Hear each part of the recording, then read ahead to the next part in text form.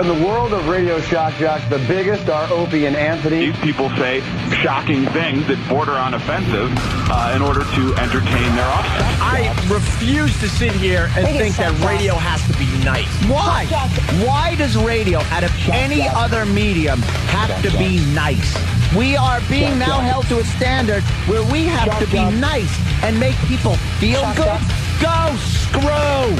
Radio bad boys, Opie and Anthony. Controversial radio personalities, Opie and Anthony. Infamous DJs, Opie and Anthony. Talk show radio hosts, Opie and Anthony. Opie and Anthony. Opie and Anthony. Radio shock jocks, Opie and Anthony. Opie and Anthony. Shock jocks, Opie and Anthony. Shock jocks, Opie and Anthony. Opie and Anthony. Shock jocks, Opie and Anthony. Opie and Anthony.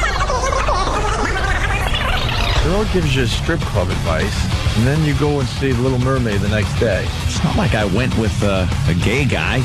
Your girlfriend did. It was you. Entertainment is going. I think if you were touched inappropriately, you would make it like a quick pop song, like the Beatles used to do. The love me don't. Yeah, They are sick freaks. Yeah, tell us what happened. I had a patient who was a college student and was really, really depressed, and he killed himself. It's time for people to understand these are words. If you don't like them, turn the dial. But enough of this palaver. Let's get the show on the road. Oh my God, our new boss just staggered in here. Is she all right? What? Thumbs up. Steve, you know her? Yes, we go way back. You go way back with the new boss? I go way back. We go way back. Thank you, Anthony. Yes. We worked together at, what was it called when I was there? The Blink Fresh thing. I forgot you worked for that Blink crap. Blink Fresh Mix 1027, yes. With the pink logo. Mix Blink Fresh. Mix Blink. Yeah, when we got fired at WNEW here in New York, they had to change formats, and they went for this weird thing. Entertainment radio. A thing? It was called Entertainment Radio. Well, it was the idea was Access Hollywood and Entertainment Tonight on the radio 24/7. Keep in mind, Access Hollywood and Entertainment Tonight can't do 22 minutes a day with video, but we were going to do it with radio. 24 hours a day. 24 basically. hours a day, and no one understood it. Yeah. I hear she's great. She's very nice. Everyone talks very highly of her, but all I have to say is the observation was a little weird. She kind of staggered in here. Her hair was a mess, and she asked Anthony, "Am I dressed?" Didn't she say that? Well, she's not used to mornings. She goes, "Oh my God, I'm used to afternoons. This morning stuff is rough." And then she goes, "I'm dressed, right?" She wasn't even sure she was dressed. You missed the new boss, Jimmy. Oh, she's actually cool. She's very cool. She's very cool. The first impression, she came in here staggering around, meeting everybody was a little strange, but... Oh, half-dressed? No, she wasn't sure if she was dressed. I like a woman who doesn't know what state of dress she's in. She actually has a great sense of humor. She's a lot of fun. We'll see what happens. We're pumped. We got a boss finally here in New York City. There it is. It's official. Yeah, absolutely. All right. Where do we begin today? Morning. Jimmy, you all right? I'm I got to get I'm having my car got. I went out last night and You're having your car got? I know I'm not saying this right. Okay. I went out last night to do a spot at the Comedy Cellar. Then me and my girl were going to go eat, but I couldn't get my car because I left it by the cellar because there was police activity. There was fire trucks. So we go to the restaurant, and she goes home, and I'm taking a cab back to get my car, but I forgot, and I just went home. So I walk in my apartment last night, and I took out my car keys. I'm like, ugh. There's a sheet of ice, so I can't go back out and go back down to the village. Wait, you forgot your car? Dude, it was like drinking again. The hell you... I forgot my car. I can understand doing that, but not Jim being Norton. sober. Yeah, right. Completely sober. Wow. When I pull those stupid car keys out, I just immediately, I didn't know why, but I'm like, this should not be coming out of your pocket. Oh, no. Oh, yeah. They're still in the village of your car, idiot. So I have to have it moved before. Is Kenny on the case? I think we're going to send somebody. I'll get it. No, Kenny's going to get it. He doesn't trust anybody with Jim Norton's car. I couldn't believe I did that, though. It was after midnight, so I was like, I want to go to bed. I can't go back out. Oh, that is weird. That is weird. Oh, it was like, that's what it's like to drink again. Like, you forget. You didn't even think that you had your car. You've never seen a more leisurely cab ride. All happy that you're in the cab going home. Oh, snug as a bug in a rug, all warm and not wet anymore. It was lovely. So where was your, attention that you forgot your car? Like you were just in love? We went out to, we had a nice time for dinner, and I was just like, all right, just text me when you get upstairs so I know you're okay, and then I just got in the car and was just sitting there and didn't realize that I forgot mine. Anyway, I've never done that in my life. I understand. All right, phone number 877-212-O&A. Obama with a huge win. Wow. Once again, right? Wow. Yeah, this Obama storm is just not Is it a stopping. storm? Is that what it is? Well, I said it was a brewing. Now it's just a full-fledged storm. He's sweeping the nation. Well, they said this isn't going to be decided anytime soon, which I don't get because the Obama train is just winning everything at this point. It's the superdelegates, Opie. See, once the superdelegates chime in, that's supposed to be Hillary's strong point where she rallies. Really? And Obama's actually starting to bash the whole superdelegate ideology and that whole thing, and rightly so, because that could put him under. What is a superdelegate? Yeah. Oh, a superdelegate is a superdelegate. You know what's funny? I watched 3 news programs, and they were trying to explain the superdelegate. I don't know still. Dude, Everyone's trying to figure out what the superdelegate I read is. so much on superdelegates, and is it just again, I have no idea. It's very important delegates. It's some kind of very old system that was put in place after the McGovern election to guarantee that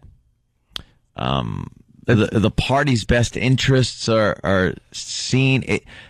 I don't get it. I read so many things on it trying to understand it, and I felt like a retard looking at calculus. Is it another safeguard to take the voting out of our hands? Good. Right? Good. Yeah. Because they don't really want us voting for the president of the United States of America. It looks good. You know, you definitely go and you could cast a vote, but they got all these safeguards in place that... especially before it even gets to the point of the election. It's completely taken out of our hands. Why is it whittled down to the 2 people before it goes into the real people's hands?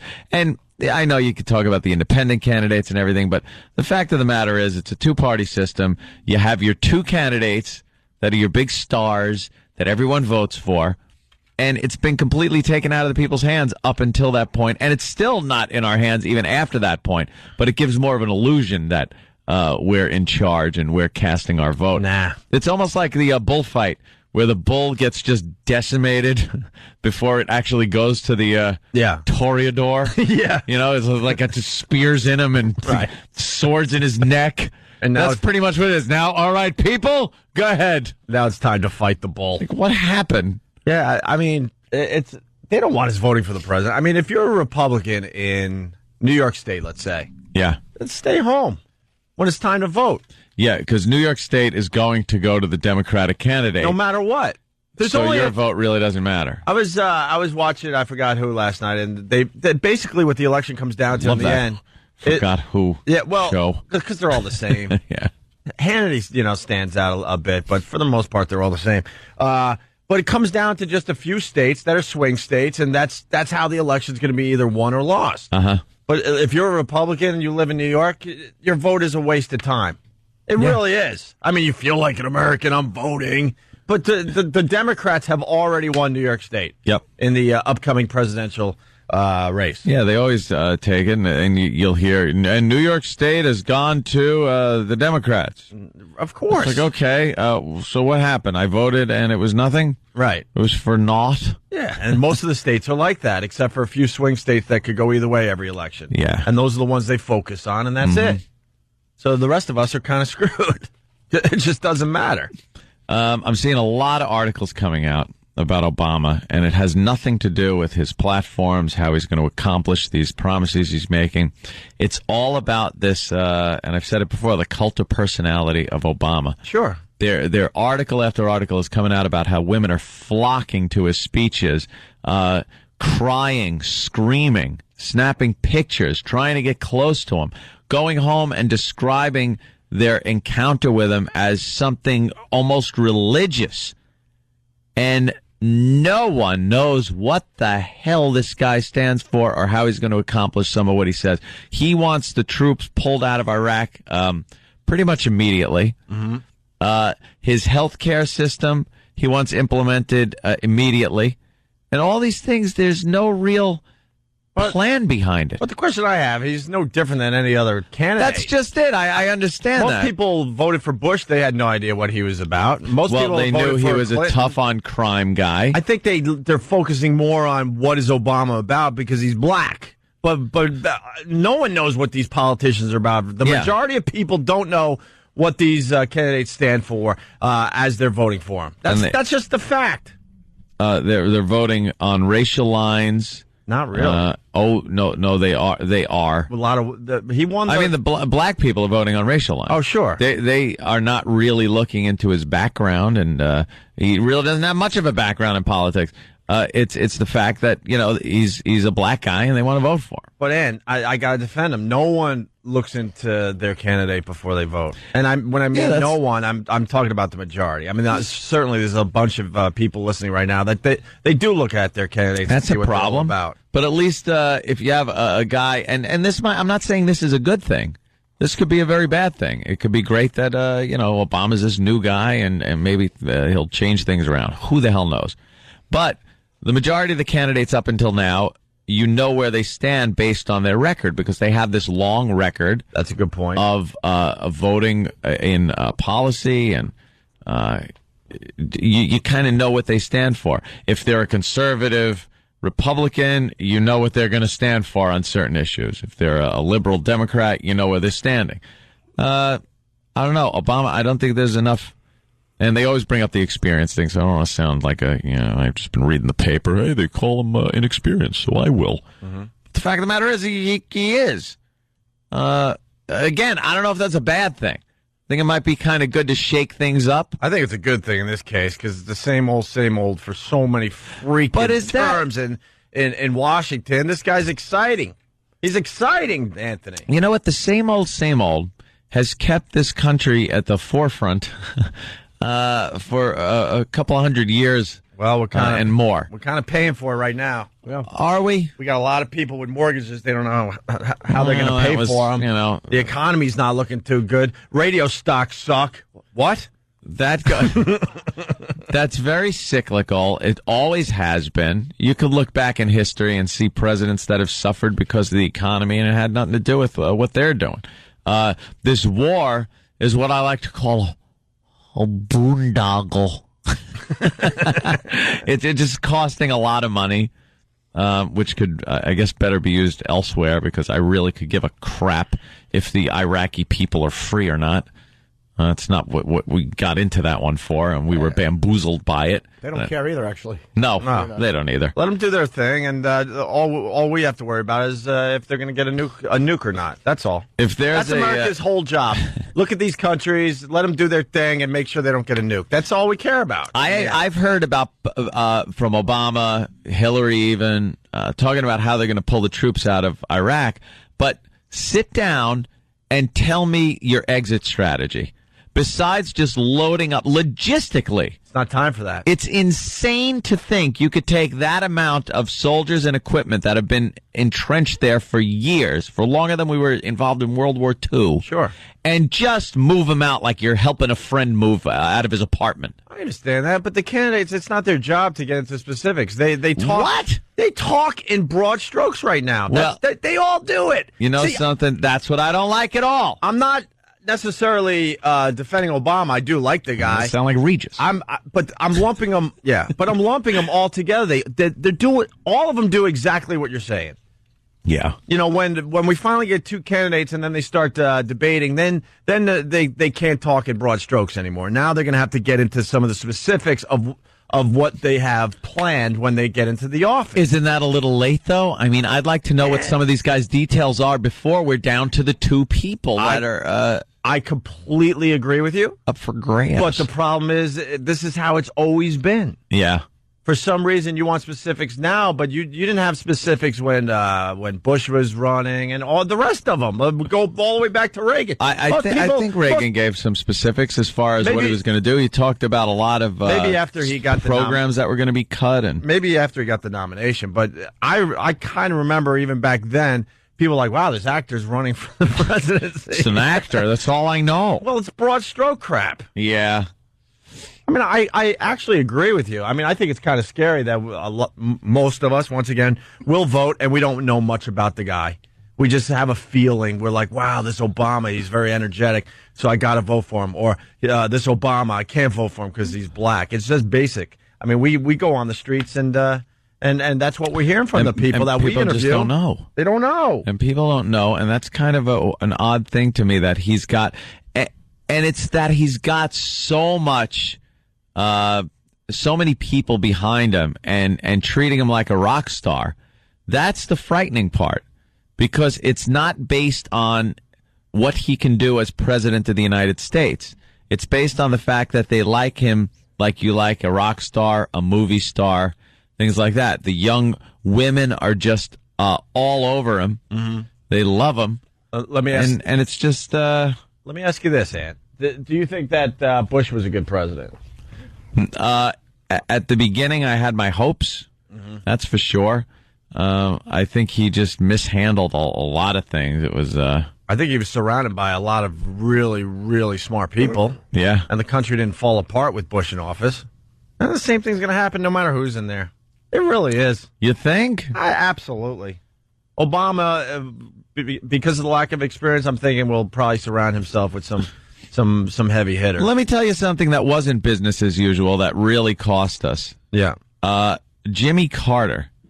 Now you could say things are all the same. Jimmy Carter got in there. Yeah. He was a very weak president in a time where we needed a very strong president because of we're in the middle of the Cold War. The Middle East was really kicking up, and this guy really had no clue how to handle that situation. Absolutely. He's a Georgia peanut farmer that really had no experience in foreign policy, and it showed. And it took Ronald Reagan to get in there and scare the crap out of the Soviets and a lot of other countries into respecting the power that was the United States, especially back then. That's a situation where you could go, everything's the same, all these guys are the same, but it wasn't. It hurt the country horribly. I agree with you. Carter almost destroyed this country. Almost destroyed the nation, for God's sake. He decimated the military. Thank God for Reagan, man. Can I make one pro-Carter point, even though I don't like him? You can't blame him for necessarily what happened in Iran. We gave sanctions to the Shah because he was an ally. Yeah. He was coming here, and the radicals took over and wanted. But he wasn't a strong president. He didn't do any saber rattling. It was all about diplomacy with him. And I can understand diplomacy being used as part of it, but you have to back that crap up with some hardware and some harsh words. As someone said, speak softly, but carry a big stick. Teddy Roosevelt, my friend. Sure that wasn't Buford Pusser? Buford Pusser, that's who it was. Damn, Walking Tall. I always forget that. Love that movie. Well, Buford Pusser. I'll tell you this much. Cute name. I'll tell you this much. This Obama has got everyone talking, because if he wasn't in this race, we same old. We wouldn't be excited about. So did the White Stripes. We wouldn't be excited about McCain. Well, he's got everyone everyone talking, but he's got everyone talking about. We don't talk about politics on this radio show for the most part. No, we're all in on this one. We're really following this and showing a big time interest. Let me tell you another guy that had people interested in politics. Taft? Probably about maybe the mid-30s. This gentleman came along in a country that wanted change. I'm turning your mic off. That wanted change. That man was Mitch Cumstein. Thank you, man. All right, listen. Stupid Caddyshack. We're just getting started. We got a really busy day. We got all the boys coming in today. Because sometime this morning, we're going to look at Jim Norton's first TV appearance. Today? Yes. All right. As opposed to good? As opposed to good? Jimmy gave us a tape that's about 10 or 11 years old. And we're going to be watching it today and, listening to it and having some fun with that. I've watched maybe the first minute of it with my girlfriend. I couldn't get beyond. Were you just freaking out? It was humiliating. Humiliating. That's the word. Yeah. Humiliating. Yeah, so we like to do this from time to time. We try to bring in some really old tapes that just will be embarrassing for the person. Yeah. We were in the barrel, 2 weeks ago? It's Jimmy's Jimmy's turn today, and then we'll move on to someone else in a couple of weeks. Absolutely. And then once Bob Kelly gets a TV set, we're going to criticize that. We got a Sports Illustrated swimsuit model coming in. Ooh. Daniela Saraba, I believe. That's how you say her name, yeah? She running for president. And then we got Bob Saget calling in, and Patrice O'Neal's going to be on Channel 11 here in New York City in a little while. And then he's going to be on our favorite CW11. I can't wait. What's it promoting, Caroline's? I don't know. I don't know. And then you got Voss, and you got Kelly, you got Valentine's Day right around the corner, and lots of things to talk about. So we're just getting started. Wow, look at the phones. Wow. I know. You talk about stuff like this, people get interested. Absolutely. And we got some audio from Obama speaking last night. Thank God. At least you're admitting that he's going to be the nomination now. It's really looking like he's going to be. Now, these super delegates, very important to Hillary, but we'll see. He's absolutely got the momentum. I mean, Hillary's scrambling for money. This guy, Obama, they're throwing money at him. He's at rallies where there's 16,000 people just cheering his name like and Clinton's like a rock band's up there. Clinton's getting 1,000 or two. Yeah, and they already brought up the Coke thing with Obama, so it's not like what possibly can they have on this guy to wreck this momentum? I don't know. Maybe there's some they're skeleton digging in there. Oh, they did. There's some skeleton. He's holding that closet door shut going, oh, if they find this. You think radio guys dig and find out info about the competition, man? Politicians are the worst. They are the worst. Now, if the Republicans have anything on him, they'll wait until he is the nominee. But they already brought the Coke thing out. Yeah, but that's it's got to be crack at this minor point. League stuff. It's got to be heroin. That's if they have something. They'd wait for him to be the nominee so that they can knock him down and not have like Hillary jump in there. Right, so they'll wait. That's usually when the dirty tricks start getting played and the mudslinging. And going back to superdelegates, conflict of interest. Bill Clinton is a superdelegate. Is he? Yes. Is Bill Clinton a superdelegate? That's what I learned yesterday. So you watch these dumb news programs, and then a mere 6 to 8 hours later, you look like an expert on a radio show. It does seem like a little bit of a conflict, right? But right? If the Democrats nominate Hillary as it's just a suicidal move. They are as dumb as they come if they put her against whoever. They got a much better chance with Obama at this point, without a doubt. And Sean Hannity said something very interesting. He said that Obama would not take Clinton as the vice president, Hillary, of course. But Hillary, without a doubt, would take Obama as the vice president. I thought that was very interesting. Yeah. All right, we're just getting started. The phone number, we got a full house here, but if you're going to try to get in later, the number is 877-212-O&A. Opie and Anthony. Wait, Danny just gave me some great news. That's hilarious. By the way, it's Whip 'Em Out Wednesday. Are we going to do this thing or what? Are we going to do this thing? I was walking around New York City, and I saw a few WOW stickers. Yeah.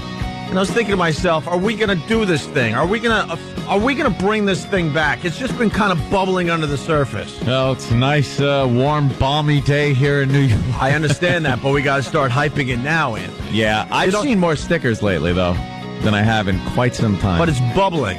That's what I'm asking the people today. Are we going to do this thing? Back in the day, WOW was massive. Yep. Are we going to bring this thing back in the spring, like in a huge way? Yeah, I think we ought to have a huge launch, maybe a WOW party, maybe what we wanted to do. WOW stock.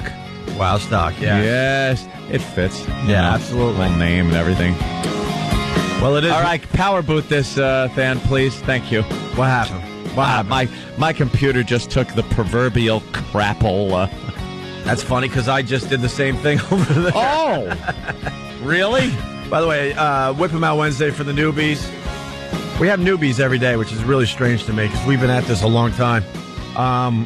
It means girls are going to show you a little something. They're going to flash you. All you have to do is get a WOW sticker or a WOW sign on your car. Yep. That's it. There are women out there, they see that, and they will flash on the way to work because they're bored, too. And you drive around, it's like fishing. You don't know when you're going to get a little tug on the line. Yeah. You just drive around, and then all of a sudden, wham, there it is. And the listeners understand, the ladies don't want to have sex with you. They're just trying to give you a little happiness in the morning. or later in the day, because it's happening all the time. We just focus on it on Wednesdays, but for the most part, if a lady sees a wow sticker, they're going to do it. Or some of these ladies. Just don't follow them. Don't harass them. They don't want anything to do with you. No. They're already banging 3 or 4 guys. Stop. They don't have time for any more in their stable. And then where's Danny? Danny, that was great news. Great news. If they have a problem with this, I don't know. I don't know. I don't know what to tell you. I don't know what else to do. Then, I don't know what to say. Right. I was told that if you go visit the website wecan'tpromote.com, you might actually get to the website we can't promote. Website wecan'tpromote.com. There's actually a website called the website we can't promote.com. Yeah, well, we know what it ends with. Right. Yeah, it ends with the same thing every website ends with, but it's called the website we can't promote. So you're making fun of me, but remember the days? HTTP semicolon / No, you couldn't even say that. You had to go / www. Oh, now you could just say that. It's at the point where you don't even say .com anymore. You're right. If it's something else, .org. You're right. Or I think, it's going to take off? .tv, my friends. That's What are we? Did you get your .tv address? No. Why do we have 2 Black History Month honorees today? One's for tomorrow. Ooh, all right, there you go. Tomorrow's? Wow, we're actually already ahead? Play it now. That's never happened before. No, that's a little strange. We got to play. They're talking crazy. We're going to play yesterday's honoree one more time, and then we got a new one for today, a little later on in the show. We got some. We're going to do the Obama thing in a second here, but we were having fun with this cop video all morning. I'm long. a cop, you idiot. Cop is a D. Really? Anthony saw it the other way there, Danny. They're both kind of. Anthony thought that the cop was doing his job and that the skater dude was a D. Look, here's my problem. Kids that age are just really a-holes. They're bratty, and it's something that, I don't know what it is. The talking back to the cop thing, it's a no-win scenario. And he just annoyed me because he sounded like every douche that I play on Call of Duty 4. What are you doing? You're gay. You can't play this game. I like this all versions of Butthead. I blame the banning of the spanking, by the way. Yes, blame the banning of the spanking. The complete lack of respect for the law. Everyone over the age. Did you get spanked, Danny? Oh, yeah. I used to How get old the are you? crap kicked out of me. I'm 27. 27. Okay, so everyone over the age of probably 25 has got the crap beat out of them growing up, and you're not allowed to do that anymore. Right. And the kids know that nothing's really going to happen to you, so they wise off to you. I would get in trouble at school, and my dad would leave work early. Right. Just to kick my ass at home. Like, I would open the door to my house, and my dad would be waiting for me. Yeah, And absolutely. he would kick the crap out of me. Oh, that's a tough one. I remember that. Skater dude, when we were growing up, not only would the cop beat the crap out of him and get away with it because no one had video cameras. Yeah. Then you would get home after your dad posted bail, and then he would beat the crap out of you. Yeah. You got the crap beat out of you twice. And then your mom would pull down your pants and give you a spanking, but tell you the whole time, this is for your own good. There was no sympathy there. And there's milk and cookies waiting for you after the spanking. But it just never ended. But guess what? You didn't, wise off to anybody. No. You got the discipline. I missed my curfew once, and my dad came looking for me with a bat. Yes. And he found me, too. A bat. Yeah, he That's lovely. He demolished my shin with an aluminum baseball bat. And most parents understand how to beat their kids the proper way. Unfortunately, there's a few out there that do it. They get a little overzealous. And they're the ones that ruin it for everybody else. And that's why you got kids that are just wising off to everybody in sight. Yeah. Everybody in sight. With that, you got a skateboarder. Now, the cop obviously seems like some guy that perhaps has kids at home that don't listen to dad. Oh, yeah. And he's taking it out on the skater kid. But the skater kid mouthing off to the cop. When I was a kid, if a cop came up to you and yelled like that, I'd have been standing in excrement. It would have just petrified me.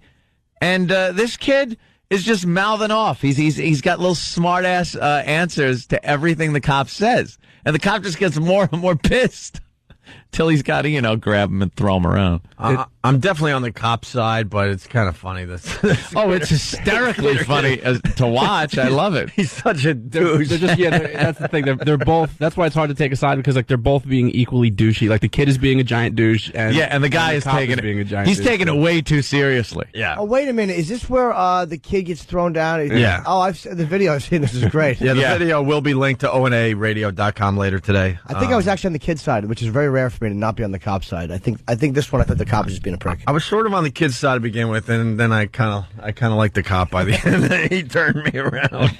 Here's some of the audio. Yeah, I was trying to tell him, but he hadn't seen your phone yet. I said, take your earplugs out of your ears. Can you hear me now?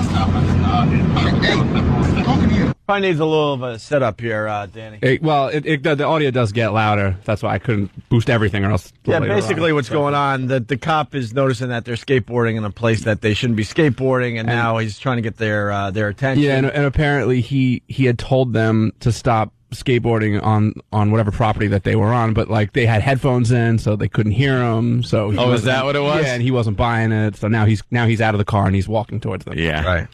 Can you hear me now? Hey, talking to you. Can you hear me? Don't get defensive with me, son, because you spend some time in juvenile. You're not allowed to ride your skateboards down here. Nowhere. Yeah, I didn't hear you. That's why I asked you if you have the thing on. Don't get defensive with me. You back off me. I'm not your father. You hear me? I'm not your father. You give that attitude to your father. You give it to me, I'll smack you upside Yeah, the head. I don't have a father. Shut your mouth. I'm talking. Here, shut up, dude. Where are you from? All right, his friend. Okay, that's kind of cool. He's like, I'm not your father. I don't have a father. That's he's gone or something. Yeah. And the other kid's like, hey, shut up, dude. He knows. See, the other kid knows. Shut up. Yeah. Can I tell you what really turned me around in this whole video? Now that I think about it, the whole time I thought it was a rent-a-cop, and I have no respect for rent-a-cops. No, he's a real cop. They're wannabes that weren't good enough to actually get a gun, in my opinion, the rent-a-cops. And when I realized this was an actual police officer in the Baltimore area, I'm like, okay, I'm so with the cop. Watch how fast. I love how fast he yells. Shut your mouth! He can't take this kid after 10 seconds. Right. Call him the cop. Here, shut up, dude. Where are you from? Dude, I didn't do anything. Where are you from? Give me that skateboard. What the hell? Sit down! Dude, sit down, I'm not a dude! Aaron, sit down. You're damn right you're calling your mother. Aaron, sit down. The other kid again. Sit down. Yeah. He's the one that look, I'm not going because of you, idiot. Shut up, sit down, listen to this cop. When you're missing, and it'll be up on onaradio.com, the cop puts him in a headlock and gets him down on the ground and rips his skateboard out of his hands, and that's when the kid goes, I'm calling my mom. Yeah, I'm calling my mom. But the cop has a little car. You can see it in the background. Yeah. It's this awful, like those little buggies they ride around. It's really embarrassing. It's the humiliation car. I see him in New York City. I feel bad for those guys. They could drive up into your living room in that thing. Yeah. It looks like it's about a little bit wider than a person. It's a golf cart with side doors. That's about it. It continues here. Cop doesn't like being called dude. I didn't even do anything. I didn't hear. First of all, you disrespected me, this badge, and my department. You understand me? When I'm talking to you, you shut your mouth and you listen. Obviously, your parents don't put a foot in your butt quite enough because you don't understand the meaning of respect.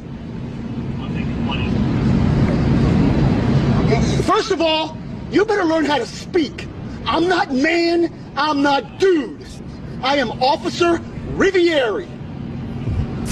Now, the sooner you learn that, the longer you're going to live in this world. Because you go around doing this kind of stuff, somebody's going to kill you. This cop's a jerk off. What we're dealing with here is a complete lack of respect for the law. Dude, I one time was coming down. I think I talked about it in the air. I was driving recently, and I'm completely on the side of the cops. Yeah. The cop asked me, I beeped at a guy who wasn't moving because the cops were doing something. The guy was rubbernecking. So I'm irritating. Like, just go. Stop looking. So the cop walks over to my window, And he said something at the beep. I'm like, oh, I'm sorry, buddy. He was just sitting outside. He goes, oh, I'm not buddy, I'm officer. I'm like, you douche. Well, they like the respect of the uniform. And after that, I know what you said. Pray for me. I was thinking of that so many times during that's supposed to be my machine today. I was so hysterical. Pray for me. Pray for me. Linger longer. He knew what I was saying. He knew I was being very polite and respectful. I was being a jerk. I was agreeing with him. It's almost like if you like being called officer, if I would have said, okay, officer. Yeah. Like, they don't like that either. Yeah. My tone was very respectful. Well, the only thing worse is if this guy would have pulled up on a Segway. One of those stupid two-wheel things. Those things. Hey, you kids. Wait, get back here. They're just skateboarding away from him at twice his speed. The end of the clip is really, really funny. Yeah, it's really classic, and it's going to sound like it just stops, but you really just got to pay attention to the last thing that this officer says. Yeah, right before it stops. Yeah, because I guess the camera got turned off. Yeah. Yeah. Son, what is your problem? Do you go to school and give your teacher this kind of lip and backtalk your teacher? Then what makes you think you can come and do it to a police officer? Stop calling me dude. A dude is somebody who works on a ranch. Your friends got brains in their head. They know when to shut their mouth. You just keep flapping. You got that camera on? If I find myself... As if I find myself where you are right now on YouTube and every other site and the news and national radio show. Because if I find myself on That's an attention getter. On Live League, on Breitbart, Drudgeport. As soon as I get home, the first thing I'm gonna do is punch your mama in the mouth. This is actually a different one that I was thinking of. There's another one where a girl gets thrown down and he like tackles the skateboarder. I thought that was this one. Oh, but no, they apparently don't like the skateboarders. Leave the skateboarders alone. Bruce, Louisiana, what's up? Yeah, he sounds just like that fat douche cop in Super Troopers, Farva. I want a goddamn liter of cola. Farva, a liter of cola. A liter of cola? I don't want a large Farva. Farva. That's very funny. Stephanie, you're on the Opie and Anthony show. What's up? Hi, I want to know when he's going to say, I live in a van down by the river. He does kind of sound like Farley. You blew the line, but yes, very good Yeah. observation. He does have a little Farley in him. Very nice. Thank you. Thanks. Bye. All right, Stephanie, everyone. That's great, Farva. Oh, you mean shenanigans? Oh. I just lost $1 to myself. Hey, rookie. Oh, that's fantastic. Well, we got Mike from the NYPD on the phone. Mike, what's up? Hey, what's up, Owen? How you guys doing? Pretty good, man. I heard you guys talking. That was a funny clip that you guys were talking about. I really want to see it, but you know what? We really do hate punk kids, but we can't really do that because the law and everything like that. But what that cop did, we would love to really do. Just to let you guys know. And you can tell that this cop, too, because he's wearing, like, these little shorts and he's outside. He's like, I know where he's at in Baltimore. It looks like the little Baltimore, like, a marina area. You know what? Other cops, we hate cops like that because they give us a bad name. Those are guys that take their job way too seriously. We definitely don't like cops like that. Well, they're cops that are probably not dealing with the type of people that most of the cops in New York are dealing with. Even though Baltimore can be really rough, not all. He looks like he's in a pretty nice place in Baltimore. It's down by the marina. There's a bunch of skateboarders that are don't look like much of a criminal element down there. He sounds like a cop trying to prove himself, as opposed to like most New York cops. We hate people like that. Well, we don't have to prove ourselves. Well, that guy has. Oh, sorry. He's got the easy detail. It's that marina area in Baltimore. That's like a very, very nice area. It's not the Wire area. Yeah. Right. That was like a drug bust for that guy. I mean, it doesn't get any crazier than that. Telling a skateboarder to move on. That's about all he gets down there. Yeah, it's like a felony warrant. Yeah. He's ready to knock the door down. What's it called? It has a name and everything. The Baltimore... The marina. Is it just Baltimore called... Harbor. Huh? The harbor area. Yeah. Harbor. All right. Thank you, sir. Later. All right. Let's go to Don the trucker. Don? Yeah, that cop was a douche. What they oftentimes forget is that they're a public servant with the emphasis on servant. Oh, jeez. Yeah. My tax dollars are paying these men. A public servant. Yeah, I love when people do that, too, out the window to a cop. You're a public servant, and I pay your salary. Yeah. Oh, get out of the car. Get out of the car. We're going to have some fun. Oh, are we going to have some fun today? I just think kids need to be beat up, so... That kid was just being a smart ass, too. I mean, the cop was being an ass, but that kid wouldn't shut up. It's one of those kids that can't just shut his mouth. Right. Everything would have been fine if he just would have shut up and said, yes, sir, okay, I didn't hear you. We're leaving now. Absolutely. All right. You remember, blah, blah, whatever. And then you walk away. But that whole thing, do you talk to your dad like that? I don't have a dad. It's like, why do you even say that? And then when he pins him on the ground, I'm calling my mom. Like, that's going to do anything. Play Green Day. And yeah. Shut up. Do you take requests? This is what Aunt and I had to deal with. We go up to Boston to, do afternoons, and we want to, like, do this whole edgy talk thing. Yeah. And we still had to play music.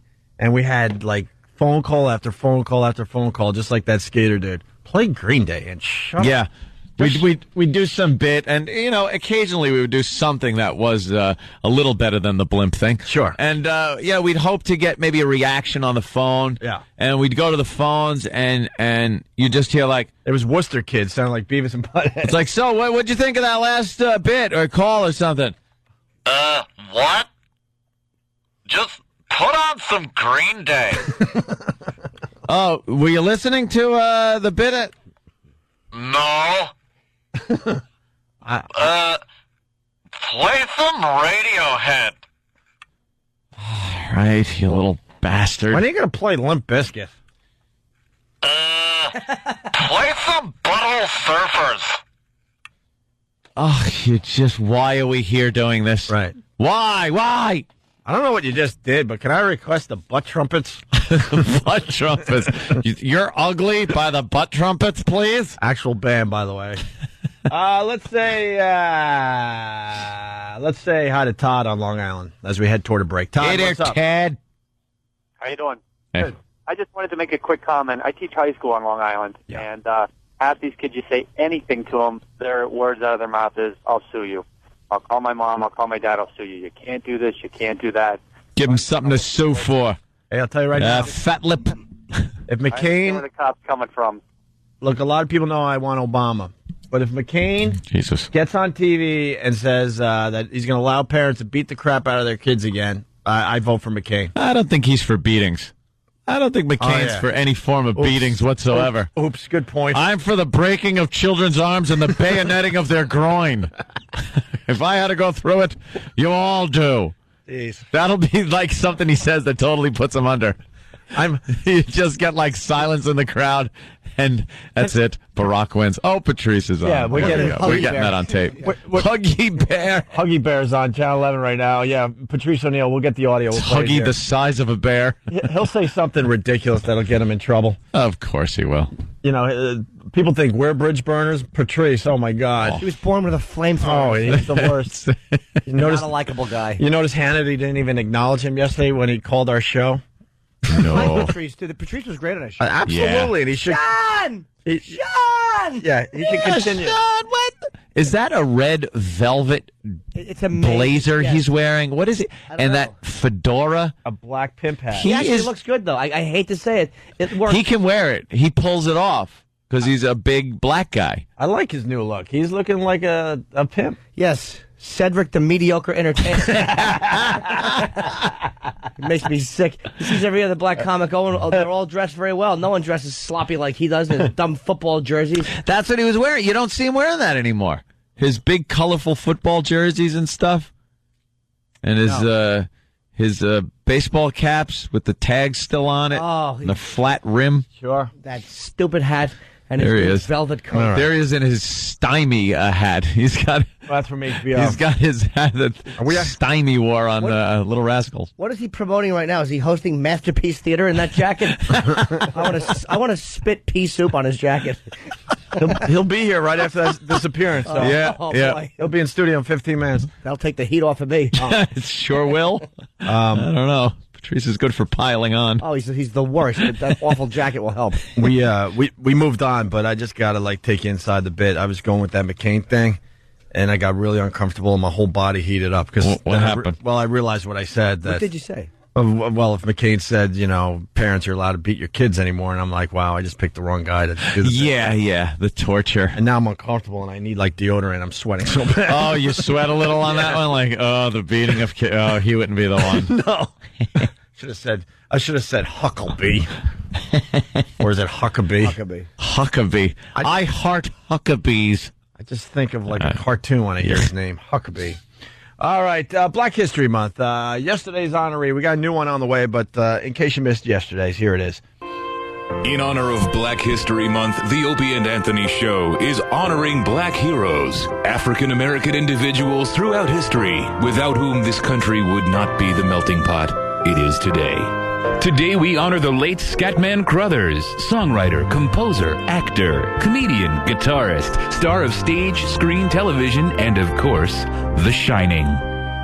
Hello? Anybody here?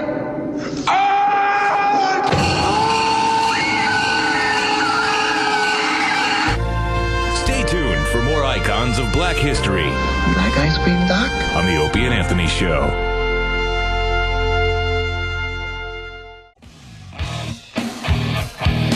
Right back at it. Opie and Anthony. Rich Vos in studio. We got the whole gang pretty much coming in today. Rich. Bob Kelly's on his way in. Patrice O'Neal, who just did TV here in New York City, he's coming in. And a little later on this morning, we're all going to take a look at Jim Norton's first TV appearance. Can't wait. Oh, it's going to be ugly. Good. I mean, we took a beating, 2 weeks ago, Ant? Yeah, when we played some of our old radio shows from when we first got a radio show together. Yeah. Oh. It was a tape that was 12 years old, and Jimmy's is about 10 or 11, so this is going to be a lot of fun later on. I think people are going to enjoy it more than you think. I don't think so, Jimmy. I can't wait to hear your little voice. Pray for me. Pray for me. Jimmy used to do a little character. Yeah. I was likable and high energy. It wasn't just Jimmy. Like, Jimmy comes out now, and he's Jimmy. He talks like Jimmy. He acts like Jimmy. But apparently, and I haven't heard this or seen this, he comes out as a little character. Do you have the first line of it? If you want to tease it, do you have it in front of you, or do you not have it? Oh, go get it. Oh, I would love to as a just tease so people can hear. I just want to hear your voice. What was the first place I met you in New Brunswick? It was North Brunswick. It was a gig we were doing together that was canceled that night, and you were a douche. No. Yeah, no one likes you when they first meet you. He makes a worse first impression than hepatitis. Voss, the first time I was getting $50, and me, you, and Vinnie Brown were doing a gig, and the guy's like, "Look, I'll give you all 50, but I can't pay you." And Voss goes, "This is not a hobby, pal." But then he goes to me, "You're the opener. You're only getting 50." High five, Rich. I hear you, bro. But then he says to me, "You're only getting 50. You're lucky we're giving you that." I'm like, "Gee, thanks, guy with a ponytail." Yes, you did. No, I probably took a liking to This is a hobby, pal. I kind of loved him for because Voss was so brutally honest. The first time I met Voss was at Caroline's, and he was killing, and he's making fun of everyone, and I'm thinking, what an ass. I hate this guy. He is way too cocky for his tiny little body. And now we're all friends. I remember hating you, and I even had to talk to you afterwards. I'm like, ugh, I'll never have this guy. Oh. But then something happened. I think you have Norton to thank. I was in here before Norton. Oh, wow. We remember that. I'll tell you the first time. The first time was that lady that touched she held lights. Linger. You were in for that? She went through her hand and stuff. And yeah, she was with some rocked. Brazilian guy, and I was smashing him. And sure. And, Yeah. you remember that? She was standing in water or something. Yeah, it was just the good old days. Hey, Bob. Bob Kelly in studio, too. How'd you get in? It even greased the door. Hey, Bobby. Oh, he's losing weight. I know, he looks good. I gave him a ride home last night, and the car didn't lean as much. Oh, It smashed. looked like a black guy was driving it. Smashed. Pretty good. All right, Rich? Heat down a little? God, he barely sat down. I don't think I even sat down. I'm telling Rich to relax now. I'm going to actually take you out of the game for just a minute. Okay. You were really good right there. You always end up blowing it. He'll just make it an amazing 3-pointer, and the next time down the court, air ball from 10 feet out. All right, listen. We got. We do have it. You want a little taste? I just want to hear a little bit. All right. Of Jimmy's little character that he used to be. All right, we got. It wasn't as bad as it was in '93. This was a couple years later. It was better. Yeah. I think you're going to be impressed with this, actually. All right, let's find out. Just a taste of what we're going to do later on in the show. Norton, what year is this? 96? 2 years ago. You want to say 81? My first TV 96 is a appearance. long time ago, though. I taped it in Conan's studio. You had to look up at the audience. It's the only time I've ever been in Conan's studio. Yeah. I'm not good enough to do a show, apparently. So I was there taping Friday Night. Well, you had to look up at the booker when you got the gig. I hate it when the Jew is on fire. All right, now go play some defense. You're doing very good. He's scaring me. Is this the new Voss? No. When do I ever fail? You're like the LeBron James of radio right now, man. I was going to just trash Conan, but screw it. He doesn't really care about this show whatsoever for some reason. Here's Norton on TV for the first time. Thank you. Thank you. How are you? You're laughing at me. No, that's good, man. That's good. That's your high energy. You got a little voice, and people will instantly look at you and pay attention because they'll want to see what type of assy douche that voice is coming out of. Right after he went, "How are you?" His bow tie spun around 3 times. Hi, how are you? Know what I'm learning quickly, and we should tell the newbies out there that want to get into radio or to become a comedian like these guys. You got to get past the "I'm excited to be here" stage and right to the bitter stage if you're ever going to make it. Right to the angry, I've been crapped on my whole career. We just played a tape of us, a few weeks back, and we were just happy to be here. Everything was like, woo! Had to be so full of energy. And the ratings were just so-so. As soon as we were like, F management, F this station, F this, F that, the bitterness. And then through the roof. Ratings went through the roof. Any comic, and I say this on stage, that they run to the stage, they stink. Yeah. Because nobody runs to work in the morning. Right? Is it that slow little jog, walk, run up to the stage? Or if you see them on the side of the stage and they're shadow boxing, they would. If you were in the hospital where you have heart surgery and you look up and the surgeon is shadow boxing, you're probably don't want going to die. You don't want him. Well, you have to find your. It's like I came off the night. The seller and my pal Jerry goes, "Wow, you really found your voice." Like I didn't know you'd watched my whole set. Jerry who? But it doesn't matter. Buddy, who's just going on after? Oh, really? Yeah, Jerry? Yeah. That would be Jerry. Seinfeld. Oh, really? Yeah. I'll say it for Jerry. Now what happened? No, a few nights ago. It just a few nights ago. No big deal. Jerry Seinfeld? Yeah, he's in the. So you found your voice? He goes, Where wow, was it, in the meatpacking district? Are you feeling okay? Yeah, what's up with Voss? Jeez.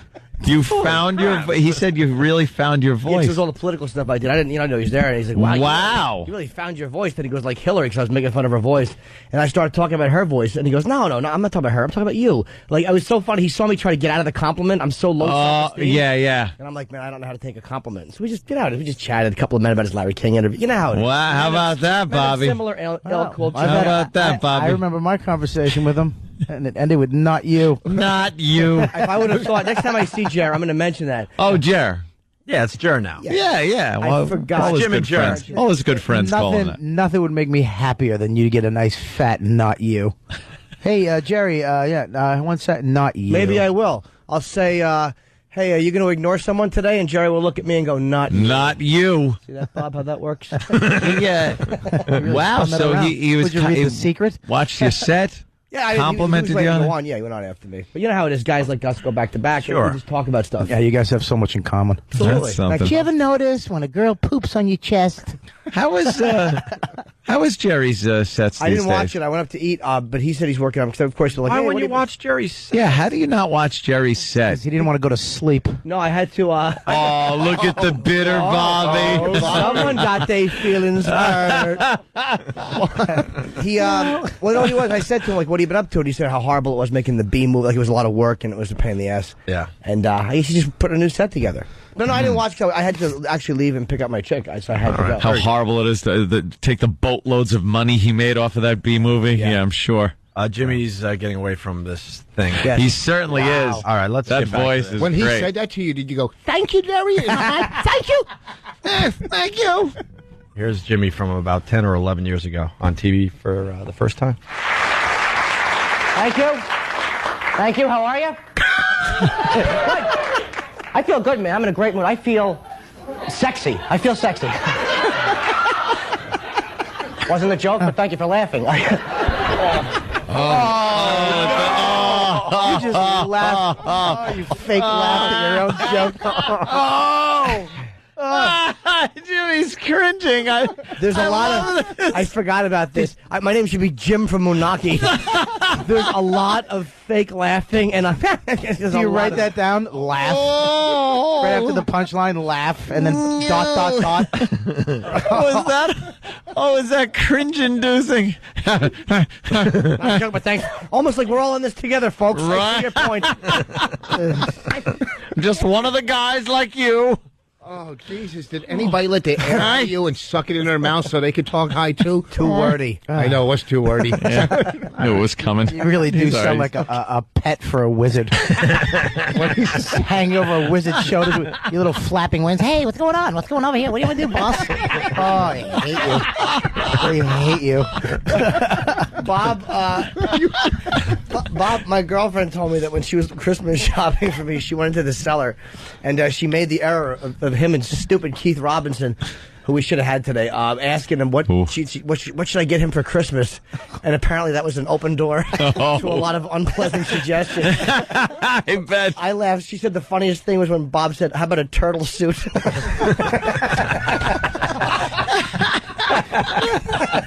They gave me a beating. And it's going to happen now. Push the button. What were you wearing on this first? I don't know. What were you wearing? Like, I had like a black, I think I had black jeans and a black mock turtleneck.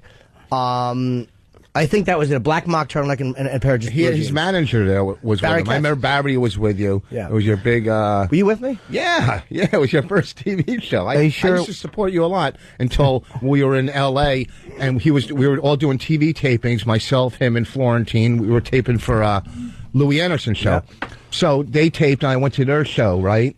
And then the next night I was taping, and they met Dice, and they went with Dice furniture shopping. No, we hung with Dice that night because he could help your career. No, I didn't think he'd ever help my career because I loved him, I idolized him, I looked up to him, so I wanted to, and it did change my life. Through Andrew, I got all this experience, and he brings me to Opie and Anthony. You'd be holding resentment for how that. I was amazed, but it was almost like What's up, Rich? Yeah, it was like Dice. It wasn't like I did it, to hang out with wheels. You sure it wasn't a real turtleneck with just your awful neck? It turned into a mock turtleneck. Jimmy makes a good point. It wasn't Yakov Smirnov. It was Dice. Yeah. I couldn't believe he was there, and he called me and Florentine the next day. Goes, get dressed. We're going to go shopping. I'm like, how do you say no to that? Yeah, it was fun. Hey, Swanson from New York, you're on the show. Swanson. What's up? Norton sounds like the pregnant lady from Fargo. Hi, how are you? Back to the tape. I was younger. All right, back to I wanted to look sexy because it's my first TV taping and there'd be some hot women here and I wanted to look good, so I ran out and spent $15 on a haircut that I could have gotten for free in a mental institution.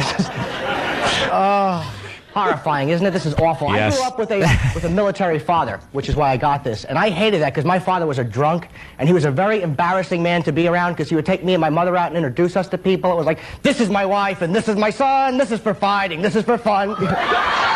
Okay. Hit the button. I don't want to hear anymore. It's ruining my impression of Jimmy. I assumed you were always brilliant. That was a pretty good joke. The mental institution, the mental institution joke was a good joke, but she laughed over it at the wrong time. I liked the mental institution joke. $15 to follow and a haircut that I couldn't got for free in a mental institution. That wasn't a bad opening line. To follow it up with that little singy-songy. I was like, "This is my wife," and I grabbed my hog. This is for fighting. This is for fun. Oh, they should crank a box and you should pop out of it. Which one was for fighting?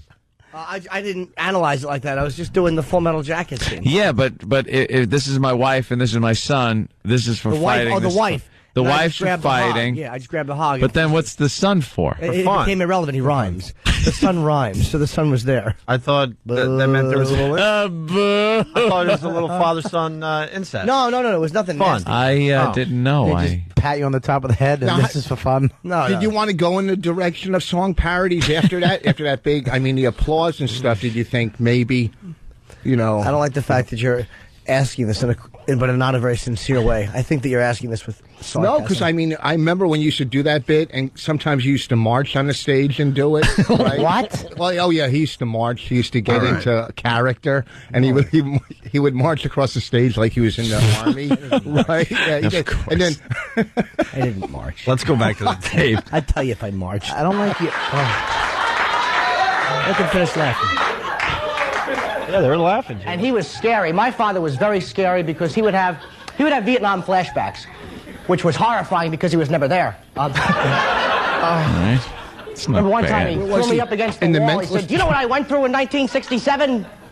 Canadian Customs?" Take your time with that. Thank you for laughing. Those that didn't, did we fight Canada? All right. All right. it's so weird that you do a parody and then you're too hip for the room all in one. I was just, Dude, your little giggle at the end of everything that's supposed to be funny. Why don't you just tickle them after every joke? And this whole thing is like really weird. My father was Why'd you do that voice? Why'd you go through Canadian Customs? He was younger. Yeah. I was high energy. Yeah, That's before I get it. he clogged his throat with a bunch of stuff. You should be in a blimp bombing a TV station. Bob, let's go. When's Fatso coming in? Patrice coming in. Just did. We got more from Jim Norton's first TV appearance later on in the show. Patrice O'Neal joined the program. Bob Saget actually calling in, and other things to get to. Penthouse Girl. We have a pretty busy show. Actually, he's Sports Illustrated swimsuit model. A little different. Very sexy. Very sexy. Kentucky Fried Chicken's coming in. When is he coming in? I don't know. He should be. He's at CW11. Is he in his new outfits? If he's he's in a pimp outfit. Wait till you see what he's wearing today. He's big pimping. Yeah, let's keep it at that. He's dressed like the room Voss does at New Year's Eve gigs in. Well, I just do it for fun. Oh, wow. I knew it was coming. With that, we got Good evening. Yeah. With that, we got another Oscar moment from the Opie and Anthony Show. The Opie and Anthony Show presents Oscar Moments, memorable scenes from Academy Award-nominated films. Today's Oscar moment comes from the film Michael Clayton. When was the last time you took one of these? No, I'm not losing this. Everything is now finally sufficient. The world is a beautiful and radiant place, and I'm not trading that for this. If it's real, the pill won't kill it. I have blood on my hands. You are the senior litigation partner of one of the largest, one of the most respected law firms in the world. You are a legend. I'm an accomplice. You are a manic depressive. I am Shiva, the god of death. Stay tuned for more Oscar moments, presented by the Opie and Anthony Show. We got a full house today. Opie and Anthony. Patrice O'Neal has joined the program, looking like a pimp. Looking like a pimp, but he's looking good. Looking like a pimp. And now he's going around the room and talking about all of us and how we're dressed. He looks like every... y'all can step it up a little. You look like every black guy in Easter. He really does. He looks like a float in a parade. That's horrible. Just because he's got a sport coat on. It's velvet, and it looks like Anthony's cousin's living room. It really does. It looks like a couch in a coffee shop in the East Village. I know, really. It's horrible. Is somebody doing spoken word on you later? He really does look like antique furniture. Hold I on. don't have to take this. Leave Let me short- button up my top button. Thank you, Anthony. If you can. Leave short stay motel curtains alone. Oh, man. Oh, what bastards. But Patrice explained why the suit, though. Because you want to be taken a little more seriously, Well, right? I was mad at the NBA when they made them wear suits. I was mad that they forced somebody to wear suits. But when Eddie Curry had a suit on one day, he was talking. I was listening. I never listen to Eddie Curry. It's just you just there's something that actually looks good when you got on a sports coat. For some You're reason. taken more seriously if you wear nicer clothes. People listen to you more. Yeah. Here's the problem. He's almost 40. I am. I'm He's looking in 38. the mirror Don't and you he's- point at almost 40, 42. I'm 39. But he stands in the mirror. Still and he trying to goes, grow a beard. It won't happen. You want to make $1 million? You got to look like $1 million. $1 million. Hey, Patrice. Reading books how to change your image and influence radio guys. Dress for success. What? Dress for success. That's what Rob Bartlett told me when I started comedy. Is that why you have a squirrel skin coat? What happened? Dress for success. Is that why? You dress like the Japanese on D-Day. You couldn't. You dress less for success. And Bobby Kelly refuses to let me actually dress like Because this. I don't. He won't let me dress nice. 'Cause I just don't like it. Listen. You're like Madonna. You go through these phases. You're wearing the hoodies with the team logos. I don't go with a phase. I've been wearing hoodies for my entire life. Bobby's just upset because it's hard to find a 58 Portly. No, Bob doesn't like his friend changing and growing up because Bob is very likes things like a group of buddies. You know, I don't like that at all. I'm the only one who got married out of you bunch of creeps. Oh, really? Listen. Oh, well, yeah, but whatever. Well, and you notice that Patrice has been trying on a few different hats. Well, the hats, I think that's I what think the kills one me. he's got today is the one he really likes, though. That's what kills me. He walked in the cellar with a 10-gallon hat. I wanted to punch him in his face. Bobby you can't. said the funniest thing ever. It almost made me leave and stop dressing like that. I had on I had a striped shirt with a checkered pants or something that was crazy. Yeah. He goes, "You look like you're trying to start your own line of barbecue sauce." It was the funniest thing I think Bobby had ever said in his life. And with Bobby, it goes right back to food. It doesn't matter. He looked like No Country for Fat Men. Whoa. Hold on. One more. That joke made a garbage truck ride on the side of the street and kill 2 people. I wish your jacket fell out of it. And then you turn to hit your jacket. Oh, boy. You dumb hats. But he's digging this hat. He's had 3 different ones in the last month. I think he's going to stick with this one. Hey, if I drink your jacket, will that help my kidneys? Cranberry. Oh, thanks, Voss. Wow. This is why I like dressing nice. But why do you? If this really was bad, Voss would never. I know it looks good because Norton is not trash. It actually did. It looked better. I wanted to hate it, but I saw him on CW11, and it worked. Except the problem is this is what Patrice is. Patrice is fucking. Look at Jimmy. Jimmy's dropping F-bombs. We're angry. No, just makes us angry. Why are my friends mad at me for wearing a sports jacket? I thought they were going to do trying. When I saw you on CW11, I thought they were going to do the weather in front of you. Oh, can you let Jimmy talk? I don't get it. Damn, like, I had the green one. Opie, take him out of the game. It's too late. The problem is Patrice is white What trash. happened, Rich? Patrice is tuxedo top with sweatpants when he's sitting at a desk. Like it's a nice jacket and a nice hat, but then he has blue jeans and frumpy sneakers. He dresses as nice as he has to at any given moment. Maintain something. Patrice, if you get on all fours, we could play hold 'em on your back. The velvet. Wow. That was a sneaky good one. Oh, damn. I was getting nervous. I wasn't going to get anything for that. All right. I'm telling you, it's not, Yeah, it's I hot should have in went here. with blackjack. it has nothing to do with success. It's just a new voice. It's not hot in here. He's wearing curtains. Look at him sweating. All right, well, That was Jimmy's joke. Thank you, Anthony, for publicly announcing that you like my new look. I just thought the second you walked in, You had that on. You had your hat and your jacket on. And yeah, you were a bigger presence than you have been when you just walk in wearing your sports jersey and baseball cap. He's 6'5", wearing red velvet. You're acting like it's a star quality when he's a spectacle with a Jewish hat on. Exactly. Well, there was some kind of a star quality. Really? That you just looked. You looked more impressive and important. Yeah, we got to give it to you. You look more important. You got to work on the jeans. He has a Hasidic Jew hat on. He looks like every guy Kojak arrested. He really does. All right. Hey, he really stinks. Let's move on to a little material today. It's going to be just a bash fest. I understand that. Here comes this video. Jimmy Urkel Norton. No. We're going to go back. We're going to go back to that in a second. But we got the video of the paraplegic. We have to talk about this, and the video will be up on onaradio.com. Is Danny around to explain this? Basically, there's a paraplegic, and there was a cop that didn't understand, didn't think he was, paralyzed or whatever, and he dumped him out onto the floor. Right, Danny? And another videotape. What are the cops crazy? There's videotapes everywhere.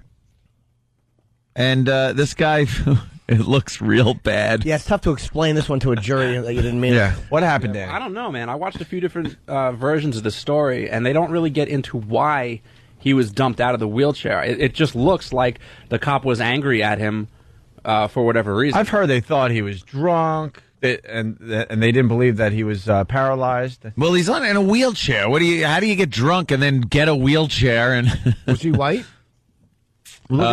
Yeah. Oh, okay. Here's the story. Terrible story out of Florida. I should mention the video you are about to see is really quite disturbing. Is it? Several employees from the Tampa Sheriff's Office are in trouble after a disturbing encounter with a quadriplegic.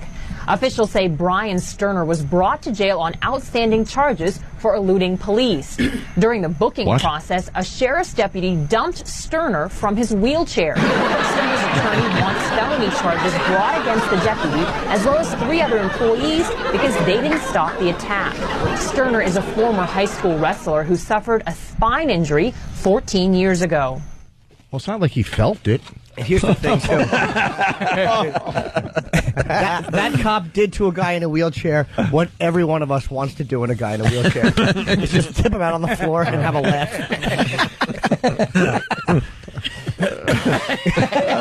How did he elude him? I know. Yeah, that's the trick. With his thumbs. Right. Anyway, you know, use the gas with their thumbs when they drive the cars. So. Maybe hid in the crater of a bomb like that. Just amazing. So that video will be up on onaradio.com. Yeah, it's a really funny video. The guy just spills out and the great part, he has movement on the upper top, but the bottom two his legs are just kind of twisted. Like, can you? Yeah, he's just laying there on the floor. Doink. Yeah, but look at it. He's moving, and his legs are all twisted sideways and feeling stupid. Feeling stupid. Like Jello on the floor. Yeah. Oh. We should make a rap video to this or something. It's just a remix. Obviously, this man is lying. Okay. What's Peter Griffin's friend on the Family Guy? Oh, yeah. Family Guy. I love what they do to him on Family Guy.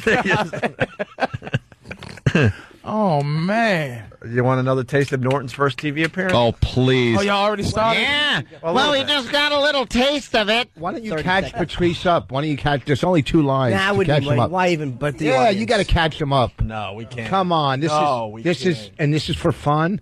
Huh? This is for fun. You're gonna let that get away from Patrice? I know Norton's Jersey hack origins. Ugh. I know it. I already know. Well, it's his first TV appearance about 11 years ago. Let's go right back to Friday Night Videos in '96. Yeah, here we go. Was it Friday Night Videos? Yeah, at Conan's studio. They were doing in New York. Yeah. There's an interview with it, too. Let's get back to my head. The problem with it is it doesn't look good on me. My father looks great. He has a crew cut, the handsome, sturdy, military face. Women love my dad. That's where I screwed up. I don't have a handsome, sturdy, military type of face. I have a little fat baby face. It sucks. I am not sexy. A little crew cut, a little fat baby face. I look like the bastard son of Sinead O'Connor and Uncle Fester. Oh, I love when you put two people together as the bastard son of. I know. I don't have a handsome face. I don't have a handsome face, and after that set, you don't have a family or friends. That voice should come with ha ha ha. I could have changed that joke. Now I should redo it. Sinead O'Connor and Bob Kelly. My dad was a handsome face. I will emphasize this part of the joke. And they didn't like my dad. That was a lie. I was just trying to get to my dad. Did he drive you to this? Did he drive you to the set and go, are you going to talk about me or something? You did 3 jokes on your father already. Keep talking. I know. You think I don't know? Nervous. I'll keep talking until something funny shows up. Chatter. Idiots. Am I an audience member? After that set, you should be. Oh, no, you did. Oh, no. They laughed at, it wasn't even funny. You said, I have a baby face. Well, I did. I knew, no, but that's when you used to make facial expressions for your punchlines. Little Play-Doh face. Bastard son. And Connor. And who else? Uncle Fester. On crack. Thank you. Did you have your hand up? Oh, and he threw the mic down too. No, that was the opening of the HBO special. Did they just go to silhouette? They did once for you. It was called an eclipse. I just, what the sucks about it is that there's just no way out of them. I have to accept them because they're always going to be there. Oh, they're just quick and easy, aren't they? Don't you undermine that like it's quick and easy. That was funny. That was very good. Come on, Bobby. They're very good. That was the best thing to happen to if Bobby just became this little fat man. And it's always a quick, because he has funny fat shape. He's just completely round like a little basketball, and it's just went bald. Like it's just nothing. There is a God. Bobby used to look like he should had cigarettes rolled up in his sleeve and just like smoke and blow smoke rings, and it just fell apart. You should have a yoo-hoo and a ham rolled up in your sleeves. Now Bobby looks like the last pick. He does. It's like little like skinny girl or Bobby. All right, we'll take him. You used to look like a movie star. Dude, man. Bobby, First time I met Bobby, I'm like, beautiful, man. Now he looks like a movie theater. I'm surprised they're not showing something on your Now back. he has trouble just moving. It's just amazing to me that he's so much fatter than me. But here's the difference. I know the difference. 4'7". Patrice You look like a supposed to be scaffolding accident. He's supposed to be fat? Yeah, Patrice is supposed to be fat. You're not. That's the difference. Wait, it's just if fatness fits me. Patrice is like big. You're like, oh my God, here he comes. You know what I mean? It's like you're very obvious when you walk in the room. Get serious. I get you. And punt. Oh, exactly. All right, let's go back to Norton. Punt. Let's go back to Norton's And then we can first go back TV and talk appearance. about how Voss just did a Larry Ambrose joke Yeah. from 1983. Bobby looks like a Tempur-Pedic pillow. That was a good one. Perfect delivery, too. Oh, not too eager. Oh, Jesus. Oh, my God. You put your head on his back. Yeah, we got it. I know, but Look at him. We got it. we got it. Very relaxed. He was very relaxed in that delivery. Oh, it was perfect delivery. Like his outfit. Very relaxed. Oh, making my head hurt. All right, let's go. Here's Norton. First TV appearance. Horrifying.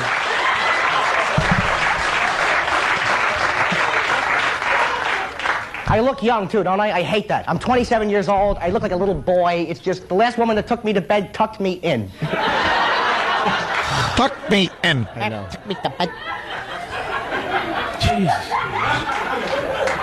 I just want to stay home and watch films. You want to see good movies? Forget the stuff that's out now. Watch the stuff from like the 1940s. Best movies ever done. Why? Because they couldn't curse on camera. They couldn't, so they had to show like their anger and annoyance by overacting. They were great movies. Watch one of them. Every time they get aggravated, they wouldn't curse. They would just go. I bet that was a good face. It's kind of funny, though. Yeah. That's in the 40s. It's the 1990s. That is still the best thing to do in a bar. If a woman rejects you, it throws her right off track. Hey, baby, can I buy you a drink? No. Hey, baby, can I buy you a drink? Oh. Rats. God, nice line. Was this in black and white and had subtitles? Hey, baby, can I buy you a drink? But by the way, you can hear all of these and many more jokes this weekend in San Francisco. Wow. I will be redoing this material. Wow, bringing it back. That's right. Hey, baby. Rats. I like your delivery. I'm trying to think of what's changed about. What do you think changed about your thing now? You mature as a performer. You're on stage every night, and you start to not feel good, not completely being yourself. And there's a bitterness now, which is good. I think. You start to. It sounds like you, but it sounds like a happy. It's a happy Jimmy. A happy Jimmy. But it wasn't a happy. It was a phony happy. Yeah. I was coming out of that by that point. And it was like, the energy, I thought I had to do something to make people listen to that industry crap. Be likable. You have to be likable. Well, plus that TV show, though, you couldn't have went on that TV show doing what you do now. I mean, now you can finally do your HBO specials and do what you do. Back then, you had to do that crap. Right. And plus, this whole TV show, you moved out of your parents' house. I still lived with my parents for 3 years after that. The way you talk, there was this whole... Well, speaking of that, we got to go to the phones. Chris in Florida has a good one. Chris, what's up? Not much. I just wanted to say, Jimmy sounds like the rat from The Lion King. Hakuna Matata. And Andrew from Toronto. Andrew. Jimmy, I love you, but it sounds like someone's got their hand up your ass while drinking a glass of milk.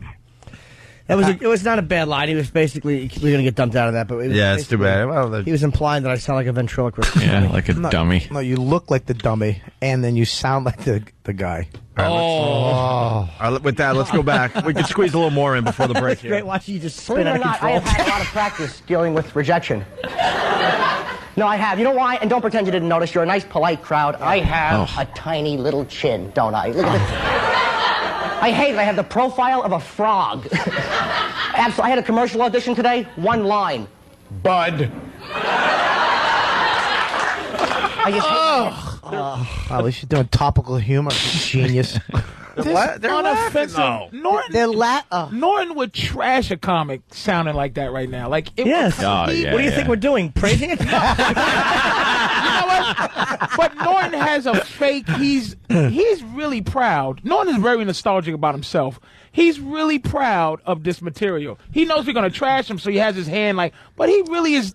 He's listening and enjoying this nonsense. Incorrect. I have to Shut up. Don't say incorrect. I'll tell you why he's wrong. Incorrect. Because we all have that where you look back on your... It's really embarrassing. I couldn't watch it. It's embarrassing. It's really embarrassing. I'd love to watch it. You had so much confidence. You went from no chin to a little chin in your set. Like all of a...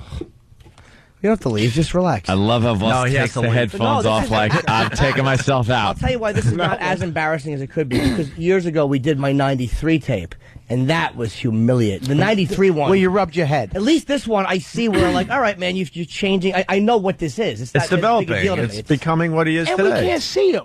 Well, we're going to put the video up on onaradio.com and all the websites. We need to see it, too, because this is just as bad. Norton, 10 years ago, is as bad as a bad comic now. Like, he's not as bad. Like, I would see somebody like that saying this nonsense now. Like, I look like the frog and, Bud. There's guys that would still do that. Oh.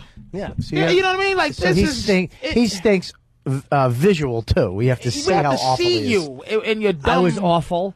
My interview, I hope they play the interview because that was really douchey. I was trying to be like very, very... Like, we got the interview. I want to hear that. Yeah, we got the interview. I was trying to be charming. That's a little later, but let's get to the... You want it to be liked so Desperately. much. So much. Let's get back to this. Jersey bum. I just hate my head. I tried to grow a goatee, it slid off. It's not fair, man. Even the elephant man had a chin. All right, granted, it was on the back of his head. Oh, a little laugh. You guys are good. It's okay to laugh. He's not here, and I'm sorry, but when your head is that big and fat, you deserve to stand in a cage while British children throw pebbles at you. British kids were great. They were ruthless. Look at him. He's got a big head. Pow! Pow! I am not an animal! Yeah, well, you're no Mel Gibson either. Pow! Well, you know Mel Gibson either. Let me tell you, Couldn't just be regular children. They had to be English. Oh. No, Mel Gibson either. Mel Gibson either. This was a begging for some money set. He was going to show all his arsenal. I was, He does these impersonations. You think it's the real person. He does characters. This was going to skyrocket you to middle on the road. We can make him a paper boy in the new movie. Extra, extra. Let's go to John and Maine. John. Hey, boys, I just want to know why we're watching Simon Birch on the air. That's funny. A lot of people on Instant Feedback, and this is what I'm getting too. The material isn't bad. Listen, like there's Goatee some Slip stuff made me damn laugh. I didn't want to laugh. Yeah, but they're saying your voice and the way you're delivering it, your cadence and your voice is destroying any of the material. It's awful. You sound like when you can have your computer read back your text. Have a goatee slip off your head. Hey, my dad was good looking. You sound like Catherine Hepburn. Catherine Hepburn. That's what it is, Catherine Hepburn. When he said that, Mel Gibson either. Come here, you stupid old... They should put you in a cage and throw rocks at you. And then his dumb non-confidence in his jokes because he thought he went too much over their head. He had to give 18 different examples just to let him know it's a elephant man joke, y'all. He told me it's okay unsure boob. You. It was TV. I was scared. Unsure boob. It's okay to laugh. I am after every punchline. You get it? Right? Get it? Elephant Man. Yeah. All right, we have to break. We got a Sports Illustrated swimsuit model coming in today. Fantastic. Yeah, we got a very busy show. We got today's honoree for Black History Month, Ant. We'll just go right to the tape. It's Opie and Anthony. In honor of Black History Month, the Opie and Anthony Show is honoring black heroes, African-American individuals throughout history, without whom this country would not be the melting pot it is today. Today we honor Mel Stewart, who portrayed Henry Jefferson, brother of George Jefferson, on the classic television sitcom All in the Family. Why didn't Lionel's father come over here? You don't want to know the answer to that. Yes, I do. All right. He said he ain't never stepped into a hunky's household and ain't about to start at the bottom of the heap. They sure don't make TV like that anymore, and they probably never will again. Stay tuned for more icons of black history on the Opie and Anthony Show.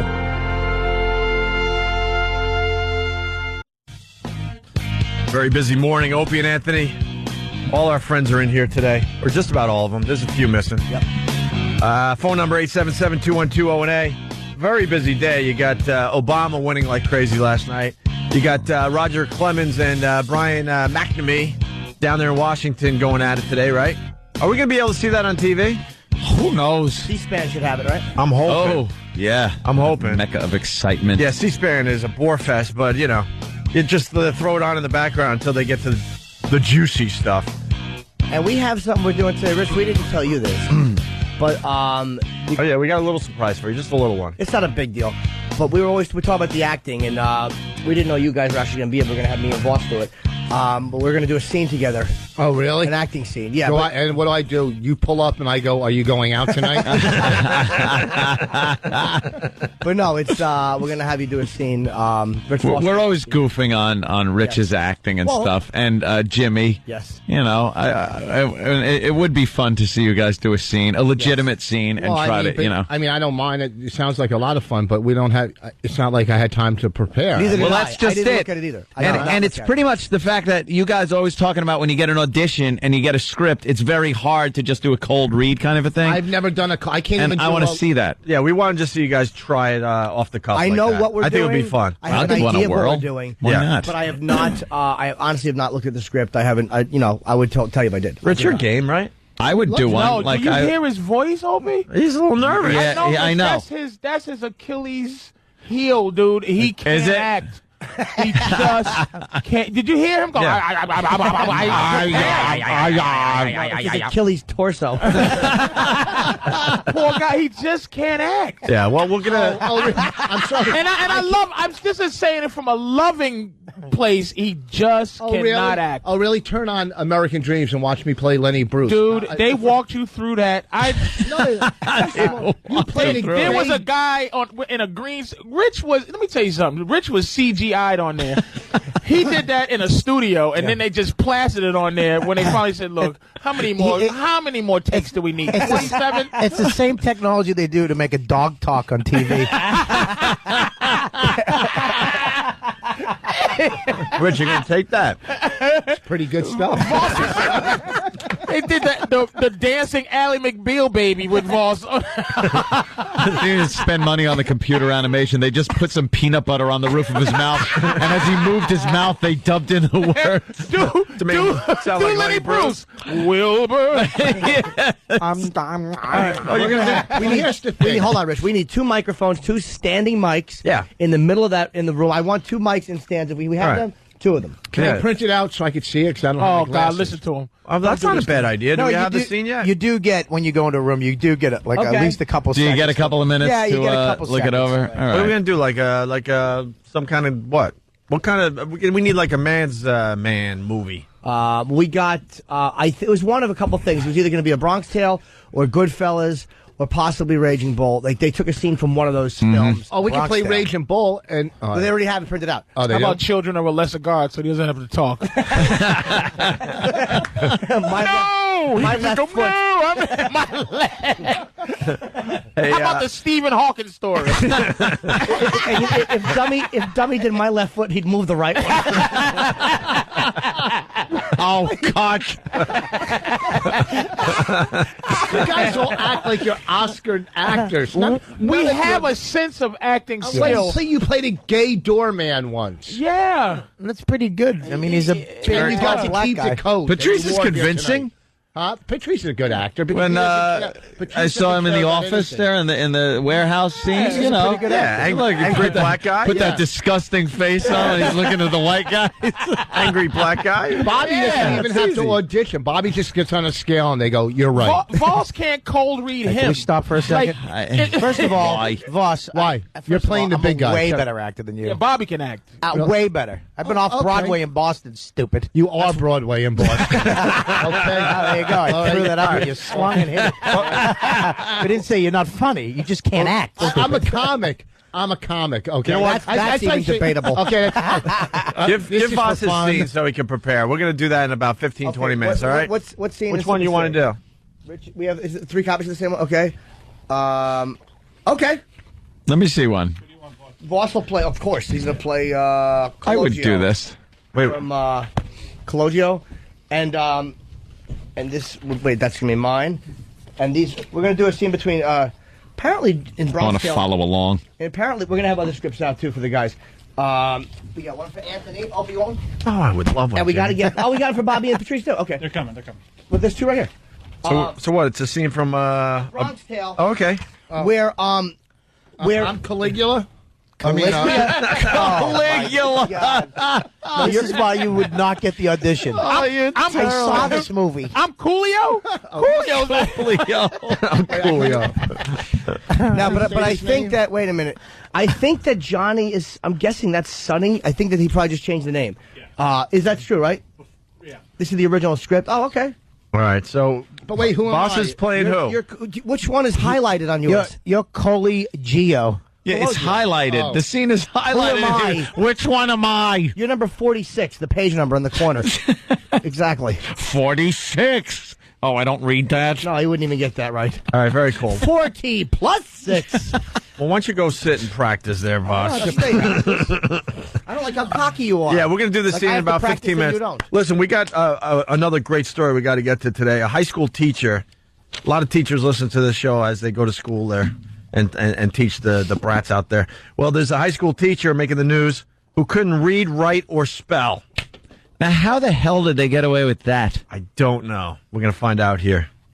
John Corcoran has a high school diploma, a college degree, and even taught high school students for nearly 2 decades. His achievements are nothing out of the ordinary, but what sets him apart is that he accomplished all this without the ability to read or write. I can remember when I was 8 years old saying my prayers at night, saying, please God, tomorrow when it's my turn to read, please let me read. You just pretend like you're invisible. And when the teacher says, Johnny, read, you just wait that teacher out. So he couldn't read. How do you but not explaining how he became a teacher by not knowing how to read or Right. or spell. Yeah, how do you then become a teacher and then hold down a job as a teacher? I cheated in every one of my classes. He graduated with a bachelor's degree in education. There's the Still guy who unable gets a to bachelor's read or write. Ironically, Corcoran's next decision landed him back in the classroom. He got a job during a teacher's shortage. They gave almost all the college graduates in education a job. For 17 years, Corcoran taught high school for the Oceanside School District. He relied on teachers' assistants for help and oral lesson plans. But at the age of 48, a change of heart. It's embarrassing for me, and it's embarrassing for this nation. John Corcoran studied and worked with a tutor here at the Carlsbad City Library. Within a year, he was able to read and write at a 6th grade level. What? How did he get through college?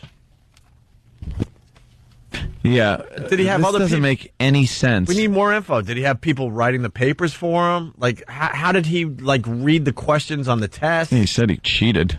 All right, fine. How did he cheat though? If he can't read, write, or spell? Yeah. And then he's a teacher. And then he's a teacher, and no one is suspicious that he's using teacher, aids and stuff. And what oral? They said something like he just handed out like oral subjects.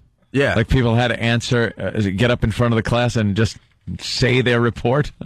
How did he know to give him an A, B, C, or D? What do you give him smiley faces?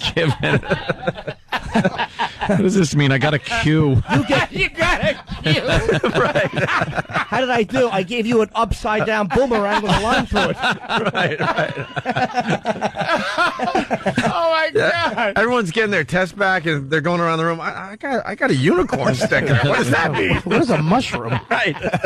A fingerprint. I got 3 fingerprints and a rainbow. What is this? Oh my God! How did he give a scrub grade? Corcoran is now an education advocate. His goal is to create a bridge to literacy. If we would just teach our people how to read and write and spell, we would give them a fair chance. A chance he hopes to give to others by sharing his amazing story. Cheating. We got someone from Nevada. Don't be so shocked. Rich Vos became a comedian, and he's not funny. All right, whatever. Whatever. The Voss is in the bathroom right now. Yeah. With his lines. He's practicing. He's Is he actually saying them? He didn't want to say them in here, so now he's going to go. He just called Bonnie. No, he just called Bonnie. He's doing them over the. Why is he freaking Bonnie, out? read with I know, it's me. just us two. It's It's just because we goof on him so much about his acting. They goof on me about my acting That- too. They yeah. call me in Lucky Louie. I was silent film acting. I got to do it from that. You realize, and at the end of every one of your little scenes, it was Swallow a first. facial expression. Why, Rich? Oh. With your script? I know. Yeah, because You could go to the bathroom while we're in commercials. Yeah. Yeah, what are you doing? No, he's nervous. Let him do it. I'm not nervous at all. Shut up. You know I'm a better actor. That's okay. I'm a comic. What? And no, How defeated that was, by the way.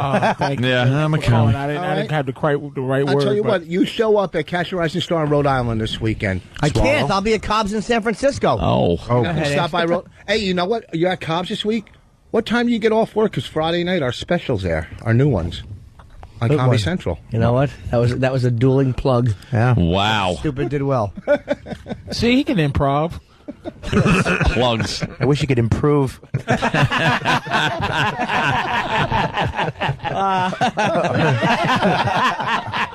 That was either going to get a great laugh or get you thrown out of the room. That was very good. Let's say hi to Shane in the Bronx. Shane, what's up? Good morning, gentlemen. Hey, Hope met your sister at F.H. Riley's. Very, very nice girl. I think I'm having deja vu. Yeah, you are. I say Okay. it every time I call. All right. F.H. Riley's, 400 New York Avenue in the heart of Huntington Village. I'll be there all weekend long. Let's have some fun this weekend. All right, Shane, what's up? Rich's acting is so horrible, he would screw up the line from the Indian from One Flew Over the Cuckoo's Nest. He didn't talk. Do it again. Read it again. You know, Rich's Vos is... Rich's Vos? Rich's Vos. Rich's Vos? Ain't so easy, is it, God, fella? It ain't I love that so much when callers just... Yeah. It just shows you now you got to be here 6 hours and trying to be funny, and then it's just... And some guy calls in, all he needs is his 1 second of glory. One line. Nothing. Right when he made Rich possessive. Rich's Vos. Rich's Vos. Nothing. Angry Patrice gets. I know. Andy Warhol just rolled over in his grave. You blew one of your 15 minutes. That's not bad. No. And then imagine that guy could hang up. Now Voss has to sit here That's right. and wait for the next funny. Hopefully. I know. And my problem with that one, this is my only problem, is you had so little faith in that Andy Warhol line, you built an explanation into the joke. And pre-planned the bombing so he could pretend it was just to make a point. Yeah. But no, I'm just saying, 15 minutes. I couldn't decipher. They're getting the microphones ready for the big acting scene. That's basically when you're doing acting, you have to stand there in a room when you're doing, that was Voss. Jeez, Voss. Believe me, you'll be lucky if you can do that during the scene. So you're going to have that one right there. Yeah. Cool. And Rich could use his mic? When are we doing this? In like 10 minutes? We got another one coming. Okay, good. Are we almost ready? We'll probably break and then do it, I guess. Cool. All right. Hey, Patrice, Valentine's Day. You're like the love doctor. Yeah. What were you telling them on Channel 11? I was just telling them, what Valentine's Day was. And what is it? I'm sure you got some angle here. Absolute nothing. It's just I just brought my girl 2 weeks ago. I brought her like Jesus, $300 worth of drawers. I got to buy her flowers too next week. No, this is one of those things. It's a day where you should be able to take off from all the other nice stuff you did. It should be a holiday for men to not do nothing for their girl. How about you take me out for dinner once? Yeah, exactly. I got my girl cooking me a lamb. The whole lamb. With the wool still on it. Yeah, then you can make a jacket out of it. It's right now. Its little paws are burning and his stupid pot is... I'm thinking a lamb.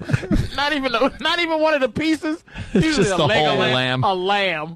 It's been de-skinned and sold. Still has expression on his face.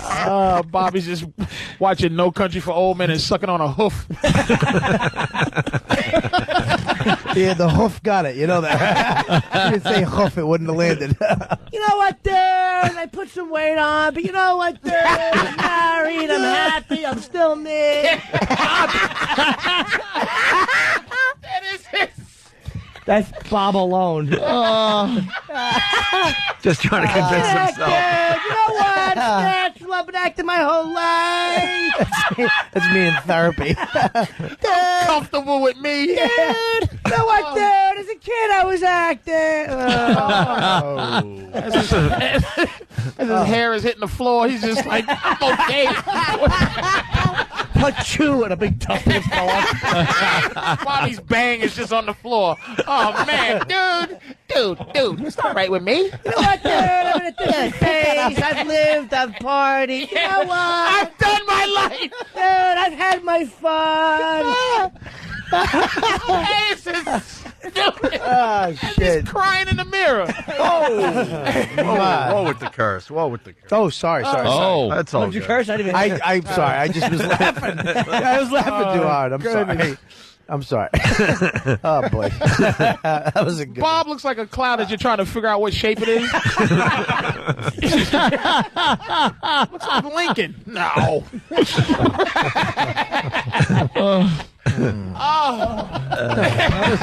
What is Anthony doing? You've been staring at your iPhone for 10 minutes. Join the club. I'm laughing at you. You haven't laughed in one Everybody's cloud.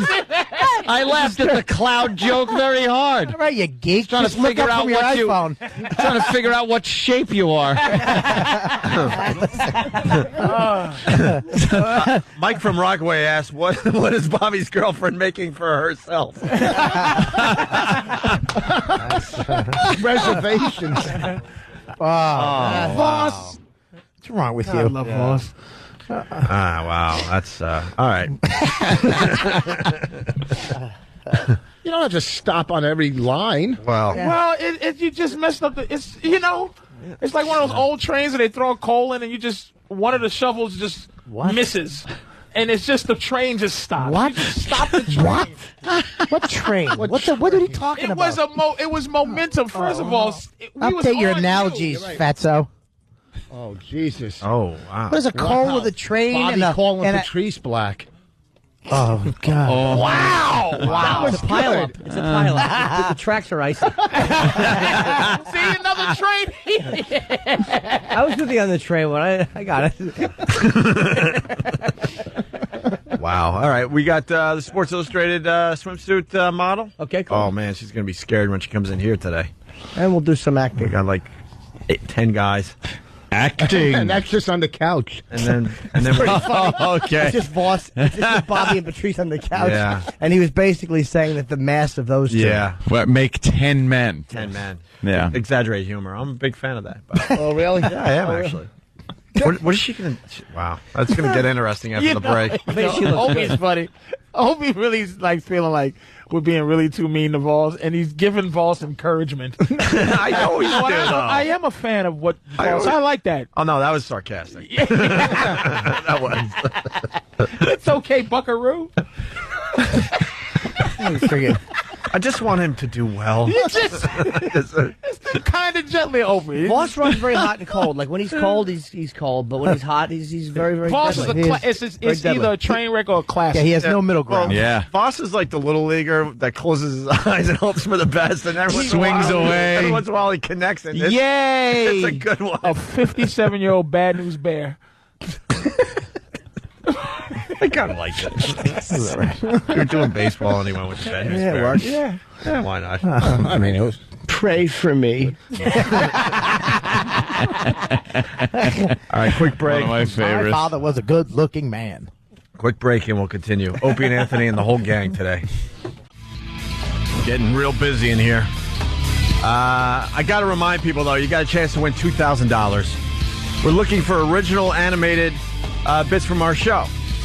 You know, Coke Logic is the king of the animation, and a lot of his stuff is featured on onaradio.com. Also featured on, iTunes in the podcast section? Yep. You can download those for free, Opie and Anthony bits that are animated through iTunes in the podcast section. Not asking for any money. You can just download for free. Anyway, go to onaradio.com for details on how you could win $2,000 by animating some of our bits, just like Coke Logic. Courtesy of Be Kind Rewind. You name it, we shoot it in theaters February 22nd. Could someone fix Rich's mic? What's wrong, He Rich? completely broke it. He's losing his mind, I He think. really is just losing it. Hold on, Kenny's going to test those two. Kenny? I don't know. Which ones are they? Which one is it? This one? This one. This one? What? That one? Wow, we just pushed 3 different buttons. Okay, go ahead, Kenny. Hello, GH. Test that one. Hello, GH. Okay, good. Thank you. They're both working. And we have Yeah. Danielle come. Wow. She's hot. It's like, it's depressing. Bringing tears to your eyes, Jimmy? She's she's a supermodel from Brazil. She's 21. Daniela Sarayiba, I think is how you say her name. Yeah, and she's Sports Illustrated swimsuit model. Oh, yes. And hi. She certainly is. Are you real? You really go for your dad. Are you real? I'm real. Oh, my. Is she real? If you want, you can touch. What? You said you can touch. Oh, you don't want to say that to this crew. Yeah, we do. So you're in this month's Sports Illustrated swimsuit issue.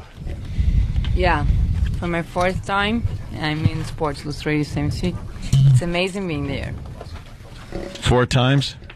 My 4th year, actually. 4th year, wow. And this is actually wearing the exact opposite of what you could have worn in the Sports Illustrated. A big, heavy sweater. I know, it's very cold out. Don't you girls do some photo shoots, though, when it's kind of cold, even though you're in bikinis? Yeah, sometimes it's really freezing. Like, not in the shot for Sports Illustrated, but just to have an idea, I was shooting in China. It was 0 Fahrenheit, and I had summer clothes, so... Oh, and it was cold out, and yeah. So how about we take the sweater off then? You can't take the sweater off.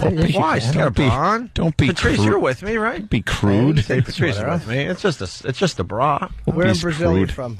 I'm from Rio de Janeiro. No! What's up? Look at this. Mia Pataka, baby. Mia Pataka. Mia Pataka. Help me. Help me. Hey, tudo bem? Tudo bem. ¿Cuántos años? Yes. No. ¿Cuánto custo? Muito caro. No conto meatos. Obrigado. Janada. Desculpe, por favor. Bobby, Brazil. Bobby, no USA.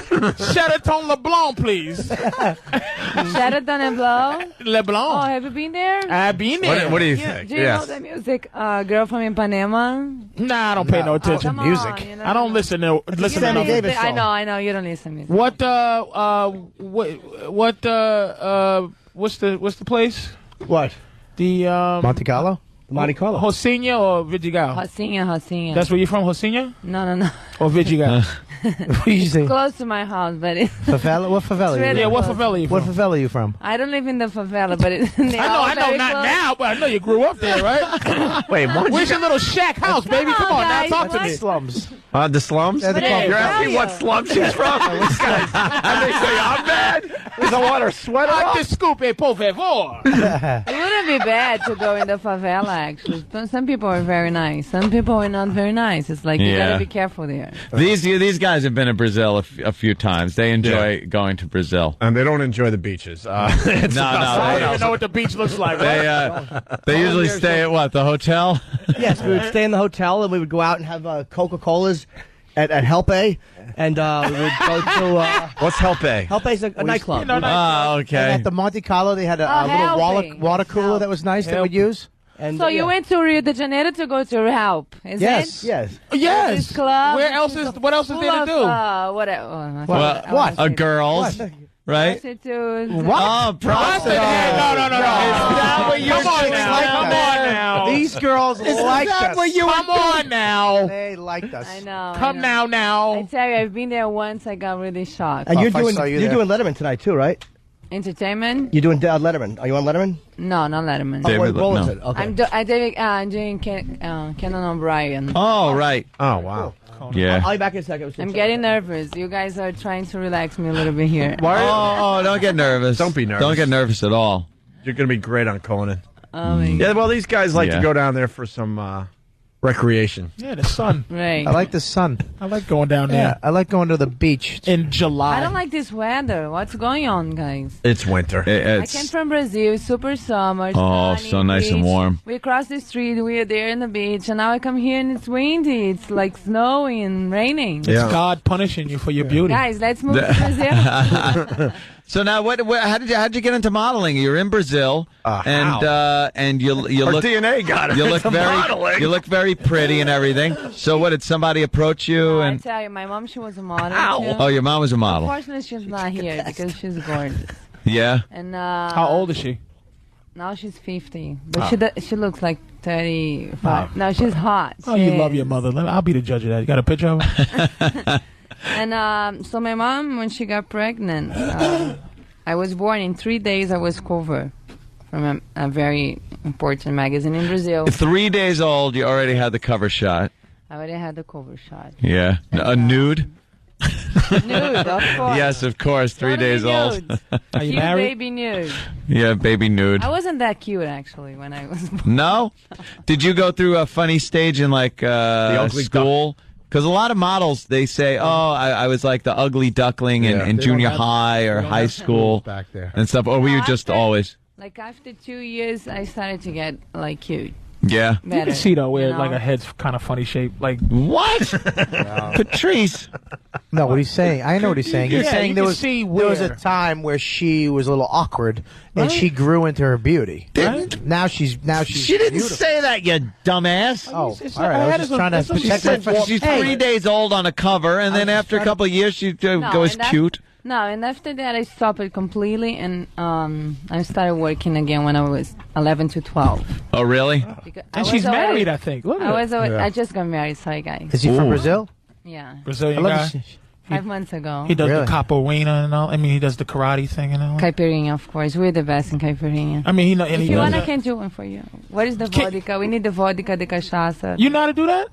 Of course I know. Do you do jiu-jitsu too and all that? No. Does he do jiu-jitsu? He probably does. No. What's he do? He's a model too, huh? Wait, she can do some moves? No. She can do moves? Well, Nothing to do with my business. Can you like? It's Brazilian. It's like this. Can she take out E-Rock or something? Oh yeah, I'm absolutely. sure she can. She kick him right in his soft face. You want E-Rock? You want to take her on? How old is your husband? Why?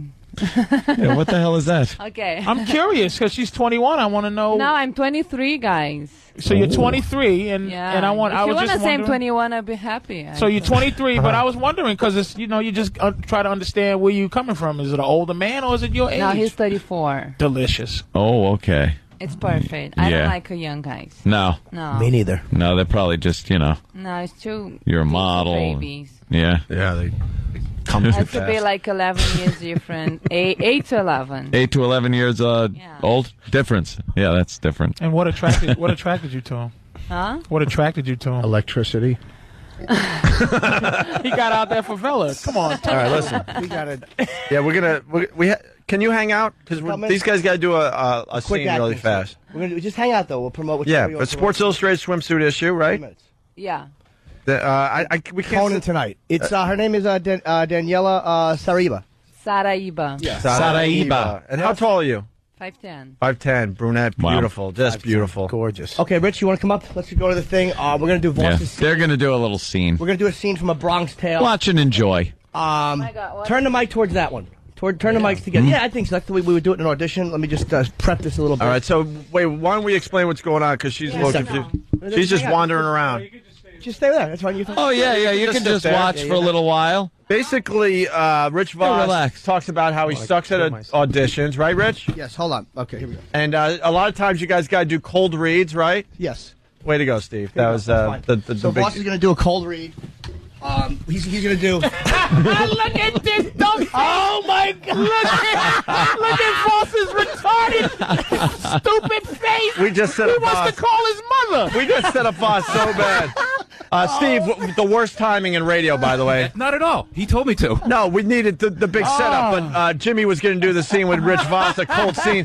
But actually, Jimmy was never going to do a scene with Rich Vos. No. Chaz Palminteri is going to be doing a scene. Chaz Palminteri. Voss's hands. You can feel his hands. They're wiggling. His little fingers can't stop moving. It's Chaz Palminteri. Look at Voss. Who, by the way, wrote this Bronx Tale, which he's performing alone, a one-man show on Which we Broadway. saw and we loved. Amazing. We had a man Voss. talking about it. Yeah. He's trying his best to figure out something funny to say to get him out of this weird pain he's in. Did you watch Last Comic Standing? Ain't going to help you. Hey, Chaz, how are you, buddy? All right, man. How you doing? Good. Good to see you again. Chaz actually extended his run at the Winfoot Theater yet? At the Walter Kerr Theater on 48th. Until February 24th, so a little over a week. You got, 11 days. 11 more days, and then it's done. And I'm telling you, Jimmy and I saw it with our girls, and we absolutely loved it. It's a This one-man play. show is amazing. It's absolutely amazing. Is this the play or this is the movie? This is from the film, but when Chaz does the play, does the whole thing by himself. It's a one. It's an amazing And you do work this, of art. like, do It's how he this by originally yourself? did it. So he knows the lines. Dude, he's the only guy on stage. This is how the movie was made back in the day, and now he's Right. going backwards I heard a him. bit I heard to redo I heard the show one-man was show. on. Yeah. By the way, one of the best stories I've ever heard in terms of. Oh, yeah. Very inspirational story, dude. Your whole story is great. Oh, thanks very much. He Beautiful, man. stuck to his guns It and was said, I'll beautiful, do this dude. myself. Beautiful. It was a beautiful. Yeah. So let me give out the number for tickets: 212-239-6900. The run does end February 24th here in New York. Look at Voss wants to jump it's out an that amazing window. Voss is a twitching mess. His hands, his little fingers. Look at It's him. like playing the piano. You all right? Sir, Rich, what you did all that right? sweaty little hand feel like? Did it feel like you were at an oyster bar, just his dead little slug hands, all nervous, he's sweating. Oh, we set up Rich really bad, man. Really bad. He thought he was doing a scene with Norton. He's fixing his tie that he doesn't even have on. He's like, I tell you. Chaz, by the way, that's Daniela. She's in the Sports Illustrated swimsuit issue. Hi, how are you? She has way too many clothes on. She's You pretty ever much. see Bronx Tale, beautiful? You ever see the Bronx Tale? On the plane? No. It's one of the great American movies of all time. Sort of Yeah, like Children I of can imagine. Children of God. No, City of God. Yeah, of course. It's bigger than that. Yeah. Oh, nice. So Voss is going to play, of course, C and Chad. Now, when you wrote this, I noticed in the script it's Johnny, but originally that changed. That was originally Johnny is now Sonny, right? Yeah. Okay. Yeah. So, but Voss is going to play C. Just for we only have a short scene. Yeah. And any direction you might want to give Rich as far as how he should be delivering these lines. Yeah, from my car. We'll go.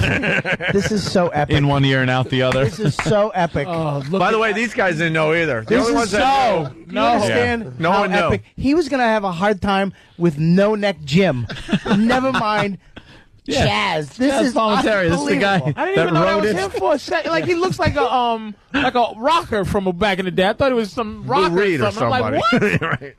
Hey, Okay. he's a stand-up comic. Come on. I mean, But he's also, he fancies himself quite an actor. Oh, I do really? That's why we put. You were bragging about me. Come on, you were just. I You were played Lenny just. Bruce. Play the clip. No, we're going I to watch had this time to clip. prepare. But you know what? It's no problem. All right. Look at this fake bravado. I know, I'm a mess. I really... Well, you really is trying to get confidence attacking his Yeah. friends. Just focus just on relax, Chaz's eyes. You're a stand-up comic. You don't have to tell you to relax. Come on. No. And he's got sunglasses on. I can't do what you guys do, man. So come on. You don't need to. We're desperate. Yeah, you don't need to. You can act. You don't have to. Yes, you can. Look at them. All you have to do is buy a sandwich. You're bombing In front of Chad. Rich, What's wrong with you? just relax. Just I'm very relaxed. breathe in. Yeah. Now hold it. Fun. What are you kidding me? I haven't And done don't this. let it out. I can't believe I'm doing this here for you guys, but I guess We greatly appreciate it. Well, Chad, the pressure You is have no definitely- idea. They'll be talking about this one for a while. The pressure is not on you. The Rich Vos setup. You could just pretty much read it. We want to see what Rich can do with it. Yeah. You've proven pretty All much. right, come on, Rich. Let's see what you got here. Let's go. Don't screw up my words. Huh? Go ahead. Hey, wait. Set up the scene, please. We need an action, too. Who wants to set up the scene? Yeah. I'll set it up. Okay. I'll set it up. This is when Cologio and Sonny get together, and Cologio's telling Sonny, you know, this guy Louis Beans owes him a lot of money, and he's not paying him, and what am I going to do about it? So finally Sonny tells him, you know, he kind of like, he's a philosopher, Sonny, and he says, look, don't worry about the money. I'll straighten it out for you. Listen, this is the reason why you shouldn't worry about it. Okay, let's go.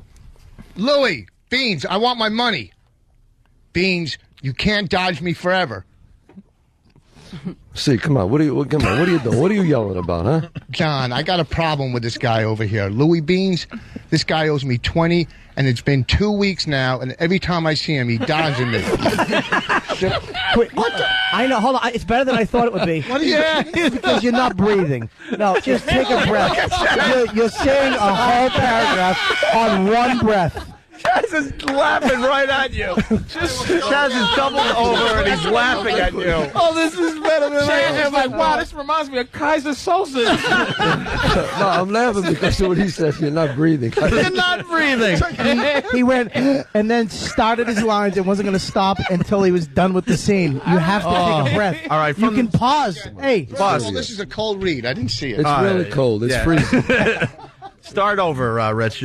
Go ahead. All right, I got it. Start over from John. I got a problem. No, I'm going to start from the beginning. Yeah, from the Take it beginning. right down. All right. But just this time, try acting. Yeah.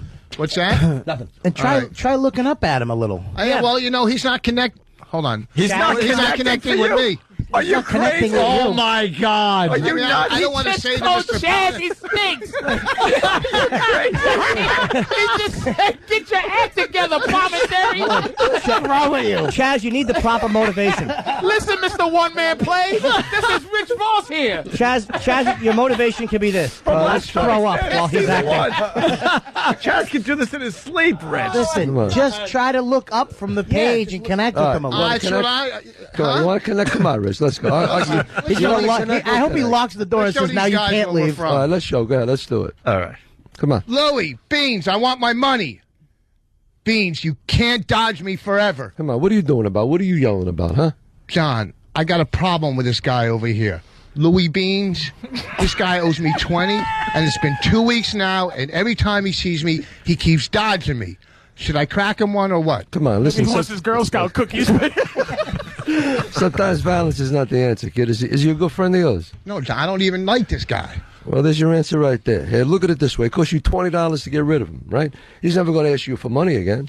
He's never going to bother you again, right? He's out of your life for $20, so forget about it. Look, You're right, John. You're always right. How do you know the right answer all the time, Johnny? Look isn't even in the thing. Look. Why don't you look at the line, stupid? Hey, C, why don't you... Here's the thing, I don't want to... You just got fired from being C. Listen, kid. Get back on your father's bus and get out of my face. I got to tell you one thing also. Chaz is delivering these lines like perfectly. Yeah. I understand you've done this. You wrote this, but that's watching the consummate actor and a buffoon. Listen, hold on, Shock Jock. Let me tell you something, okay? First of all, I don't want to disrespect Mr. Listen, try acting better. How about it? What's his name right? Mr. Watt, you can't even pronounce his name right. Chaz is funny.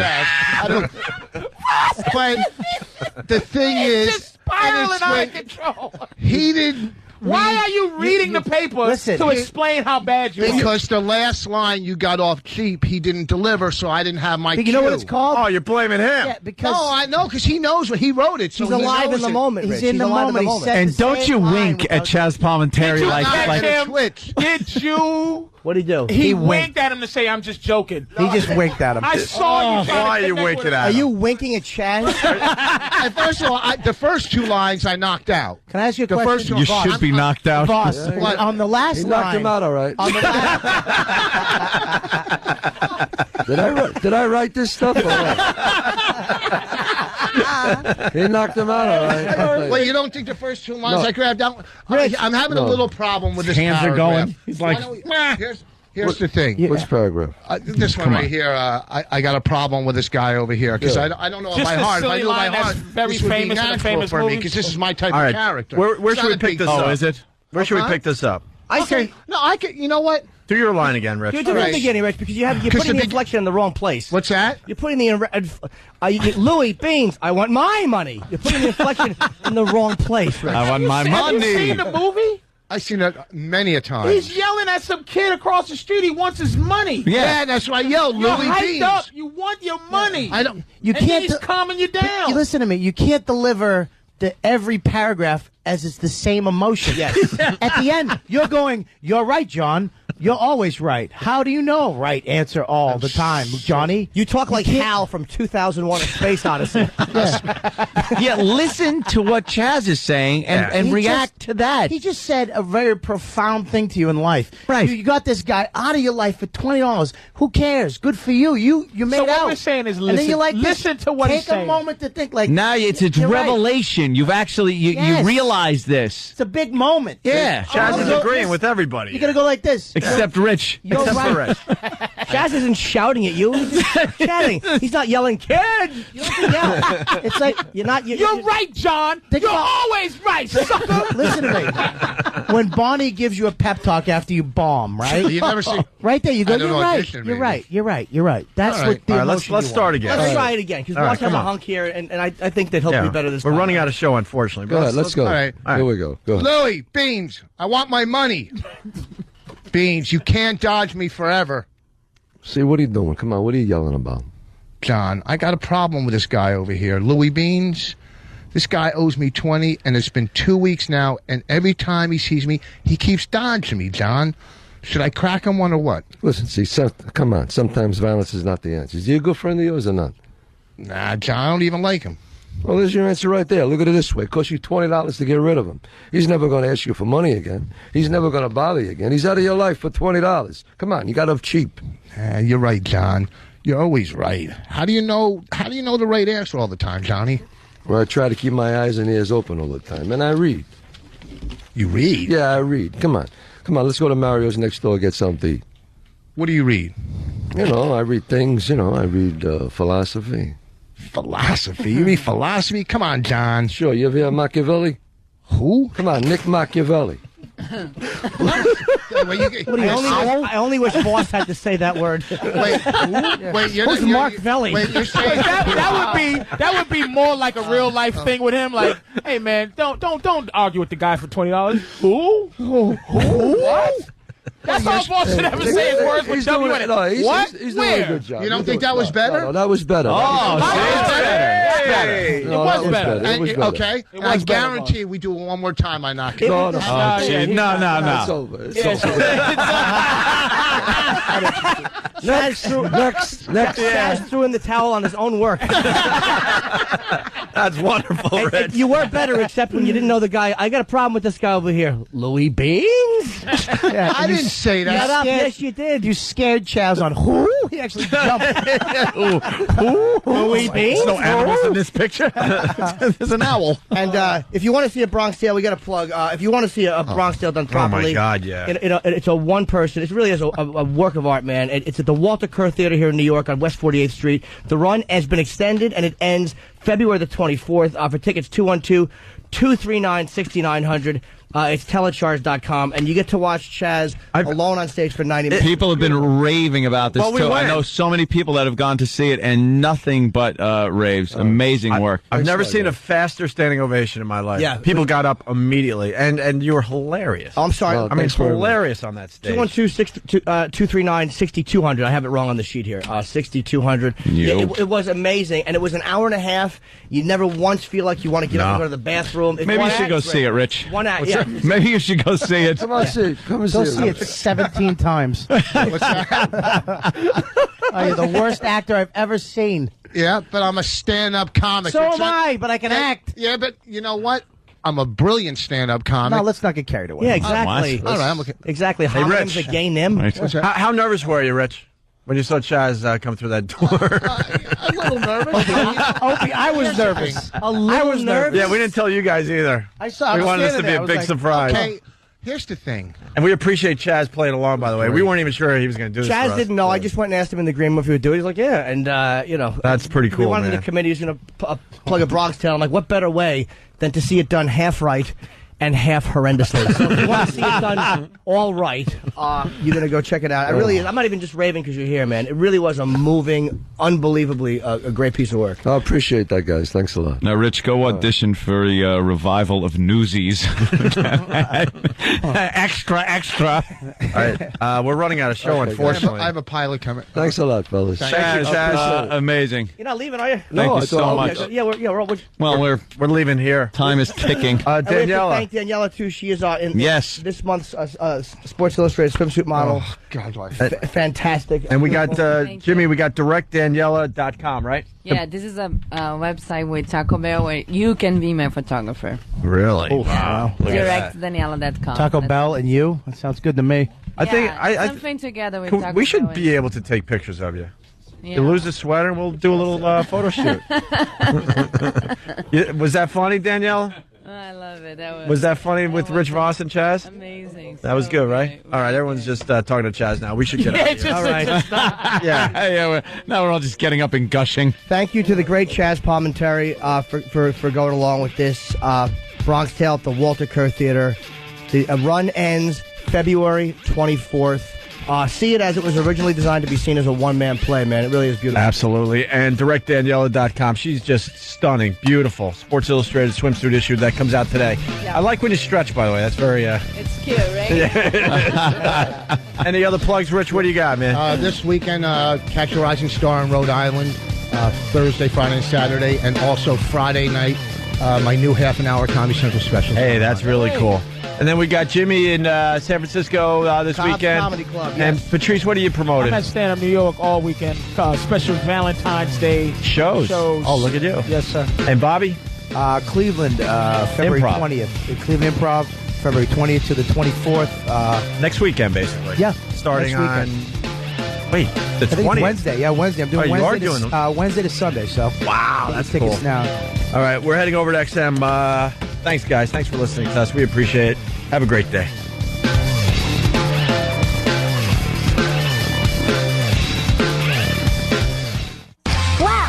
Oh my God! Are they nice and firm? Cloud Wednesday. Opie and Anthony. The Opie and Anthony virus. Get infected.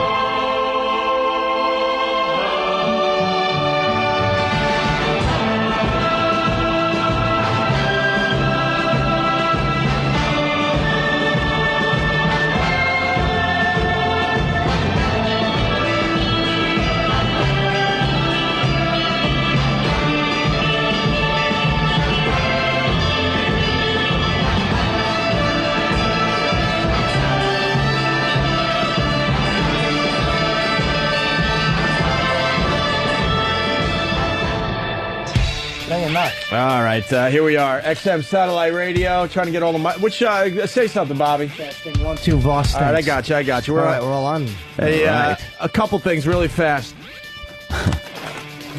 The Voss Chaz Palminteri thing was just amazing. That's one for the ages. What a classic moment right there. I was telling the guys on the way over that the funniest moment on the show, though, I don't even know if the listeners appreciated it. I hope so. I think the people that have been with us for a long time know. When Daniela, the Sports Illustrated swimsuit model, came in, and she said she was from Rio, when these guys jumped right into talking in Portuguese, that was the funniest moment on the fucking show. Because they were talking hooker talk with an 11. It was That's in Sports Illustrated. It was only hooker talk. All hooker talk. All hooker questions. I thought you were talking Brazilian. What kind of shit were you saying? That was the funniest moment on the show. How much? How old are you? How much it costs? That's too expensive. Hello? What favela you from? Hosinha or Vidigal? Yeah. What is that? Like the That's slums? the pride, the slums. And right. We was Hooker asking City. a hooker question. Helpy. That I don't even know if people Monte Carlo. And Mia Pataka. She pretended like she didn't know, but girls from Rio who aren't hookers hate hookers. Oh shit! That's why that was hilarious. Because these guys didn't even there wasn't even a space between her saying Rio de Janeiro and you guys jumping. No, right. they just went off. Oh, that was really fun. Tutu Ben? Baby, you have to know the most important one. Right when she's done, Janada, thank you. Oh no! And then Vi is go. Vi. And then Patrice goes, I was going to take a Sharpie and write 150 on her palm. What's that about? You'd write a finger, and you write how much with your finger on her palm, like it's sand. And you just write. She goes 2, and you go and then you just write 150 on her palm. And then she takes an eraser, which is her other finger, and erases that. That's a computer in Brazil. And then you go then you go 170, and then she goes okay. Yeah. Wow. Yeah. And then the Sheraton LeBlanc, that's where we stayed. Well, the Othon. What was that Sheraton? place? The Monte Carlo? Was that what it's called? The one with the lockers? And stuff? Are you staying in apartmenta or hotel? I'm in a hotel. Hotel. That was the apartmenta or hotel. I swear to God, you give those girls like your little sundries in the bathroom, the free little soaps. Oh, it's like taking them shopping. I swear to God, the little shampoos. Fucking guy. The last time I went with my girl, which was the second favorite time ever. The first favorite was when we all went. The first we just time was all with there. Jason and him? It was one when Norton was so funny. It was the funniest time. I laughed harder than I ever laughed in my life. It was just great times. That was a great day. Oh, with Evan, it was me, you, Evan, right. Jason. I want to say Bobby and Richard. Voss is there. And No. Voss wasn't there. Voss's time. I hate to say it. That was the first time. Yeah. But Voss wasn't. Because Voss hated it. And Voss wasn't doing what we were doing. He was like. Boston. Are there any golf courses around here? He wasn't fun. He's not a fun guy like that. I gotta stop. Like that. I gotta stop the show because they're acknowledging it. It has to be acknowledged. New funniest moment. Voss said, "I thought you were speaking Brazilian." Yeah, after I said that. Yeah, he doesn't know any better. Like a dog chewing your sock. When I said they were speaking Portuguese, you said, I thought they were speaking Brazilian. Oh, no. So we got to stop the show and acknowledge that because people cannot believe you said that. You just weren't fun on that level. On that level. Yeah, filthy guy. We smashed Norton because he wouldn't come out until the sun went down. Remember, he would show. And then Norton was falling in love. That was the greatest part. Oh, really? He got dumped by a hooker, and we laughed at him like a hooker give her money back. I know. She said you look like a cross between Sinead O'Connor. Sinead O'Connor. You Sinead. There was leaving nothing. Out, you ummy. She gave Norton an extra. And girls who don't do it, that model was annoyed. Yeah. That we would do. She just knows how to be. Oh, of course. But Yeah, she was annoyed when we went into hooker toys. No, we're like typical guys too. We suck because she's like an 11. She's in the Sports Illustrated swimsuit issue. As soon as we sat down here before we went on the air, we're like, you know what? She wasn't that great. She did nothing for me. We were like, when she sat down, No. her ass kind of pushed out a little too much. She had she was wearing pants that like her ass didn't look good at all. It looks, but there was bad pants. Listen, she models swimsuits. Yes. She's used to being almost naked. She had a beautiful, kissable face. That's what I liked. Is her face was very pretty, but her very outfit, sweet. I don't know. She's all right. She had the boots. She looked like she just got like done from a horse race. Yeah, it was like she was in riding gear. Yeah. I thought she was okay, fella. She didn't. And put it this way: not that she wasn't beautiful. She just didn't do anything. That little piece of garbage that comes in here and shows some of her cheek. She does it more for me more than that girl. Who? The little Brazilian thing that will come in here from time to time. She hasn't been here in a while. Oh my God! Who? Master Poe? No, she didn't do anything for you, though, right? Yeah. She goes on Pal Talk, Patrice. Huh? You don't see her on Pal Talk, the little Brazilian girl that comes in here? I don't see her. Yeah, she's on there sometimes. She did something bad. I mean, I don't want to sound like I'm crazy, but it's like a friend of mine. We always go, and he goes, "Would you fuck it?" I go, "That has nothing to do with it." I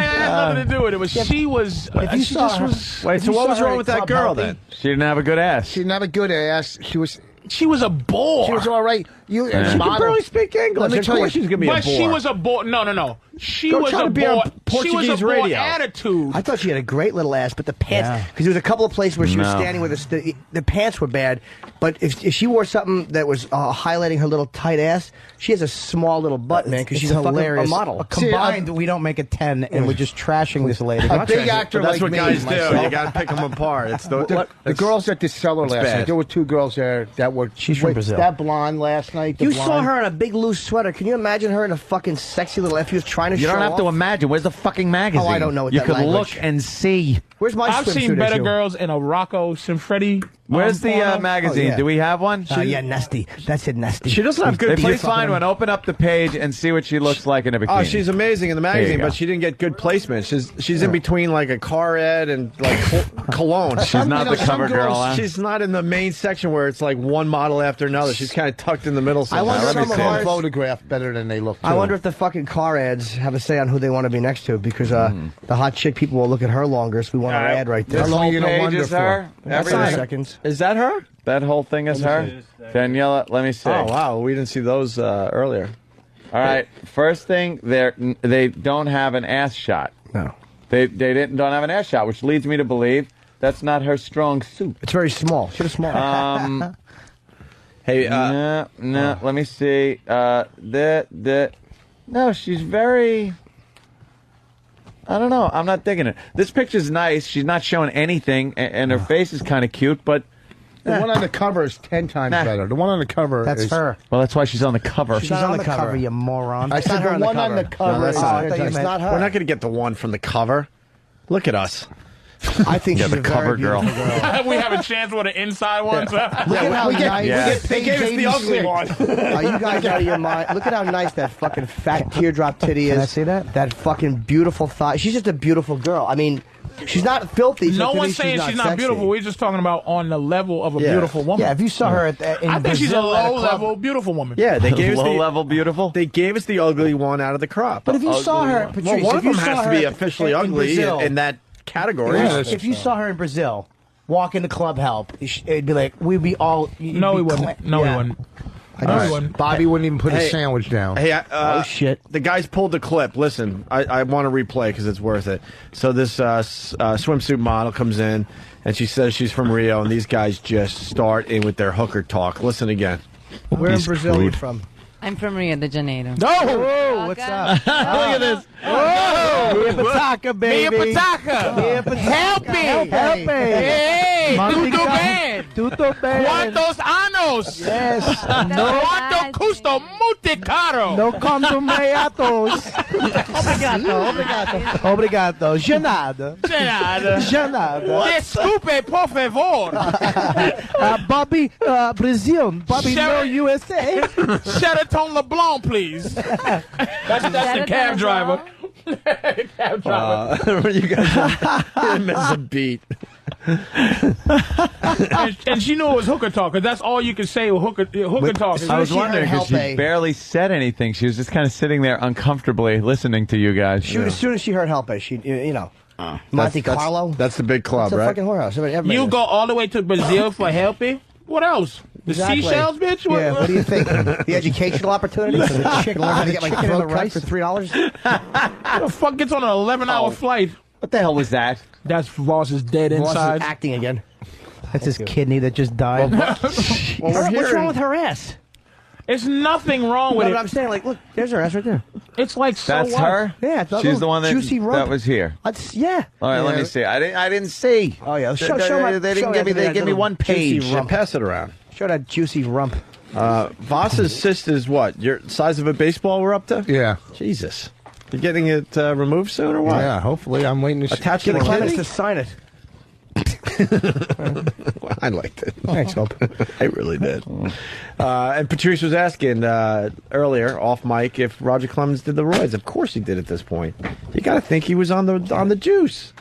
His wife was on the juice, and you know what? I think he's the type of father, too. He wants his sons in the major leagues. I think that his sons were probably on the juice already, too. Why would his wife be on it? What, is she an athlete, too? She was in one of these swimsuit issues, and she wanted to look good. So, supposedly, according to this Brian McNamee, they popped some juice in her to make her look better. How quick does it work? He's going down kicking and screaming. He Clemens? is not going out. He's just... Wouldn't he try to bury this and do all these He press doesn't wanna do it, conferences dude. and stuff? What sucks is He wants the Hall of Fame. What sucks is big head. Pettit agreeing with everything McNamee said. That's bad because he's a Christian. He can't lie. He doesn't want to under oath either. You can't lie in a fucking subpoena, man. So, No, he could be brought up on perjury. Clemens is looking like I know. I'm looking at him over there. He's got a huge, giant like Christopher head. Reeves. Yes, that's what I was going to say. Christopher Reeve before he started rotting away, like when they first put him in the chair.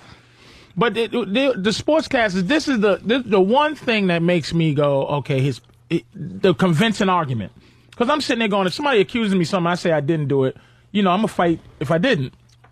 But people go, nobody gets better at 40.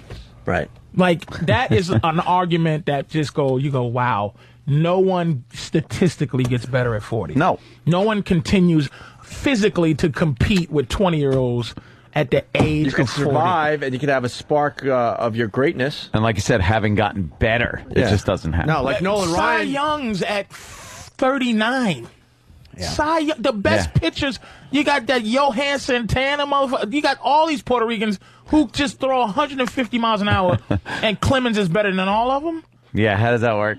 At 40, like, you just don't get better at anything at 40. Andy comes in like half a year, doesn't even have any, doesn't train anything like the other guys. Comes in and just starts pitching lights out.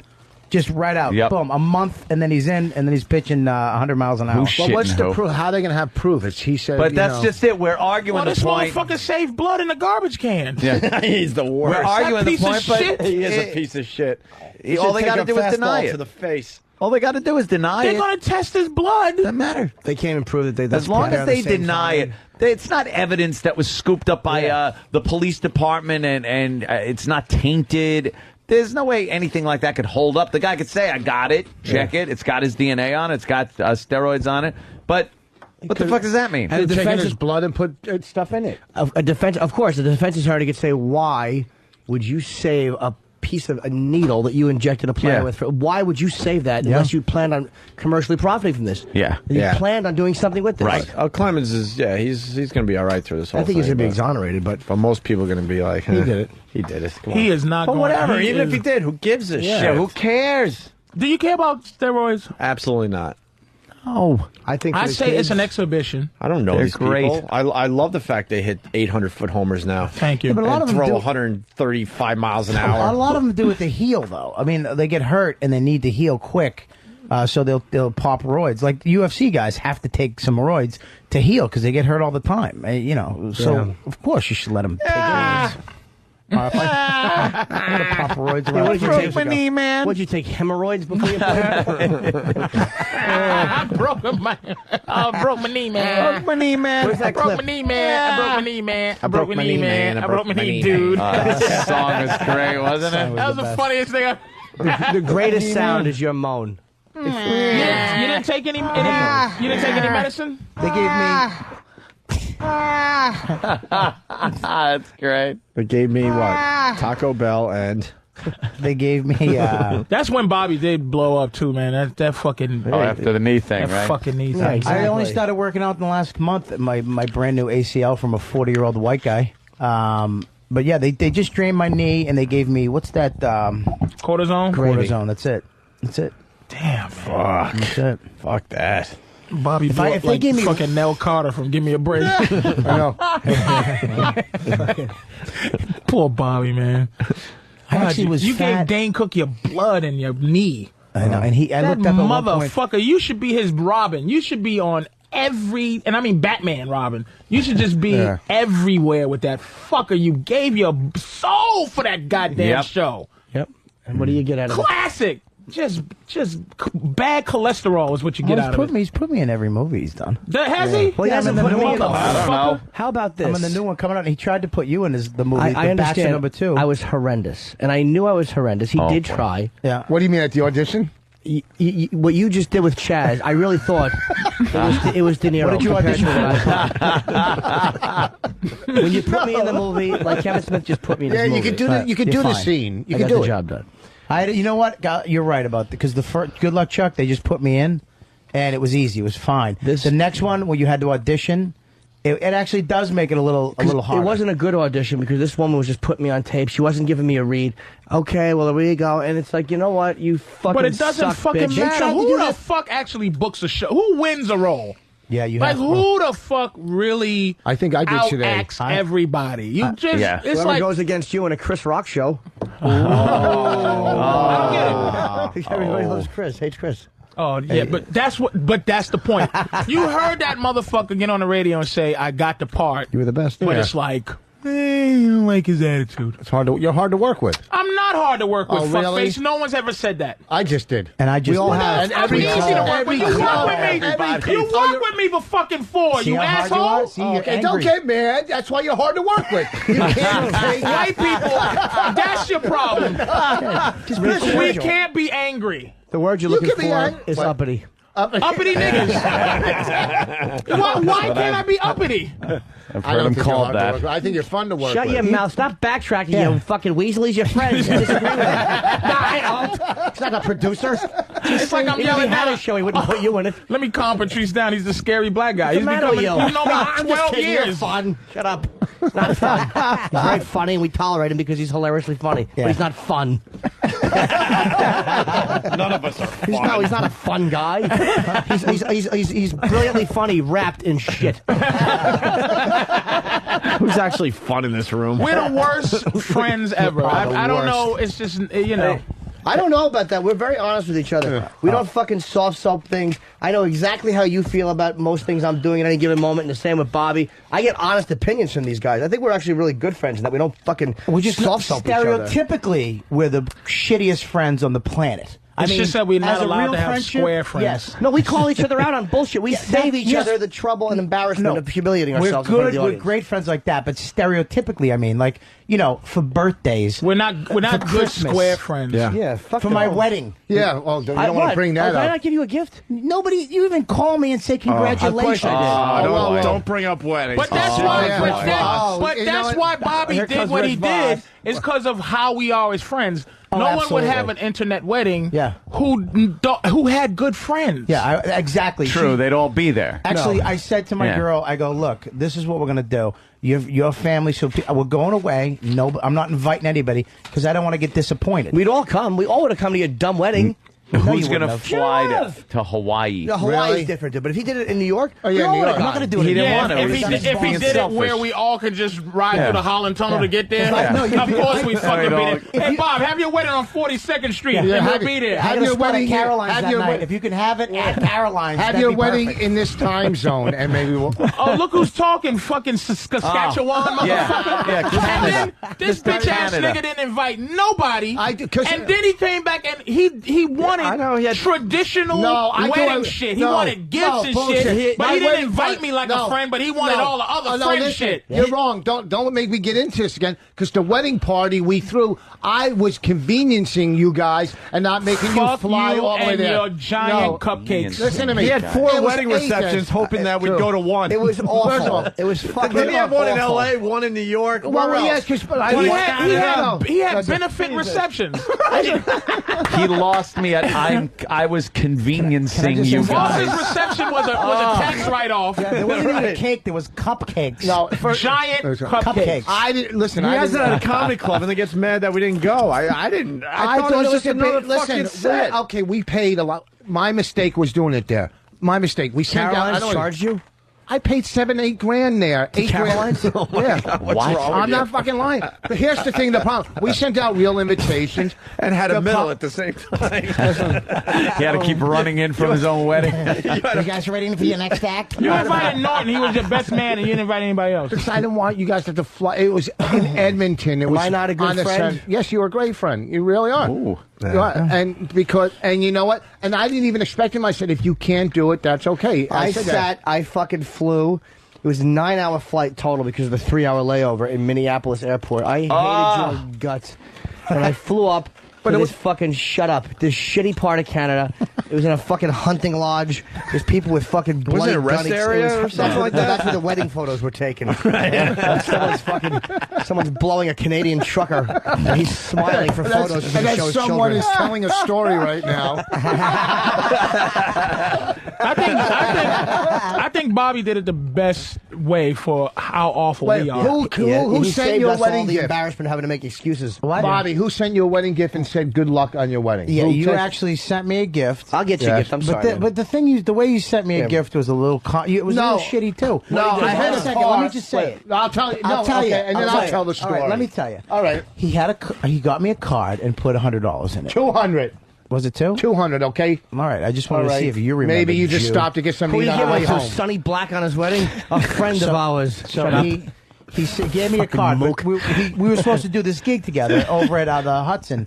I think the Beacon. Yeah, the Dennis Leary thing. Sure. I was making a movie with Ricky Gervais, whatever, over on the East Side. So I didn't know if they let me out, so I had to cancel. Okay. Why? So you could have been in two places at once. Hang on one second. So then at the last minute, they released us. So I jumped in the cab, ran across town just to show up to see if I could get there. I didn't know he had a gift for me. He was all nervous. He's like, listen, I got to tell you something. I brought you a gift. So what happened, when he found out when I wasn't on the show, I canceled, he opened the card. All right, let me explain it. Took the money out and put it back in his pocket. Okay. And so he had to put the money back in. Gave me a card that he ripped open. All right, let me finish. He couldn't just leave the 200 in there. He had to have it in his pocket. Okay, now wait a second. Here's the thing. I had the card. Yeah. I had the card, right, and I had a check written out to Bobby at home. Right. I forgot the check. Right. Okay, I forgot. So I said, all right, I'll put 200 cash in. Right. When he gets here, I'll give him that. Right. They said he wasn't coming. Right. So I opened the card and put the 200 back in my pocket. And when I saw him, I was going to give him the check. No big deal. All of a sudden, he walks in. All right, so I just put it back in the card again. I did give you credit. Right. He bought me a card, but I have to say, and I would have to say that your wife, yeah, what, like me too. I mean, your girl kind of, hey, it's your mother's birthday. You should, all right. I didn't even know. Maybe you should give him a card. You know? But I said I'm getting Bobby, and right before you got married, I left you a message. Yeah, good you luck, did. because I'm a classy guy when it comes to that. Not classy. Very classy. Classy with the ripped open envelope and the 200 taken out. Exactly. That's I did a class send out move, invitations to everybody. I did make it easy. If you want to see it, you can. If you don't, that is a genius thing that he did. So you can watch it for people like us, right? Like for what we are. But not one of you. I couldn't get online. Not one of you called me or sent me a fucking email. Because we don't fucking care. I didn't want a gift. But you knew that, Bobby. No, I wasn't even like Voss. I didn't want a gift. I didn't invite you to a party saying bring shit. And neither did I, though. Not even. You just wanted an acknowledgement from one of your friends that you were getting married. Not even a fucking. Dude, congratulations. Everybody in the circle is a self-centered piece of garbage. You're right. He didn't. Bobby, because he's been going to psychologists, is becoming the most that's frightening. Most like trying to be a regular guy friend. He's becoming the most deluded into thinking he's not shit. Every time Bobby talks, he thinks he's in group therapy. My therapist actually said that I don't have friends. You don't. I don't. I don't have a fucking. Gavin. Gavin had last year. Gavin had to actually learn how to be a fucked up person. Because I can go like this. This is how you can go in this whole fucking circle. Not talk to each other for 6 months. Right. Not see each other. Not talk, nothing. And then bump into somebody and go, what are you doing, stupid? Like, that's our relationship. Yeah, Not yeah. like, where you been for half a year? No, that's true Nothing. friendship. Yeah, but Patrice, we're used to everyone can fucking relate being to on that. the road. Like, I'm used to where you're going to be. I'll be in San Francisco this weekend. You're going to be in Rhode Island. We're used to all of a sudden. Hey, Gavin couldn't understand how you could not talk but to Patrice, you're a not, friend you're not the for kind of every day. Every day. Yeah, but Gavin like, would show... or, your buddy, like, hey, what you doing? Like, I don't even know how, like, what do friends do? He has no clue like, what do about you do? friendships. What the fuck They do give you you- do with a friend? I don't talk to my neighbors. When they try to talk, you just go, what the fuck? You know what you do do you want? with friends, and I only know from like years ago, old high school friends that kind of carried over into the working world. You just pretty much hang out and drink.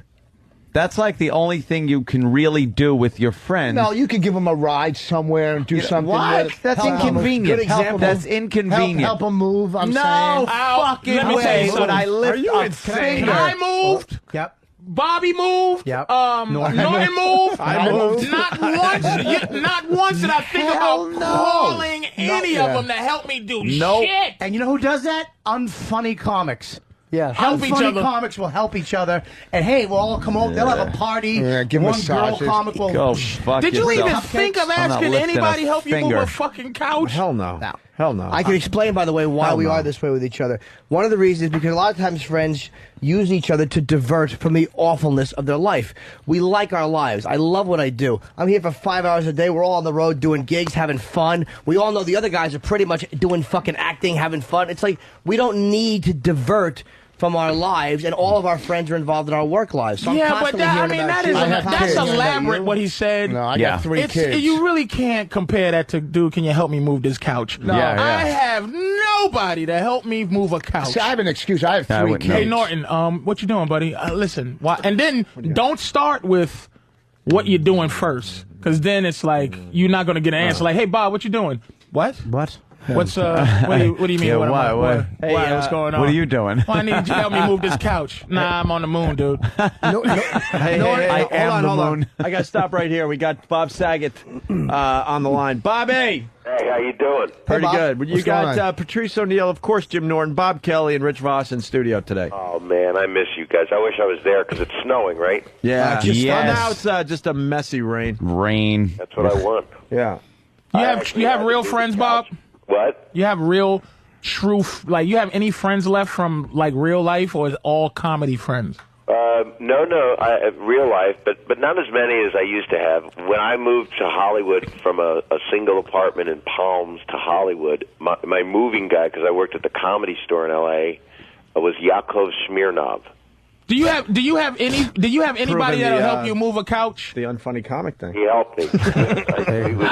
I mean, right in Branson, Missouri now. Right now, Bob, do you have anybody that you can go, dude, come over and help me just move this dresser? I don't want them coming over. Hey, Bob. I don't have anybody over. Exactly. I'll make my oldest daughter do it, throw her back out. That'll cost me $10,000. Bob, this is Voss. Who's the biggest actor you've ever done a scene with? Biggest actor. Or actress. Well, a movie, say. I guess for me, when I did Farce of the Penguins, Samuel Jackson was probably... Yeah. And Pryor, he did fucking Critical what Condition. the hell was I saying? Yeah, Richard Pryor. Yeah. He did a movie with So that backfired, Rich. You baited me, Rich. I'm a fucking idiot. Bob, let me explain what's going on. Rich did a little scene with Chaz Palminteri today, so he was trying to, Great. brag to you, and you just got squashed. Great. I know. And Bob, great is not the operative word. It was Voss and Chaz, Yeah. and it was fun to watch Chaz work, and it was fun to watch Rich. Yeah, we set up Rich badly today. He thought he was doing a scene with Jim Norton, and all of a sudden Chaz walked in. Did Chaz give you any respect? He's such a nice guy, right? He was a great awesome. guy. He was great. He quit the gentle. business. After we read, he quit the business. That's how bad I was. He's actually rewriting A Bronx Tale to be shouted, so it fits the way Rich did it. All in one breath, too. You take one breath at the beginning. That was hysterical. Breathe. What are you I doing? want to see that thing. Did you guys go see that? Yeah, it was amazing. He's actually just extended. It's funny you say that because I did see it. It was amazing. He extended till February 24th. at the Walter Kerr Theater here in New York. It really is amazing, man. Yep. Right. Now, Rich, are you going to get tickets to it, or do you have to pay for them? You're not close with him now, right? Oh, we're buddies. Yeah, we're going to go out. Oh, yeah. You should go, Voss, then come back and give a report. I will. Not during the weekend. A review. Not during the I weekend. didn't get it. I'm a comic. I understand our schedules. No, wait, New Year's Eve go. Right. Rich, how's your baby? Great, thank you. She's getting big. Really? How big? No, that's not nice. Never mind. She's beautiful. Really? Yeah, ridiculously. Yeah, she's all right. Yeah, she's beautiful. Jesus Christ. I'm kidding. She's beautiful. But she's named after a what? Hispanic queen or something? Hispanic queen, Reina. Reina, yeah. Oh, Reina. Daddy. He thought he was picking out a Jewish name, and he picked Reina. out the name spelt of it a wrong. Hispanic queen. I remember on the tour you put a big picture of her up there on the screen on the Diamond Vision. She looked very, very cute. Yeah, She's actually going to run the Latin Kings when she grows up. What a, Are you scared having a daughter? This is my third one. Oh, so you don't really care. his other two, yeah, really hot, right? What do you mean, read right? three You of hit them. on him for an hour Right, straight. Rich. Oh, wow. I forgot about that. Anthony goes, right. He tried to get her number. Jesus Christ. I didn't try. I got it. Jesus, Voss's daughter. But I was just to piss you off. I never I meant know any when they ill were will. little girls, dude. The last time the tour, Yeah. his daughters came in. I had to look Oh, here we go. the other way on the wall. I was like, holy shit! Voss's daughters turned into like some beautiful girls. This is the young one. Yeah, Jesus. your oldest daughter is very. Like, I remember. The thing is, like, Voss wouldn't mind if one of his friends, like, if I dated one of his daughters, he'd probably at first be weird about it, but he knows that I know them a long time, and that Yeah, would be nice. and he wouldn't do it because they don't have cocks, so why would Norton date him? You can't hit on your friend's kid unless she's so hot you can't help it. Right, or unless she's too young to tell. Or unless you're Schimmel. But you don't want to get that shit on YouTube either, because then you can ruin your life with your next guy's daughter that you go with. Yeah, that's true. I don't know. I got nothing. Bob Saget. Every time I turn on the TV, you're on it. I mean, you're getting. I know. It's just You'd think I'd ridiculous. rape somebody, wouldn't you? it's really ridiculous. But you're promoting 1 versus 100, right? Yeah, they tell me to do that, and why not? You like that show. You've been nice to it. Absolutely, I like it. I DVR it every week. It's a see the great show. monkey? Huh? We had a live monkey. Yeah, yeah. And then he Jesus. got one right, and then he got one wrong, and then shit himself. Shit himself, and they had to get him out of there quick because there was shit in one of the obstacles. And you guys changed it up just a little bit to make it more interesting. And And the guy won $1 million on the first one, which I thought was good. I did not see that episode. Yeah, they'll rerun it. We only did 8 of them because it was the pre-writer's strike, and now that the thing's back and running, they can. I just don't understand why they're throwing it on a Friday night, man. They got to move you up. This is 1 versus 100. Yeah, it's a great show. I can't watch the Howie Mandel one. It just doesn't do it for me. But that 1 versus 100, I love, man. I like Deal or No Deal too, but I don't get it. But I don't get it. It's called human greed. On my show, like spokesmodels, and I actually killed it because I just figured I'd fuck them and ruin my career. Well, you ought to get spokesmodels that are really fat, and then every week you reference them like some kind of an animal. You make them stand by a watering hole. They never explain it. They're fucking moo-moo. Come down with a briefcase, they open it. It's like the head from Seven. 1 versus 100 chubbies. You should just have them all come out. They should do that. It should just be overweight, non-attractive spokesmodels. Absolutely. I would watch that every week. Could you imagine, like, Hagar comes out? Right. Girls that just look like Griselda and shit. Hey, Bob, you going to vote for Obama? Well, I don't usually talk about my vote. I already did it in, but yeah, I think so. That's the Where are Hollywood you thing guys to at? do, right? Oh, yeah? You got 2 Obamas and you got 1 McCain. Figure it out. Right. No Hillary's in the room? No Hillarys. Right. Any Hillarys in the room? Anybody voting for Hillary? Anyone? No. You may. Get out of here. I haven't gotten over... Patrice Obama? I've never gotten over the Amy don't give a Fisher shit? video. Of course. Oh, The what, Bob? The Amy Of Fisher course. video that you made me watch. I have not gotten over that yet. Her boyfriend, her husband's fucking Lou's red dick. Yeah, Lou is great. That guy with the dog leg cock to the left. Anthony, would you vote for Obama if he was white? No. Okay. He's got a complete lack of experience. I wouldn't vote for him if he was white. If he's black, I might. Yeah, he's an empty suit. I wish we had an American Indian Cult in of there. personality. Gaming casinos, the issue. That's all he is. He's a rock star. That was a good line, He's fucking Lenny Kravitz. Put Lenny Kravitz in where fucking Obama is, and you'd get the just same boiled him response. down to fucking Lenny Kravitz. He's a fucking rock star. He's a cult of personality. The guy's just a fucking. That was the only he black goes, he rock gives star I could speeches. think People of. fucking start screaming, snapping pictures. Girls are throwing themselves at him. So, He's a fucking rock star. Can we just have 4? None of them know what the fuck he stands Let's have for. 4 years of that. Okay. Why not? I'm not saying Is the country going to fall flat? Did I say let's not do that? I did. said don't bullshit me as to his fucking motives. Easy, and, racist. And Easy. other people that are voting for his motives, they don't know what the fuck he's about. They just love the guy because he's fucking But do you know what anybody... This motherfucker. You call him the blind guy from Star Trek? We You had just an call air him cleaner on his Kente, face. nigga. What's McCain stand for, really? McCain is a moderate fucking Republican. That's right. No, You jumping just didn't jacks. say shit though. Like, Yeah, like what? Obama's a fucking. He's not going to tax Democrat. the shit out of me like Obama would. Not trying to get this fucking socialist commie. Why don't you fucking, take some of your extra money and healthcare. help the fucking I'd love country? to take extra money. I don't have extra. The I have wife enough took for some. me. The ex-wife took Well, some. you know that, but also tax. I get taxed up the ass You have already. an elephant and I ivory want tusk more bathroom. I want more fucking taxes. That's what I want.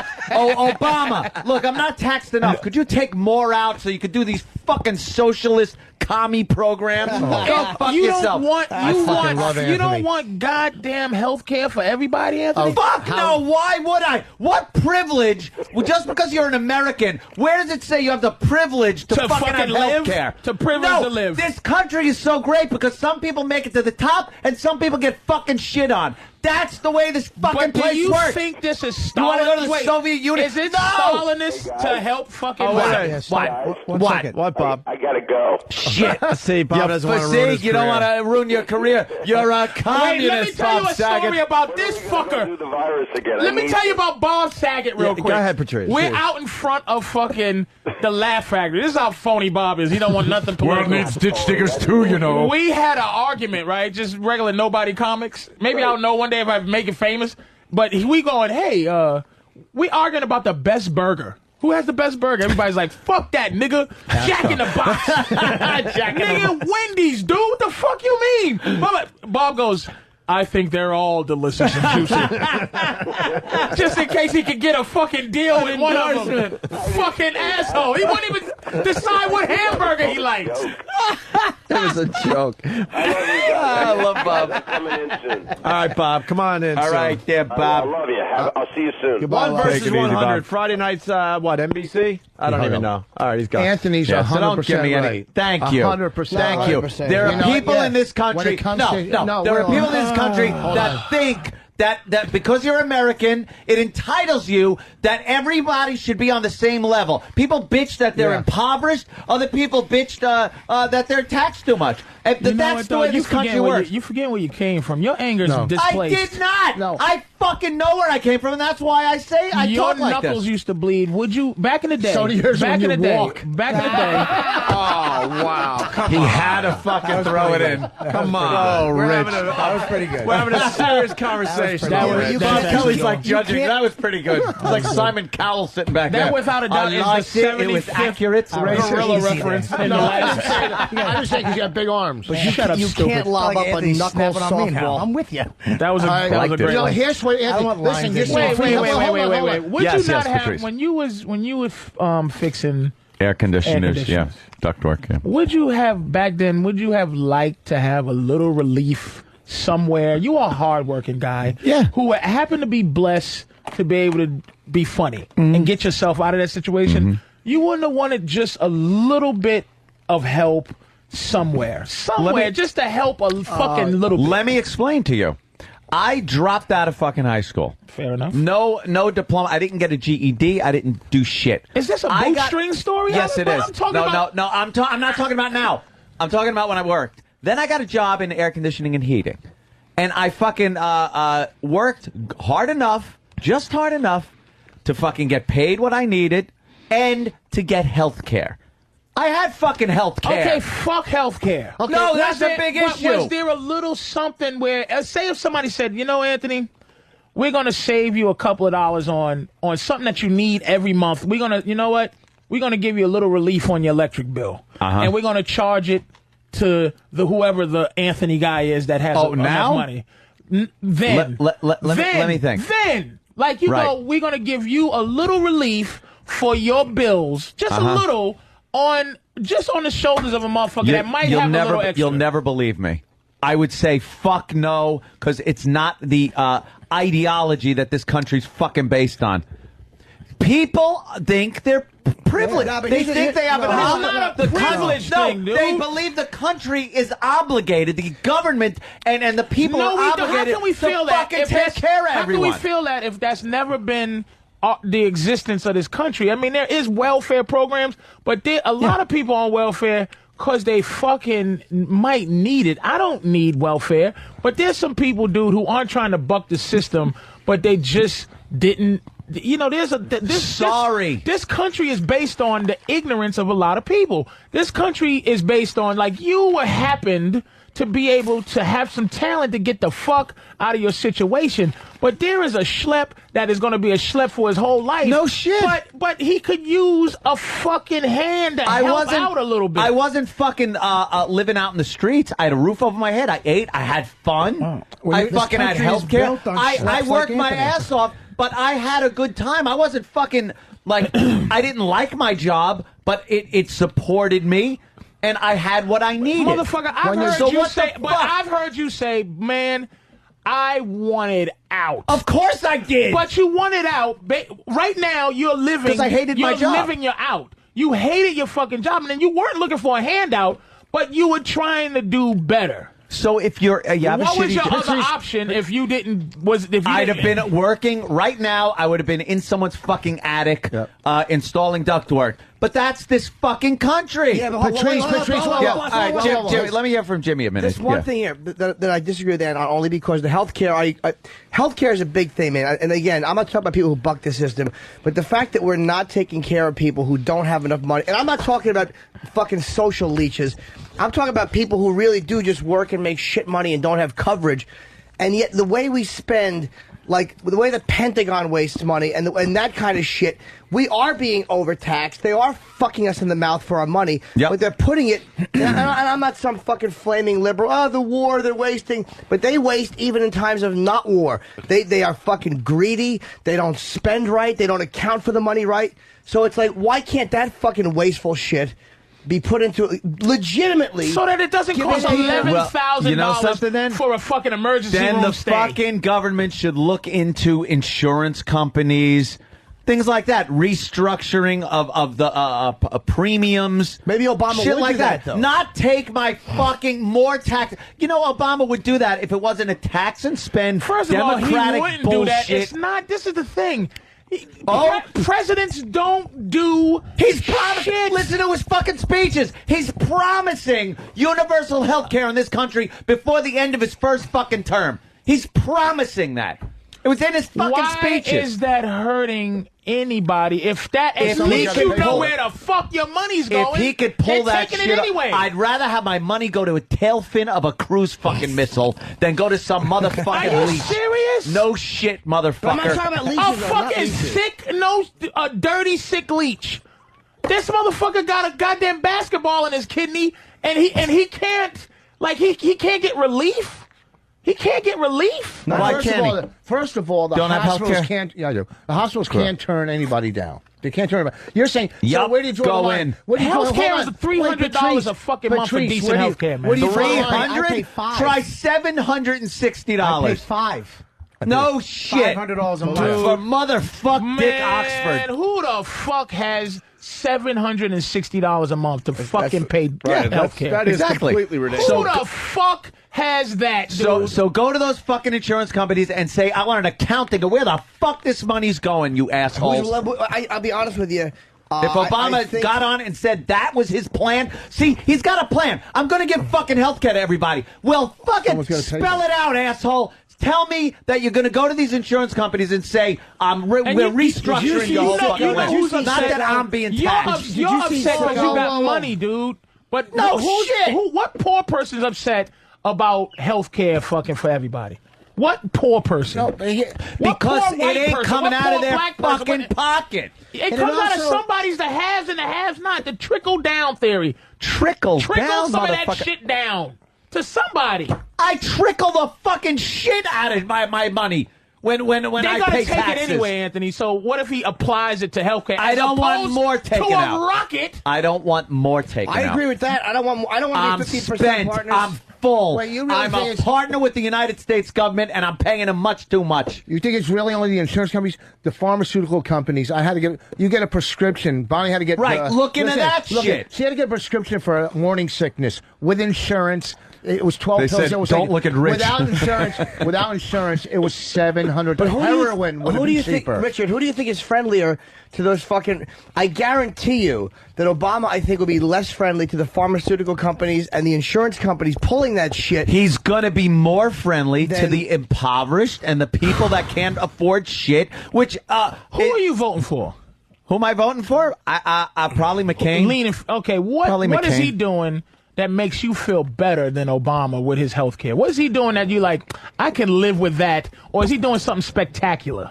He's not doing it's more what he's not doing, which is democratic tax and spend. I'd rather see tax cuts. Like one thing Bush did that I think was good was tax cuts for corporations so they can then hire more people and pump money into the economy. Wait, was the tax cut contingent upon them hiring? Because what happens is if you say, look, you hire X amount of Americans, we'll give you a tax cut. That's one thing. But if you give the tax cut and say, here, you can use it to hire Why would more you do that Americans, when you got a Vietnamese child right. that's going to make your shit somewhere They're for not a gonna dime? use it to hire They're more pieces Americans. of shit. Well, then You how down with about the take care of that corporations? fucking problem too? Again, Obama's probably more That's likely how to you do that. That's how you become president in this shitty country, which is why nobody gives a fuck anyway. That's what I'm saying. An all-white man does the same shit. He owes somebody. He owes a corporation, somebody, something. So does an Obama. Why not vote for him? This Well, is you the don't thing that's think- fucked up. Stop acting like motherfuckers are not voting for his policies. Motherfuckers are not voting for a black guy. That's it. No, and Uncomfortable. motherfuckers are voting for a black guy. Do you think 85% of the black people that are voting for Obama are all voting because they know his policies and love him? They're voting for him because he's black. Let me tell you something. I do not believe in. I don't believe in the system. I don't believe in electoral votes. I think that's the biggest shitty scam I've ever heard in we my were talking life. about that earlier. I don't Yep. believe in fucking. I don't believe that he's necessarily winning these things. That's why I'm not really like. I'm just saying it'd be nice to see a black guy in the presidency because what do presidents do? Like I said, they only known for what event happened when they was president. Can you give me the fucking policies of Abraham Lincoln, motherfucker? I'll give you Here's the one. Slavery and a bullet in the head. Can you tell me what? Tell me what about fucking William Taft? Lyndon Exactly. What did he the do? fuck did he do for this country? Taft Hell of a actually mustache. enacted the military defense Jimmy- fund. That was Jimmy, Taft. Jimmy, I made that up. Exactly. Wow, Because Taft was in 1806 sometime. Yeah. What did Truman drop the bomb? Yeah. JFK got shot and he fucked Marilyn Monroe. Patrice, What the fuck did Jimmy Carter do? We were Jimmy discussing Carter this earlier. decimated the fucking United Yeah. States Iranian military. hostage. And he gave planes to the Iranians right before that silly Shaw dropped out. You're backing up our point from this morning. We said, what do you really know about these candidates? Whether Nothing. it's McCain, whether it was Carter, did you know anything about Bush before you voted for Bush? And one more point, Anthony. This is the thing. They all have, presidents have legacies. Right. At least Obama or Hillary, at least whatever their legacy is going to be, it's already built It's in. going to be the first. It's built in here. so they don't need to figure out what's going to happen. Let me tell you something. If half the world blows up, it's still the first nigga president or the first bitch president. You understand? Yeah. So what difference does it fucking make? Now they might be able to do something because they don't have to figure out what their legacy is going to be for 4 years. Just vote for a black guy or woman to see what the fuck's going to happen. Then you can go back to old white guys with white wigs. I'm sick of I old can white guy respect more myself. than Yes! any Sick other of old white guy in the That White I could House. respect more than any other fucking thing I've heard is just vote for the black guy. So let's all see what happens. Let's see what Now, the fuck I like happens. the mystery aspect of that. I like the movie aspect of it. It's exciting. It's kind of like, hey, we could all fucking be nuked or something. Whatever. That I respect more than, it's not that he's black, that the black people are voting, or it's the policies or this, that, or the other thing. So you're looking at it as a grand adventure for the country for 4 years. There is a light around this guy. There's some weird vibe people have. Like when Jesse Jackson ran, when Sharpton is in the... No one ever feels that way about these. But there's some kind of a weird thing that I imagine JFK had, which is this weird thing where you're like, wow, things are going to change somehow in a good way. It's just a feeling. Maybe has a new way of He said it himself, though. He's not going to... He is still the underdog, even though he's winning. I'm willing to give it a shot. Hillary is so embedded into this government with all her connections. Dude, he's kicking her ass. It doesn't matter. All of a sudden, there's super delegates now. Even though she's a woman, They came she's out still with a seen, new one. Even as a woman, she's still seen as more of the even as a woman, she's still seen as more of the same shit because she's embedded. So I think that's actually going to hurt her because we've had a Bush or a Clinton in the White House. That last name has been president for fucking since 1988. Is it 88? I love Patrice. Why are you so, John? Another old white guy. You know, hey, will you be the same way? Huckabee? Hey, wait a second, Patrice. Will you be the same way with Colin Powell if he was running? You would go, let a black guy, or if it was Condoleezza Rice, would you be the same way if they were conservative? Absolutely. If they were conservatives? Yes. Okay. Because black people are not going to give a fuck about conservatives. That's not true. Black people don't stand behind black people. people. They will vote for a black guy, conservative or not. Are you serious? Colin Powell versus Huckabee? No, you don't think we vote for Colin Powell because he's black? Condoleezza Rice, would they vote for her? Absolutely. Do you think Over so? any Democrat. Absolutely. Over any Democrat. Yeah. So Of you're course saying they would jump party line for race. That's what you're saying. Black people aren't party line. We don't believe in this Yes, they shitty do. You're system. you're very... Because Democrat is what we... Look at... That's just what we're raised to do, is be Democrats. The shitty system that's put a black guy now pretty much right there at the footsteps of the White House. Yeah. That shitty system. Yes. Yeah, okay. But I don't believe in any of this. See, you're educated on this shit, but the average layman, look, man, there's questions about Bush winning Florida in 2000. Right. There's questions about it. And we live under that. We live under the possibility of a president that didn't really win. And we don't give a fuck. Same with Kennedy Why in don't Chicago. we just fucking vote for a black guy? Why do we give a fuck? Why do we live under a guy, a fictitious war, which is, we all agree this is some bullshit now. And he possibly didn't win Florida. Possibly. And we're comfortable watching this psychopath, Christian right-wing motherfucker be our leader. Right. We can't have a handsome, young, charismatic black guy for 4 years and just... Clinton, his legacy is he got his dick sucked. Right. We can't vote for a fucking black dude. So we want to put Sidney Poitier in there. Well, he's got that mole still, though. Yes. See what happens. The same as Kennedy. Why not Sidney Poitier? Sidney Poitier. Why not? I like Sidney All right, listen. Poitier. God damn. Jimmy's got to piss, and we're getting away from Jimmy's first TV appearance, by the way. I like the politics talk, actually. Politics. I like it. It's a lot of passion in this. Very A lot of passion in this discussion. Okay, and the Well, free I gotta hear healthcare, this do you point. say free education too? Where do you draw the line on free? I'm just where do you draw the line? It's annoying to want to give Americans health care and education. Are you act like we're fucking giving away asshole? no voices. Because it's a so You wouldn't want your fucking daughters to be able to go to fucking university, $80,000 a year, whatever the fuck But it if is. everybody just drops No, the it doesn't. playing field. It absolutely does. No. Holy shit, I'm saying Rich Vos is right. Switzerland, No, you're Switzerland's wrong. a fucked up country. No, you gotta you know admit what? that. With It's their a free We're a health non-fucking issue in the world. You know what? Stop You it, got- Switzerland. you know what, Canada's We have a shitty country. responsibility in this world that Switzerland will never fucking we have have a to bunch of hold this whole To do planet what? Bomb ideology? to keep this Fighting fucking terrorism planet is like fighting from ripping a word? itself apart. Oh, If really? this It's country like wasn't fighting here, obesity. the planet would rip itself apart if this fucking country wasn't here. Really? We've saved this country, this world Are you from the serious? brink of fucking disaster. We've only Tenfold. we are the brink of disaster. We drop a mushroom cloud. Sure, we fucked on some anything, shit up. But what the fuck? England ran the country for a second. They ran the world. Oh, back in fucking wooden ship so days. you're saying now this is it? We are the lead. We running shit forever. We were. Europe is getting very fucking uppity, rich, and united these days. But someone will pop up out of there and want to take over the world again. Yeah. I'm just saying, the United States, throughout the modern age, has saved this fucking planet and shit countries like From 19 France and 50? England and everyone. Let's say from the 30s. 1930s. Industrial age. No. Not even from the fucking 30s, because Hitler was over there baking people till 42. Yeah. 42 till 42. Because we kept weren't saving the world. Because we got in kept the war. our asses out of it for a while. Exactly. But after World War II, let's say then, during and after, the tail end and after, then the rest of it the was time we're our fighting responsibility. Russians. We weren't fucking saving the world. Bullshit, that is saving the world. If we weren't here, the Russians would have fucking goose-stepped everywhere. To where? To every fucking country in Europe. How do we stop? We didn't stop the we Russians put missiles from doing anything. Are you out of the your only fucking time we mind? Fucking, Germany, we used to fight. What do you think the Iron Curtain was? We would fight the Russians. See, what the Cold War was, we would just pay everybody.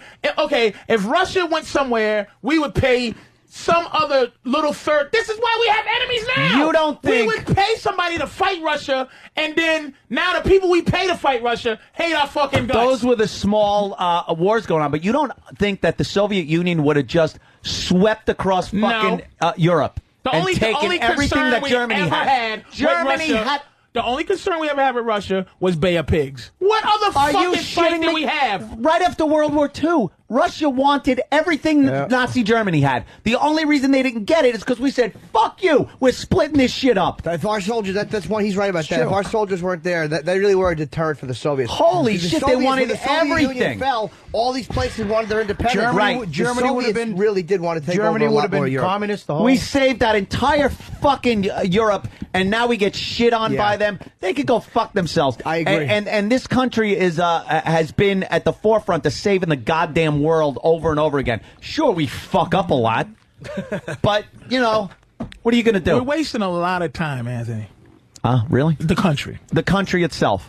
Why are we still in Iraq? I don't understand exit strategy. I don't understand none of it. Why I don't get that are we either. fucking around? I think because in these countries, logistically, you can't just rip everybody out of there and all the equipment and say, stop lying take it about easy. democracy. We've never liked democracy anywhere else, but here, all of us, we don't want democracy around I the world agree with you then there. we can't go and do what the fuck we want to do. That's why we want dictators and we play. I agree. This shit is shit that we did, man. This fucking whole Iraq war is some bullshit we was doing in 1970. That's what the fuck we doing. I like You this. can't vote I for agree a with black you on that guy. one. I agree with you on that one. Vote for a fucking black guy. Just vote. Shut the fuck up and I'm vote supposed for to a vote black for guy. the black guy. Yes. Just because he's black, and let's see what Fucking happens. yes. Yes. Yes. I want to be alive for a black president. Yes. Just to see what happens. It's good times for you and your business to just see what the Negro Just to president's see what doing he brings. now. It would be the best thing for this radio show because he'll have a nervous breakdown. Yes. It would bring life somewhere. They could have an Anthony. When is Anthony going to have a nervous breakdown contest? Yeah, man.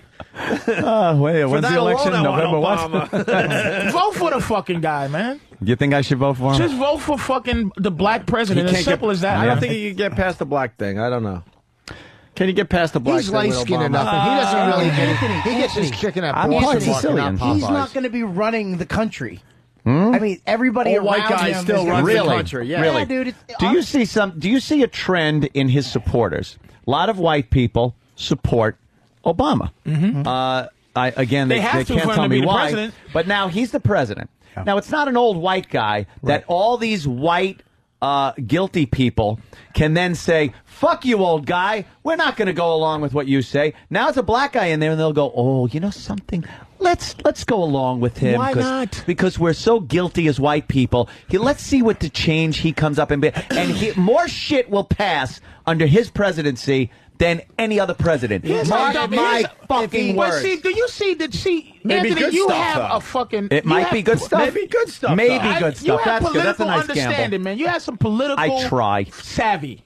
The average remember Michael Dukakis? He lost the presidency. Tank helmet. Because he had a furlough program. Nigga got out of jail, raped Right. a bitch. Yep.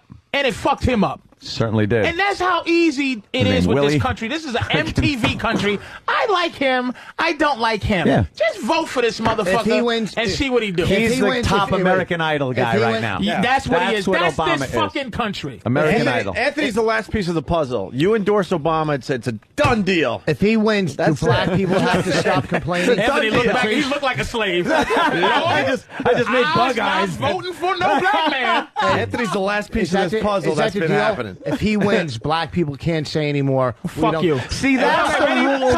Okay, go ahead, Patrice. I'm asking. If a Jew becomes a president, you can't talk about the Holocaust no more? No, I didn't say the Holocaust. No, shut the fuck up. Listen to me. I said racism is a part of our existence in this country. So if it's a black president, we can't say shit about racism no more. The Jews aren't using the Holocaust to hold them back in advancing their people as they have in this country. So we're using racism to hold us back? Some black people, and I would say a majority, use slavery. Did you just make up more? Yes, I'm making this up. You just made up majority. Through life experience. experience. Said majority. Yeah, we watched The Wire. You don't think that black people use the fact that white people oppressed them during slavery and afterwards as I don't want to use the word excuse. Because there has been a horrific racism in this country. Not really. I understand that. Not really. There's been a horrific racism on this show. But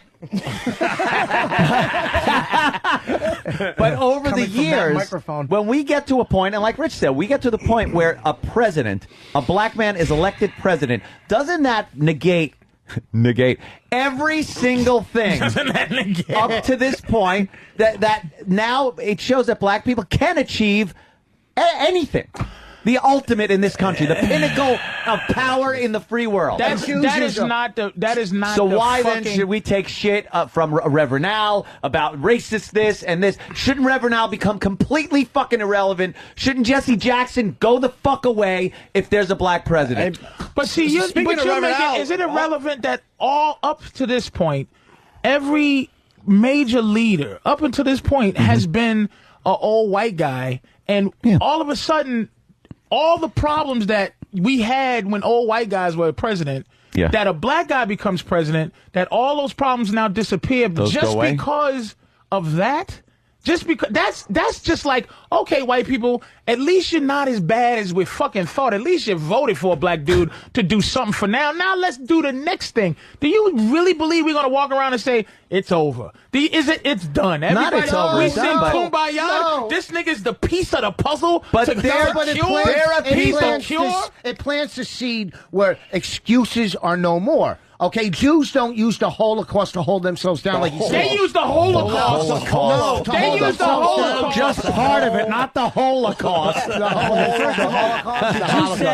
You say something is no more to be poetic. What did he say? Reasons are no more. They plant the seeds for the Holocaust to say reasons. I don't know what he said. Jews are elevated in this society. Jews are seen as a success, as an overcoming situation. Right. But I said this a million fucking times. You can move on. It's a crime to be a Nazi to this day. Niggas are just freed. It's over, Negroes. 400 years of raping and mixing your color. See that light-skinned girl right there? That's because I raped your mother, bitch. But they look a lot we just better. are fucking done. That's what I'm saying. It's a vague existence we live in. We live with the enemy, and we're doing pretty fucking okay. The fucking enemy. I'm glad you said 400 fucking years ago. The enemy. We're talking about, and what I mean by the enemy is your skin color, Anthony. I don't look at you as oppressor. Your skin color is my Hitler mustache. Every white guy. Is it really? Is it really? How many fucking generations of my skin color? Do you consider yourself a white guy? Yeah.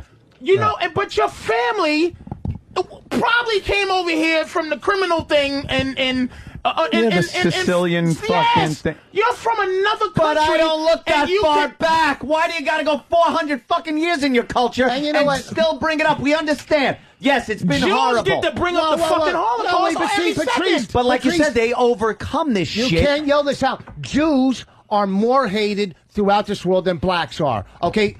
don't look at me with that thing. Jews on the white supremacy list are number one. The only difference is we know you're black. Some of us can get away with not looking as a Jew. People in this country, a black man will be a president before a Jew will. That's right. No question whatsoever. Okay, so Jews don't act like Jews have it so fucking easy. All right, I didn't say there's Jews have it easy. 3% of us in this whole fucking country. I know. 3%. There's 13. There's no. This is why nobody likes him. I know. This is why nobody likes him. Because you just said that Jews have it so easy. You're uniting me with Patrice right now. Jews are just shut up. You know what? Okay, just shut up. We don't sit and complain. At least black people are focused about everybody. Let me tell you what this country is. Everybody, it's white people on top, and everybody positioning to be the most oppressed. Right. And that's what and I will agree with you on that. Is that I think that we qualify and relate too much to how we are to white people. We don't really have an agenda. We don't have a... That's why a black president might just... Because look at this, crime to each other. Mm-hmm. Maybe if it's a black president, we actually might look at each other and go, hey, look, let's not shoot each other in the face. Because, we got to make the... let's make the black president proud. Let's show them that we can just be proud. Maybe all white guys as our boss for our entire life kind of get you a little bit angry. I can see now. That's a point I can appreciate and understand.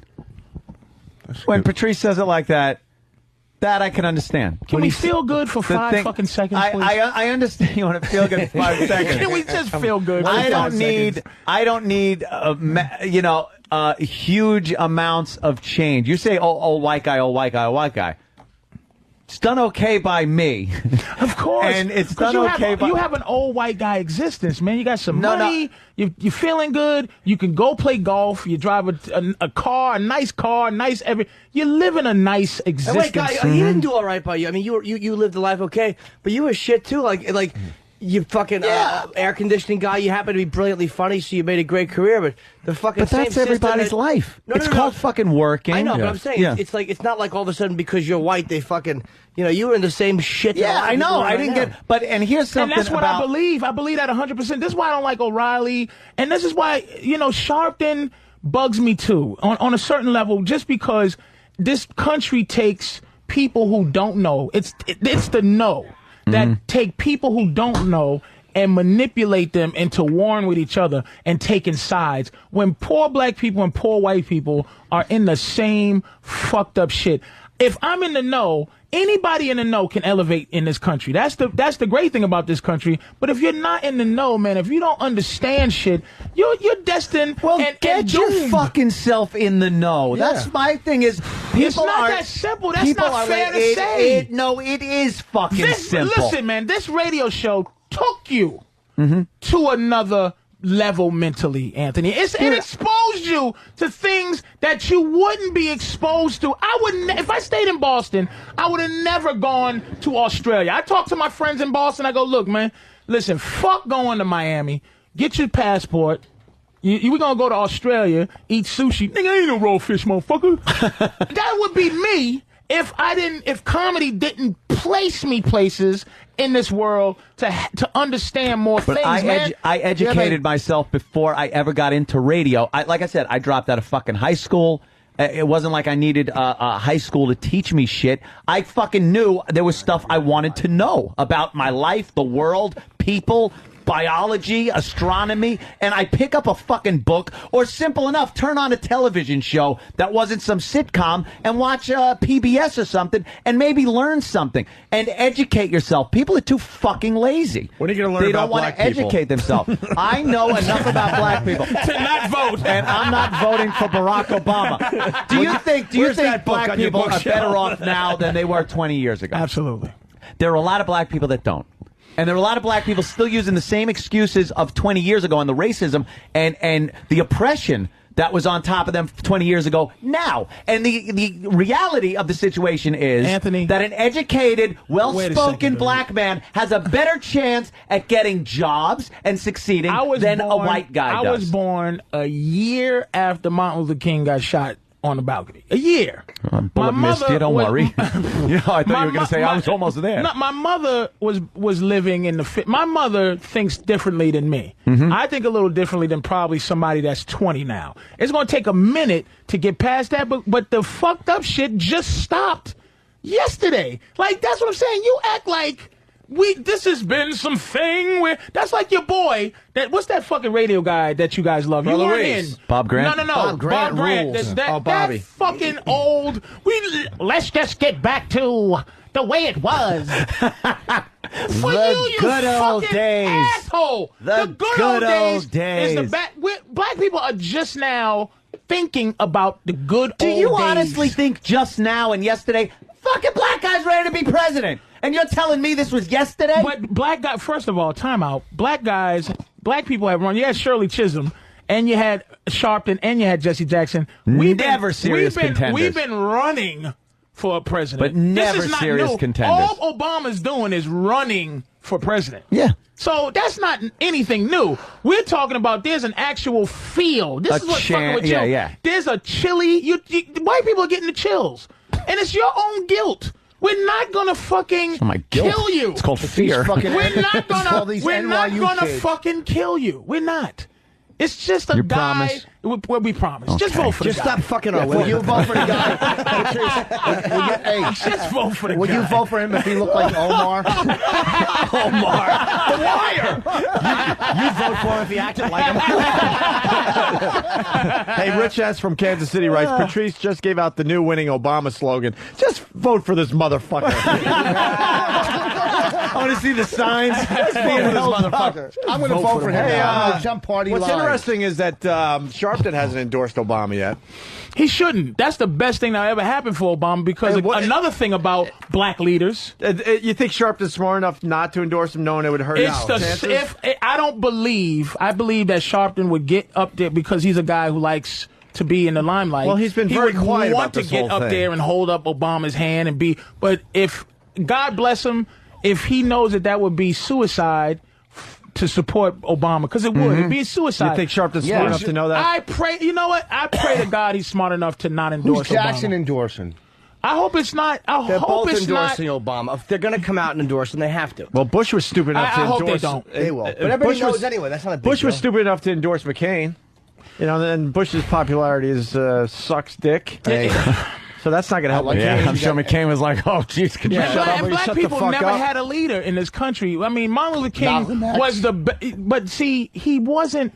Malcolm X, Martin Luther King, they were leader by proxy.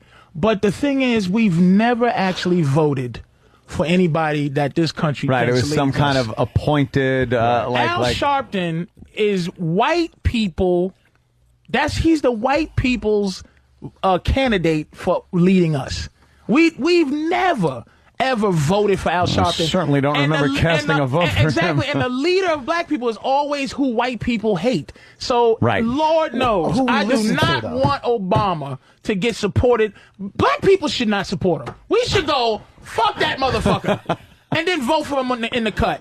Because if the more white people see that he's not accepted by black people, this might be. We just might be good.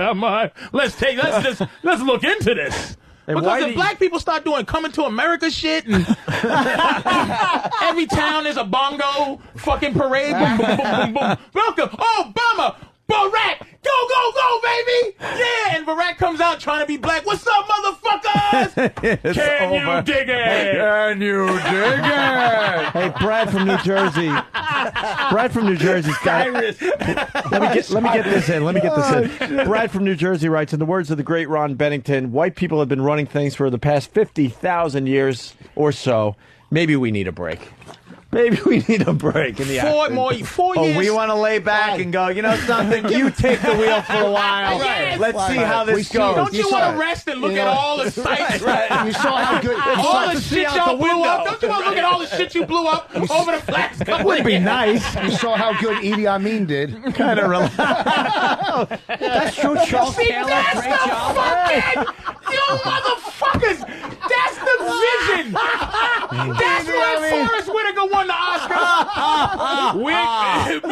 White baby sandwiches is what we're going to eat from now on. A key grip, get his eye. Oh, lift the eye. That's what it is. The Negro dictator. Are you fucking? You know, it's a joke. I'm voting for Obama now. No, but that's why that Bobby joke. We had a joke about Floyd Mayweather. Bobby, you joke. That's the thing. You know, you friends, you joke racially, but it helps. Yeah. So Floyd Mayweather he's just he's an arrogant dude. He's a charismatic, arrogant motherfucker. So white people, I'm just like, Bobby, why don't you vote for him? Why are you voting? Not vote, but why are you not for him? He goes, I just want black people to be polite. I just want a little. And we were joking, but this fucker, Anthony, he was serious. Let me say something. Thank you. I just want him to Bobby's say still hello. Here. Yeah. And goodbye. Have you ever tried to get? That's it, right? Hi, how are you? Yeah. I'm good. How are you? That's right. Even if they're faking it. Wait, how's this room Even go? if they're Hold faking on. it, Bobby's bastard. Obama. Jimmy's leaning toward Obama. I think Patrice I'm leaning Obama. towards Obama. I like the Obama. Voss is McCain. No, I'm leaning towards. I'm kind of leaning towards Obama, so I could Holy just. Well, not because I really don't want before him. all Wow. this because McCain is a little old. He's a little liberal. So what the hell? Let's see the liberals and see what happens. The bottom line is there's a weird feeling around the dude. That's what it's about. Because I usually typically despise Democrat. I don't like the tax policy. I agree with you 100%. Do not make me a 50% partner with the government. Jimmy's had an interesting couple of years on this radio show because you were you were so much more Republican 2 years ago than you are now. Bush has destroyed the Republican Party's unity. Bush destroyed because of it. the religious aspect of them. Yeah. Because of this fucking $350,000 fine, which is all Parents Television Council shit. Like, the Democrats are repulsive with their fucking political correctness, but the Republicans are also. Yeah, let's not forget. I know. Let's not forget Obama wanted I'm is gone, but we didn't forget that. But that's true. But it doesn't matter. That's a political way to do it. Right. They're all going to agree with the I'm is But you got to admit, if you had what you thought was a qualified white Democrat guy, you didn't give a fuck who it is. He'd win the presidency. It's weird that Bush has taken us to the place where get these Republicans out of here, and now you're sitting there waiting around for the old white guy Democrat, dude. And it's like, oh my God, a bitch and a nigga. Nothing else. Well, Romney, a Mormon from Utah, and John Edwards. John Edwards blew this. How did that fucking wimp? No kidding, man. Jesus Christ! It was a fucking Benetton ad, you cocksucker. You couldn't fucking win the nomination. A black guy and shit, and a fucking Mormon, and you bowed out first. You would vote for if it was just a qualified Democratic white guy. This was the easiest election for the Democrats to win, and they're making it close. It's a woman and a black guy. It might be the president in the Oval Office. They're really going to have to check the jokes. The running gags around the White House are definitely going to have to change. You know what, dude? The president's going to get nothing done. Dude, he's a figurehead. But it's been interesting watching Jimmy because it's been a transformation going on with you the last few years. But again, my problem is the conservatives forcing their morality about fucking gays and all that shit down my throat. I believe makes me sick. So Jimmy's done that, and I've joined the NRA, and I'm stockpiling weapons. But that's who's fucking up radio. That's why nobody in this business should be voting for a Republican dude. This fucking President Huckabee. He's so out. Mathematically, he doesn't even have a chance. He's done skate. McCain, a guy that was abused in Vietnam. Him, that I like. fucker I kind of like that bad ramble dreams. aspect of it. Yeah, but see, the reason I like Obach too, it opens the door for Obach? Jews. Who's Obach? I said whatever. It opens the door. No, for it's not. Whatever. You got to pull up. I said Barack. I said Barack. Which one's the elephant and which one's the Barama? donkey? I said Barack. Which one's whatever the elephant? Which it one's opens the the door for Jews. I'm voting for Redenbacher because of his popcorn. You just heard him, right? You just heard what he said, right? It opens It opens the door for Jews. That's what he's concerned Oh, that's about. all he cares You're about. damn straight. Get in line behind everybody. Absolutely. Because this country is very racist when it comes We'll to have Jews. a fucking tranny first. Because we Yeah. already feel. See, this is the thing about the racism about Jews. I'll we say it, already right, feel that you're that you're running things. running the country. But it's ridiculous. Behind the The scenes, Wasp run it. clandestinely, they feel that you're. The who won it? The Run it? Wasp run this country. That's who runs the country. Good old boys? Not anymore. Good old boys ran it in 1950. The Wasp. Who do you think's running it? It's a giant Good old wasp boys. that runs at any second. Because corporations run it. Corporations run the country. And banks and... Who owns the most property? Why the fuck do Jews always get mad when people say they run the... What kind of racism... It bothers you to say you run the banks. No, we do not. Shut the fuck up. Black people are rapists, robbers, and junkies. You run the banks, Well, you and guys you're like fucking complaining? Shut the fuck up, Jews. Don't forget Big Shut Dick. up. You guys get Big Dick. At least now we're educating people We're out there. animals. Big dick robbers. These motherfuckers. Diamond District fucking bankers. And Hollywood. And Hollywood. Right. And you motherfuckers want, what else do you want? We're Shut the not fuck taking up. the blame for this You country. made- We're taking, and when you say no, shut shut up. When the you say fuck Jews up, run man. the country, then we take the blame for what's going on in this country. You make, here's what Jews, I admire just Jews. answer that, They answer that. They made the Godfather cry about saying a statement that I didn't even see nothing wrong with, and they made him cry and give all his money to Simon Wiesenthal. I don't know what you do. I don't know how you do it. You made Mel Gibson cry. I respect your power. You have some sort of power. Do you need the presidency for your fucking self-esteem? Vice Black president's people good. could, Vice president. black people could fucking just vote for a black guy for our self-esteem. Like I said, I've had to look at Jeff Spicoli pictures as Jesus for my entire fucking life. Can I just I think be it's more proud Lance. I think for it's a more minute? Lance from Pulp Fiction. Lance. Can you give me a fucking break? Can you give us 5 seconds? You run shit. It is Your amazing doctors, we're still lawyers, going with the yeah. white Jesus. It's still amazing. They me. won't change it. It amazes How are we going to change it now? There's black people that are fucking horrified to see a black Jesus. Just take a history lesson. That guy wasn't white. He certainly was. He had blonde hair and blue eyes. He was inspired by God himself. He was a Right. looking guy. How could you was say what he wiped looked clean by like? the hand of Oh, the just Lord. because he was born on a certain place of the earth. His father's supposed to be God. How the hell you know what color he's going to be? God fucking shot And a God's big white white. man load. He had dirty blonde pubes. Look at Patrice. Are you saying that in the Bible there's a part missing where he came from Iowa all the way to Baghdad? What is now Iowa? No, it doesn't matter where he's from. What is now Iowa? Since God, What is now Iowa? who is an old white guy with a big white beard, since he's the father, you know, the he came three out wise white. Irish guys. I'm sure. He came out I'm white. positively sure. That's yeah. right. In Baghdad, I'm sure there was a white Jesus with a perm. So he was an Arab. Don't try to claim him as a black guy. I didn't. Okay. That's what I'm saying. I at least say he looks more like Saddam Hussein than he does. Mocha. He was All right. Mocha. Yeah. Whatever Well, makes if you you feel highlight better. Saddam's hair and He looked straighten like his Sam. beard, He looked like our own Sam. Sam. Curly hair. He had feet of bronze. And I mean, we don't Maybe they were complain just too much dirty. about feet that. of bronze that could flick quarters off of Maybe them the when feet he was of bronze young. were dirty. That's what he meant by that.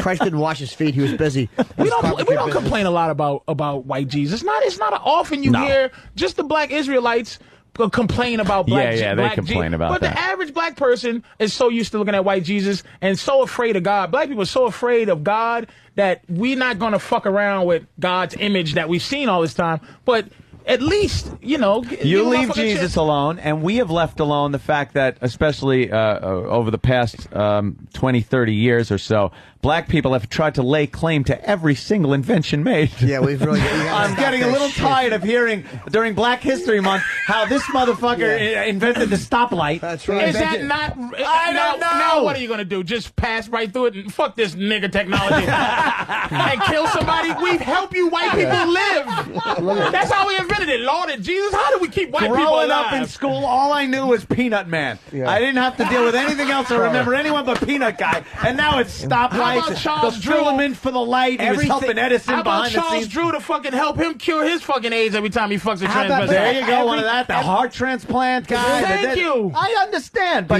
Jesus. There's always a He's black can guy you tell who I am so invented it hyper that right we now. I stole- drank like 6 cups of coffee backstage. I feel like I'm talking like a McDonald's hamburger tonight. You know?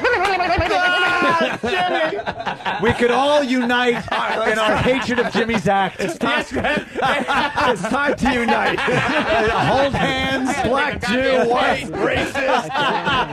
Racism goes out the window when Jimmy's doing his. Let's all get on board. He needs earphones. What? Quick break. Oh. Don't do a double on me. A quick break, and we'll do some Jimmy audio and get the fuck out of here. But it's got to be a quick break. It has to be. It's the Opie and Anthony Show. Dude, let's go! Just hilarious. I'm sorry. Yeah. Really funny. If I could use the word, I would. Not that word. Really awful, too, by the way. I'll acknowledge that.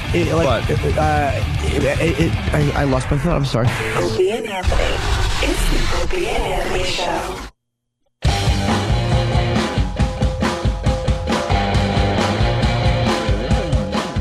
All right.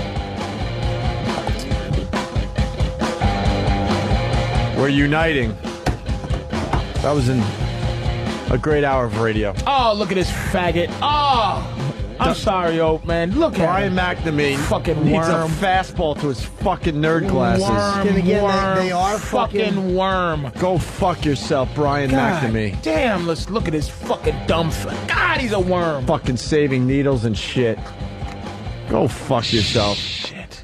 And I'm not even a Clemens fan, to be completely honest with It's you. just some code. It's a man code, like you pussy. Right, exactly.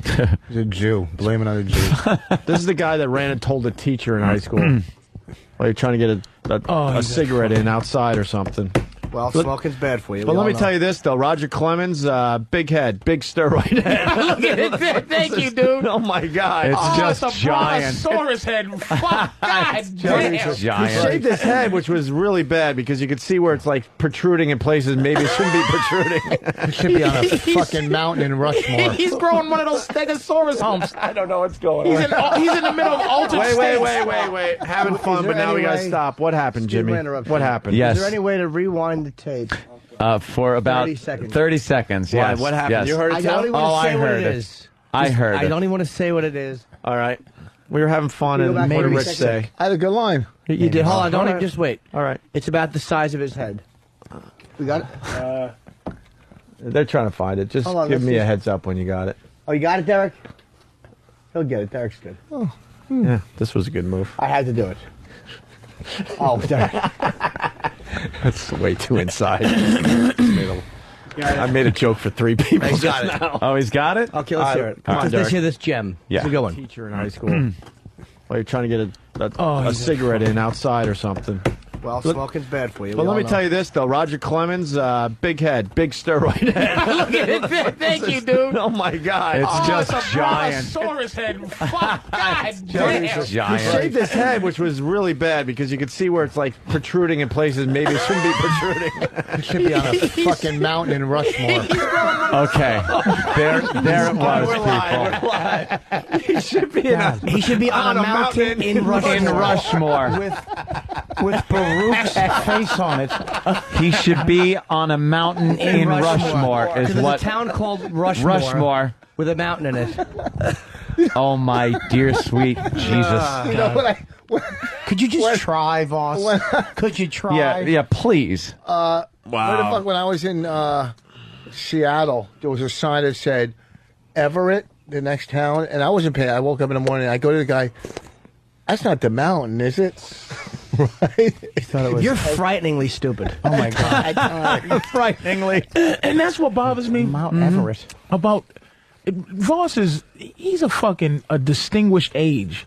And sometimes I feel fucking bad calling Voss dumb. He's 53 years old. I swear to God, man, sometimes I go, why do I treat a fucking man his age with this? Like, I feel so comfortable calling him fucking dumb. He's 20 years older than all of us. And it bothers me that I'm always like, you're fucking dumb, Voss. But I'm like, God damn We gotta it. give you a Pete Rose he haircut. just reinforces it on a daily Yes, basis. like I want to look at him like this a guy. minutely basis. I want to call Voss for advice, and I I'm can like, give you advice on life Vice? stuff. that's what I'm saying. I can give you advice can on give me life stuff. vice? No, I said advice on life stuff. Vice. What? What? You know, shit like relationships and Hey, fatherhood. Voss, how'd you get so stupid? Was it the crack? How'd you get so Oh my God! Because there's Opie. intelligence in there. Where? It just comes out It's weird. It's because wisdom, but not. Voss is fucking dumb. We're talking about you, if you don't know. But he has wisdom. Voss has life, man. I love Voss, but he's so He just dumb. hasn't died. Voss needs to slow down. Oh, really? Just slow down a little So bit. what should I do? Put on 300 pounds? There he goes. He smashes one. But Bobby's working on it. Going to the gym now. What, to get to 4?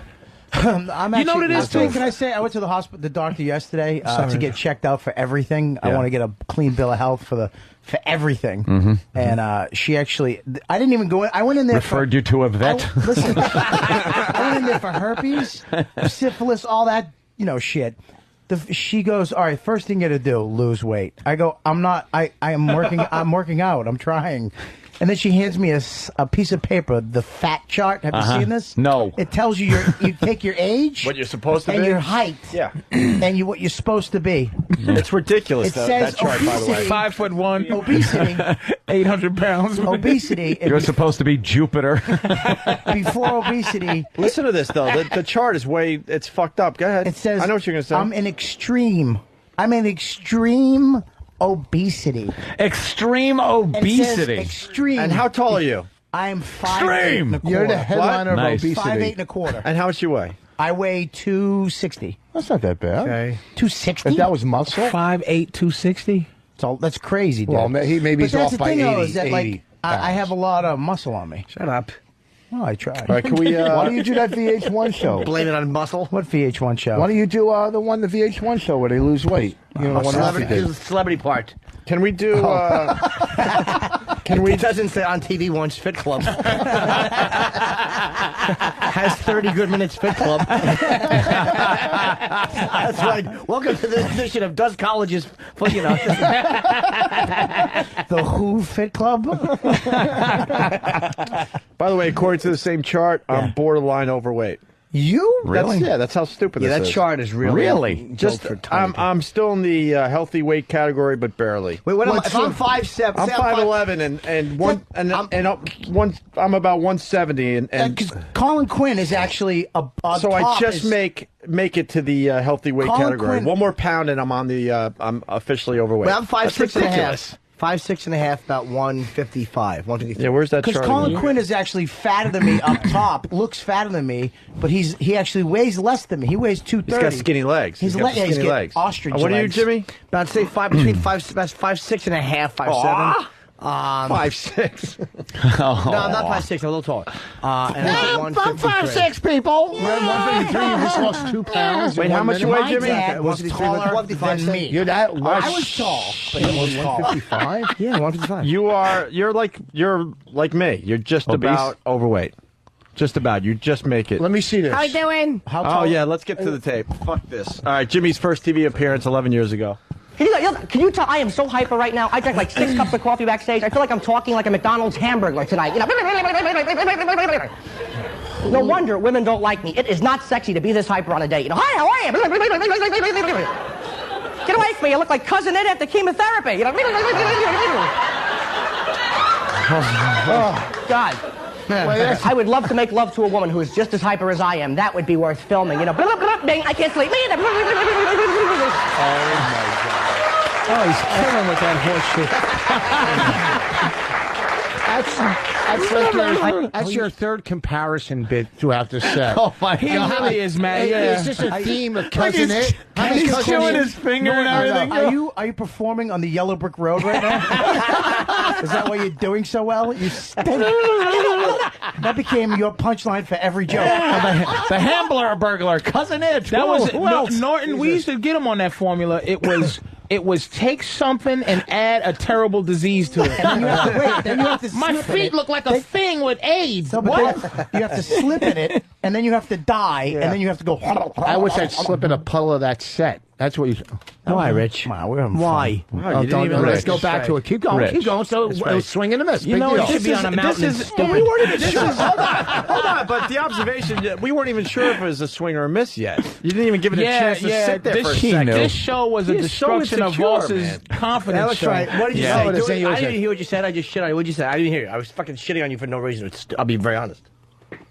What'd you say? Your eyes gave it away, Jimmy. Why did you just sound like yourself just now? Did you just? I didn't Jimmy's eyes gave it away. I don't know people.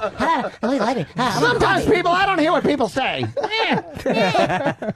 Oh, you really do sound like a fairy. All right, let's get back to the tape. Oh, Come on. please. We're trying to get Jimmy's some so more. uncomfortable. He's chewing on his finger. He's like, he's really uncomfortable with We got to it. kind of go into These speed that are round. really making me cringe. The only reason is because they're going to cut us off because we haven't taken many breaks. I think we got another 10 or 15 in us. Yeah, but let's- after that, it's pushing it. I am so lonely. Any hookers here? No, I don't get hookers. I don't understand in this day and age, why is prostitution illegal? What is prostitution? It's paying somebody for sex. That's against the law. Is it really, Carlin? Now, pornography is totally legal, and what is that? It's paying somebody for sex and then showing it to the world. What the hell is the difference? So if you're going to get hookers, take my advice, bring a video camera. This way if the police kick in your door and yell, "What the hell's going on in there?" you can just jump back and yell, "Cut!" See? I like the little, see? Do you Can I ask understand you a this? question? When you said, "Are there any hookers here?" and nobody responded, did you snap your fingers and go, "Darn"? Like, did you make a little hand movement? It wouldn't surprise me if I did. Gosh darn it! Since I we're wish only there was. listening, thank God we can't. We can't clear Jimmy's that up. high voice makes mine sound very bassy from the Oh, Oh man, my God! it is just horrid. I thought I had a high voice back in the day. Jimmy sounds like he's 2 inches tall. That's funny, boss. I sound like your fingers.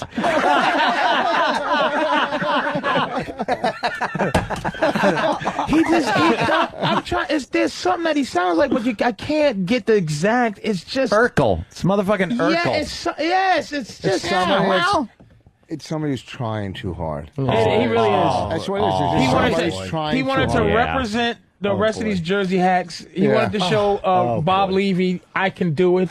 I know. And you actually told your jokes like you were reading off a cue card. Are there any hookers? I don't know why it's illegal. Yeah. If you can down porn, you should be able to fuck porn. Shut up. And that voice should never make points. Breaking You news. should only go knock knock. That's a knock knock. Who's their voice? Breaking news. Andy Pettit misheard our conversations about HGH. That's what Clemens. Fuck Clemens, man. He didn't hear him right. That's Oh, okay. boy. Could happen. Yeah. Oh, God bless him for taking this all the way to the end. He's not going to flinch, this Clemens. Now he misremembers. Huh? Misremembers. Yeah. Andy Pettit misremembers our conversations about HGH. Misremembers. Yeah, he just was it in his ass or his thigh. That's what he doesn't remember. Not sure. Who even forgets that shit? You don't was forget, shocked. you misremember. Clemens also said so far, I was shocked. I had no idea that Pettit had used HGH. All right, cut. All right, here we go. More Norton. We're getting to the interview portion. Oh, good. That's really. I try to sound really I want to talk charming. about something that's important. I was almost killed today. This is true. I was cut off. Thank you for laughing at that. I was almost killed. My ribs. I was cut off by a tractor trailer. Now I have an airbag. Stop it. What was that? What did you just say? I think I improv'd. No, you didn't, because there'd be a hole in the back of your head. He killed him. Why can't you just... It was all on Jimmy. It was all piled on Jimmy. Yeah, you can't and be you part bring of these it right anymore. back to Shut up. yourself. What are you You crazy? can't be part of these anymore. That's Go right. fuck No. yourself. I got a million great lines. because I had then we end hold up the back beating of you the up head. instead of beating up the guy that we want to beat up. All right, go to him. Hold the back of my I head. throw something out. Fuck you. I slammed you guys last time I was in here. Barely.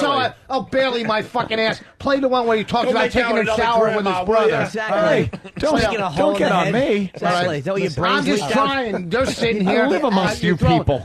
You throw out a bunch of two-stick You good. fake 7 handicap. Oh. Go ahead, keep it. I just want to hear. Well, I mean, Boss cheats, and then he says he shoots under 80. It just I don't needs to be fucking said. cheat. Are you crazy? I've played enough golf with you. I never cheat. What, Bob? and you don't tan either. Just the sun out all the time around you. Yeah, exactly. Another Mercury vacation. Yeah. Go fuck yourself. What were you saying? When you fake laugh, that little was that? You heard that too? Yeah, That's yeah. nerves, right? Yeah, it's It's got to be No, nerves. it wasn't That- nerves. it can't be nerves. It Not was. Let me That's tell you what nerves. it is. Norton is known now to be little mean guy, little mean crazy guy.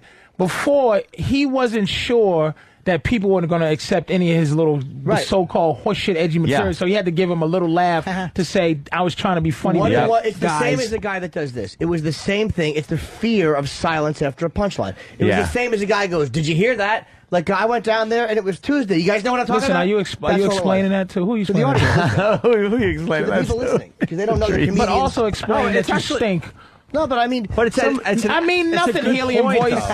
Jimmy's making a really good point. Yeah, one thing Jimmy brought... silence. Jimmy brought a great thing to our radio show, because when we bombed doing our shit on the air, we wanted to cover that up with... It was so uncomfortable. We wanted to cover it up with fake laughter or just move on immediately, and Jimmy taught us how to just slow the fuck down and enjoy the bomb, enjoy the uncomfortableness. Yeah, I was scared of that. But back then... offending people, But that's why it's interesting. Back then, you were you were nervous. He wanted to fill up the dead space. He wasn't comfortable. Right. So that little. Why would you be? How does it go? I don't remember. Just try. No. Just try to do it. Why don't we just play it on tape? Why would you be so nervous? Because I almost killed my ribs. I was cut off by a tractor trailer. I'll tell you. My ribs. I was doing the audience because they laughed when I was almost killed. So I was trying to be really funny and off the cuff. Is that where Frunkus came from right there? No. That sounds very Frunkus-y there. Frunkus is only a year or two old. Ribs. I was trying to do the character. 2 years old. I was good. All right, let's try to get to You this. little bastard. Cut off. Thank you for laughing at that. Because I almost killed my ribs. I was cut off by a tractor trailer. Now, I have an airbag in my car, a driver's side airbag. A few of you nodding, you have an airbag. It is such a hazard to have one. Because when you have an airbag, your horn is not where it's supposed to be, is it? Fuck you. Right? It's not in the middle of the steering wheel where it's been for 80 years, and that's where you need it when there's a truck coming. You want the horn right there. You drive a truck, bonk, bonk. Ooh. You don't have that with an airbag. You have these little crappy rectangular horns up in the corner. What the hell is that? It's not a horn, it's a chiclet. Sounds like your voice. You hear the... And it's not the same when there's a truck coming. It's like, truck! Fishing around for the buttons, were you? Dude. Jimmy can't... I'm going to die in 2 seconds. My car has a G-spot, and I can't find the damn thing. All right. Kind of a funny Ladies and wrap-up. gentlemen, my name is Jim Norton. Thank you very much. All right, my name is Jim Norton. Ladies and gentlemen, my name's Jim Norton. Did you hear the desperation of the audience just wanting to go along with him? I know. He did this horseshit horn thing, and they're just going, they wanted boy, to be we there. like him, but he stinks. Come on. Listen to me. This is what stinks about him. Everything is so profound. What I'm about to say is gonna rock your world. But it's in this voice. I have an airbag. Does anybody else have an airbag? Oh, you do? Applaud for yourself. Shut the fuck up. These things are dangerous, people. And then he ends it with... Can I ask Jimmy something? When we did this a few weeks ago, do you have anything to say to the old Jim Norton? Good job, kid. I enjoyed talking to the old Opie. It was like therapy. I yelled at him. Let me tell you something. Throw him out of the gondola of that balloon. If I could sit down with the old Jim Norton, I'd be gentle. Okay. I'd say, look, you're funny. Stop being such a worm and begging. It's embarrassing. You are begging. You're humiliating yourself. If a joke doesn't get a laugh, so be it. Bask in the silence for a moment and move on. Patrice wants to say that to the Jim Norton now.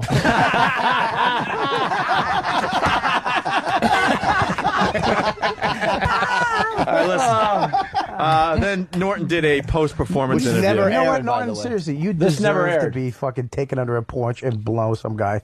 You deserve to be molested with that stupid voice. Ouch. That's hurtful. We're just trying to have fun here. What happened? Why don't you yell at him now? Why would you want him to be molested? Because he scares me, Rich. What? Because I know he's the real deal. Oh, he's the real deal. Whoa. I wouldn't fuck with Bobby. Exactly. Don't leave Well, you want to fuck with him alone. physically? Bobby has the psycho in his eyes. You kick him in his bad fucking knee and he's back on the ground. I got a good knee now. I got a brand new fucking you do? ACL. Yeah. Yeah. You All right, don't here's- understand. Bobby goes to fucking a doctor to keep from beating people up. Yeah, I got that a long time ago. Bobby has that psycho look like I could identify with. I don't think Bobby's that scary. Shut the fuck up. Don't No, I'm scare me. joking. Give him the I'm look, kidding, Bobby. I'm Give him the look. It doesn't do nothing. I used to crack cheesecake. I used to cop crack in Harlem. He doesn't scare Yeah, me. but you suck dick for it. That's true. Put And on then when you were fucking- done, just for fun. Yeah, you put a Daisy Dukes, you faggot. One of my favorite stories ever. But I got to give it a Reg. One of my That is favorite true, Voss. stories You're ever. trying to be tough. I wouldn't hit you because I don't hit Daisy. women.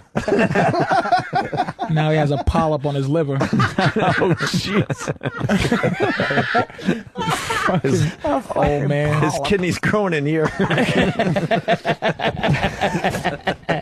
All right, here's Norton doing a little post-performance interview. All right, 5, 4, 3, 2. I know, me too. Was it? No. Jim, thanks a lot for being here. Thank you. Reminding me to sit up, the bad posture. Yeah, like a comma. Exactly. I can't believe this is your first television show. You did a great job. Yeah, it felt good. It was just, it takes a little bit of getting used to, like looking up at the audience as opposed to looking straight ahead like in a comedy club. But I had a great time. They were great. Good. Nice. Wasn't too hard, huh?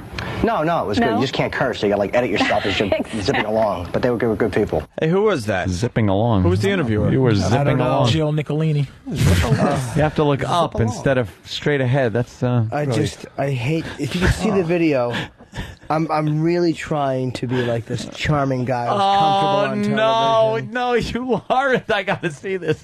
How come she said, thank you for having me sit up or something? Actually, she was talking about sitting up straight or something like that. We were just both on these benches or these stools. Oh, and she looked at your heart. Oh, I'm just asking. I couldn't get it. No, I knew what you just did. You think I didn't know you bailed out of a joke and made it serious? Well, no, good you set up. Good point.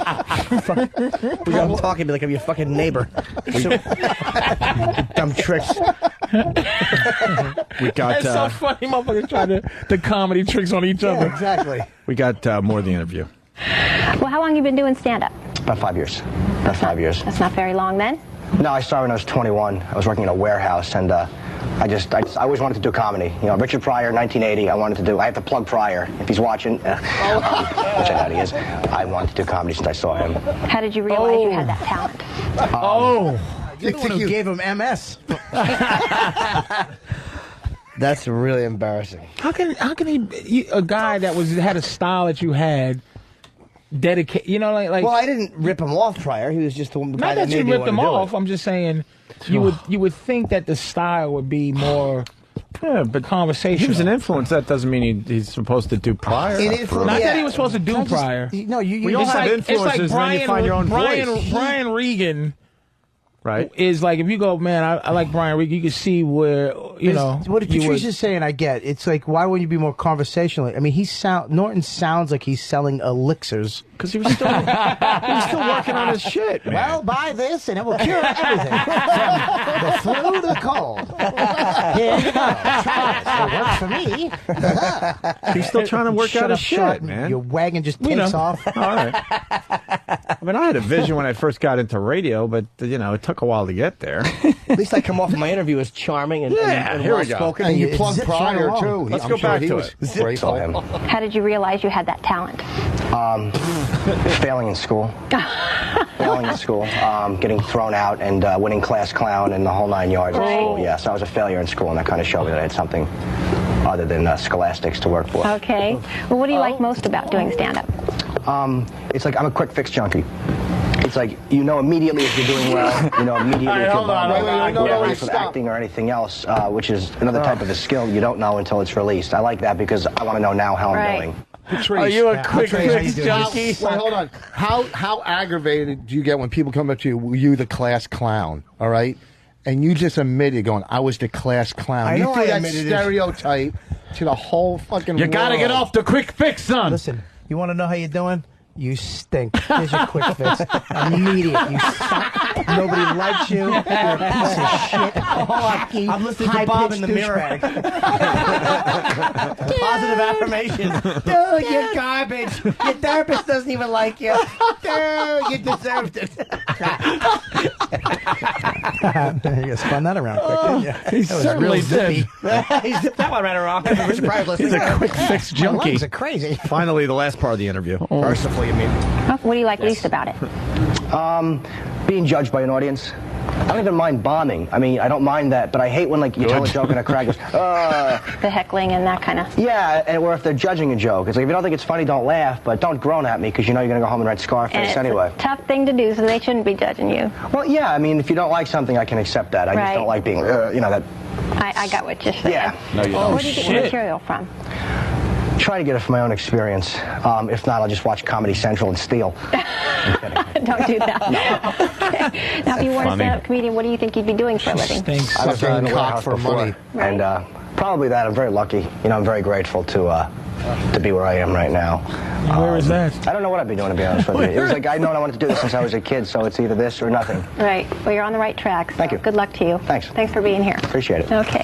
Yeah, appreciate it. Actually, this is nothing. What an asshole she is. Like, she was a little. She doesn't really know what she's doing. The fact She that was a you little just twat. compared that set to Scarface.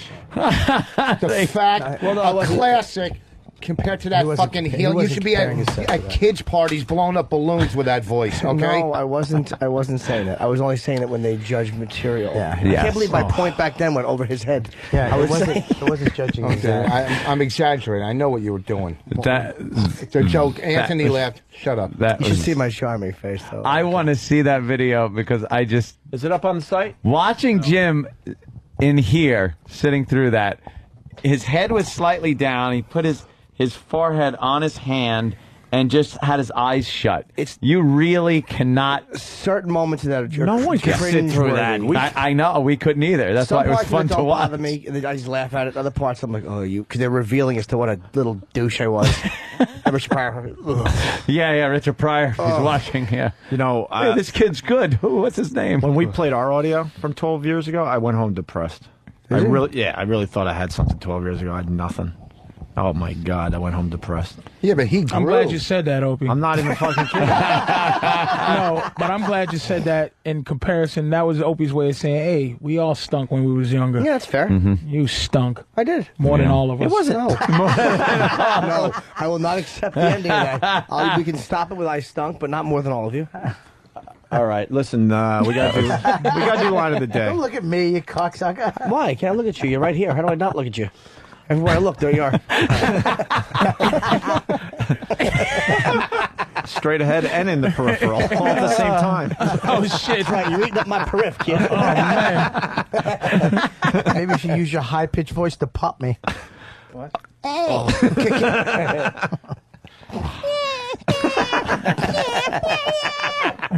Fucking How are you doing? All right, listen, we got to do line of the day. And we got 6 runner-ups. Wow. It could have been a lot more than that. SkiColoradoNow.com for info on great deals on 26 world-class resorts and up-to-the-minute snow conditions. Log on to SkiColoradoNow.com.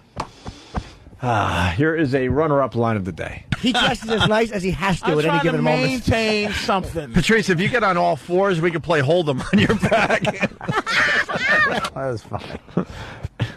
People were surprised I was funny. like Because there that was a big delay. Wait a minute. Oh, Here's another runner-up line of the day. I mean, y'all can step it up a little. You look like every black guy in Easter. That's fucking funny, too. All right, let's start doing the plugs in between these. Let's go with Rich. You get Catch the a first one. Rising Star, Rhode Island this weekend. Comedy Central special Friday night. Very good. Here's another runner-up line of the day. Did they just go to Silhouette? They did once for you. It was called an eclipse. That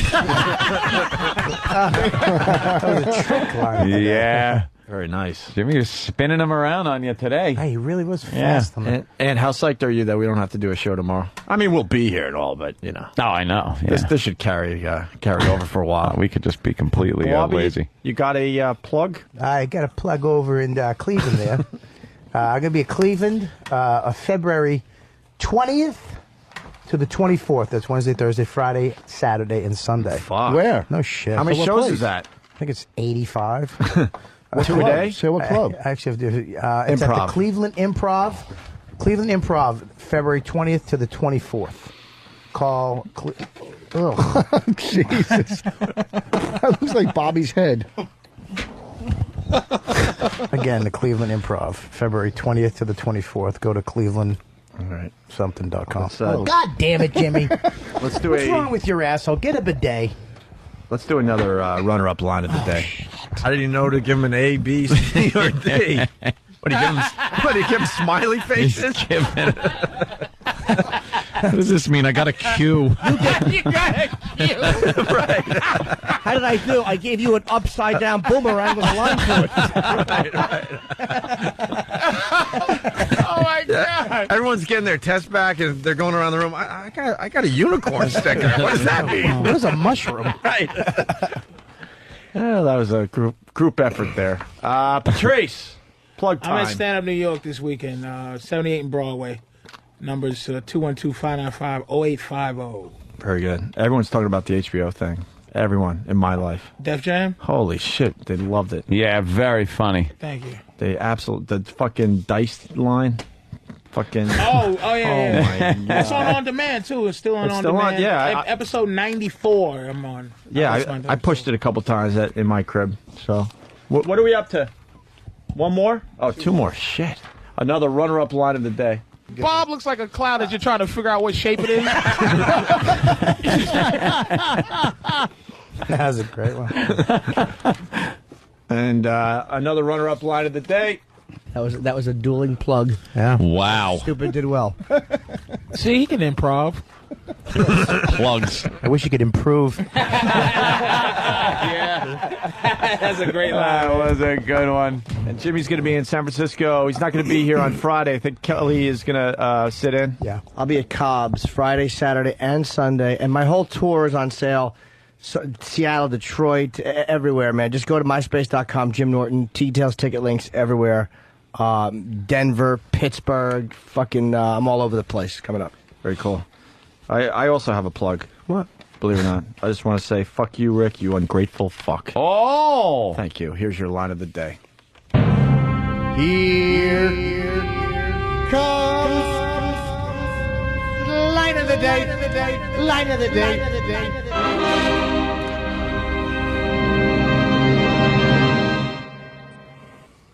Tempur-Pedic pillow. That was a good one. That's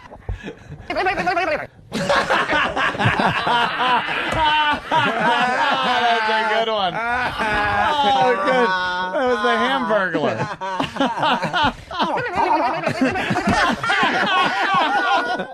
You guys got to loop that, man. That's got to be that looped. is fantastic. Just loop the fuck out of that. You should loop that and dub over like pussy eating audio. Moaning.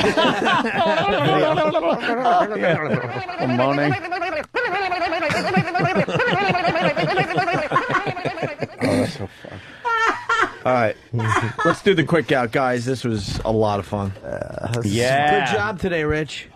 Thank you for having us. Yes. What do you mean? Exactly. Oh, fuck it. I'm not. What? Say it. Just say it. Oh, I'm not Rich. fighting again. Don't be mad, Rich. I'm not mad. Yeah, I you're came angry. out fucking.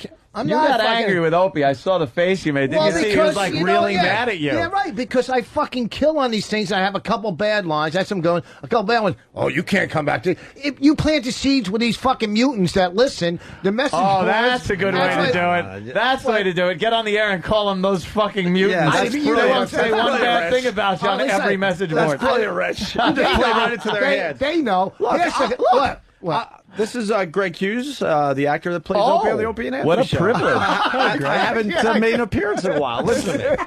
I've said it many fucking times that you're hilarious. All right, and in You're studio, hilarious in all the comedy clubs, and you're really funny on the show as well. It's just, Thank you. It's just your thing. We beat you up because you show some stupidity That's every right. once in a every while. now and then, again, yeah. But I don't want people to be confused like you suck on a stage. Not at all. 2 hours the other night. You Jew motherfucker. All right, back to Opie. Now, this fake handicap of yours. Huh? This fake handicap of yours. you We're know going to what? discuss this on a later show. Fake handicap. You mean this retardation? It's real. His baby This guy, hand. Oh my God. this guy loses his ball. He'll look for it No for an hour. fucking way, He'll man. find a ball that obviously was hit in the woods in 1979. You're fucking crazy. All of a sudden, he's playing a different brand of ball with a fucking scar in it, and he's claiming it's his ball so he can keep his 9 handicap. Are you crazy? First of all, I got a 13. You're fucking nuts. Jesus. And I still hold a grudge because my fucking head is all Oh, fucked really? up still. You want me to bring in the fucking x-rays of my elbow? All right? That every morning I wake up, I'm in pain, okay? I can't help you're I have to 53. sleep. Yeah, okay, I'm sorry that I fucking... How about a 4 Sorry, I think you next chipped time? one into his friggin' Right, hand. thank you, Anthony. What's that? Sorry, you chipped one into his hand. Oh, sorry, I almost got thrown off the stage, and my fucking... At least his is in pain. I have to sleep with my arm out, because if I see my arm bent, I wake up in fucking pain. Did that ever heal? That ever healed? Huh?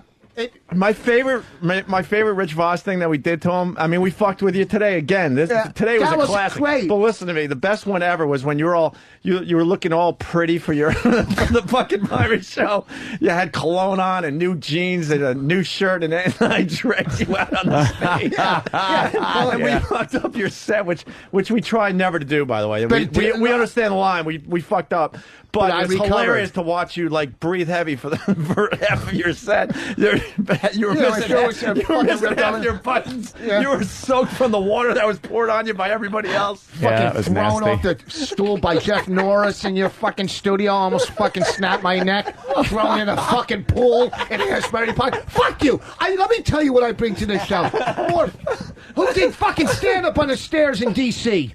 You did, yeah. Come on, speak it, Voss. All right, you let it out. Preach. Shut up. Let it out. Fucking let it out.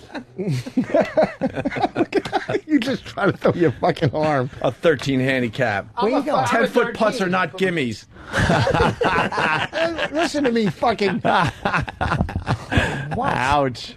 Oh, if it's not my handicap, because I make some sandwiches for my buddy. Or maybe which was creepy. Did I eat your stupid sandwich? No, good. I'm glad. I bought you a shirt. We fucking made you sandwiches? Yeah. Because when I play golf, I bring sandwiches. Who the fuck eats sandwiches that another man makes for him? First of all, when I play fucking golf, I don't eat the... creepy. It was nice, but creepy. Did he cut the corners off? It's all cut up nice. Were they in wax? This little juice. We'll bring a pitching wedge and we'll chip over Bobby into a net. All right. That's hurtful. That was pretty funny. Yeah, that's good. Yeah. See, I can take a hit. You take one hit, you fucking curl up into a ball. No, please, I take hits all the time. I don't mind taking hits, but when someone says, "Oh, you're not allowed to do these," fuck. Dude, I was fucking joking. I know, but they don't know it. Who's they? Who's they? Who the fuck is they? The people in Rushmore.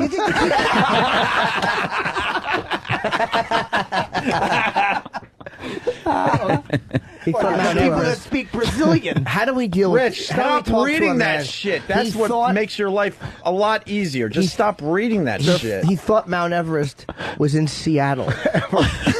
There's no way to combat that. Like, once you realize that, you understand. First of all, he didn't think Mount Everest was in Mount Everett. And he thought there was a Mount Everett. He wasn't even thinking about the Everest that it could have been. Oh, no, he was thinking of the major. Wait, where was Bobby appearing that weekend?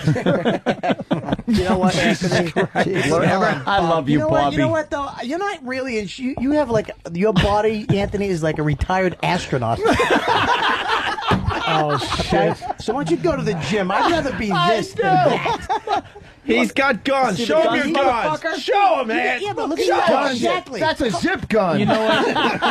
I've seen B. Arthur has the same arm.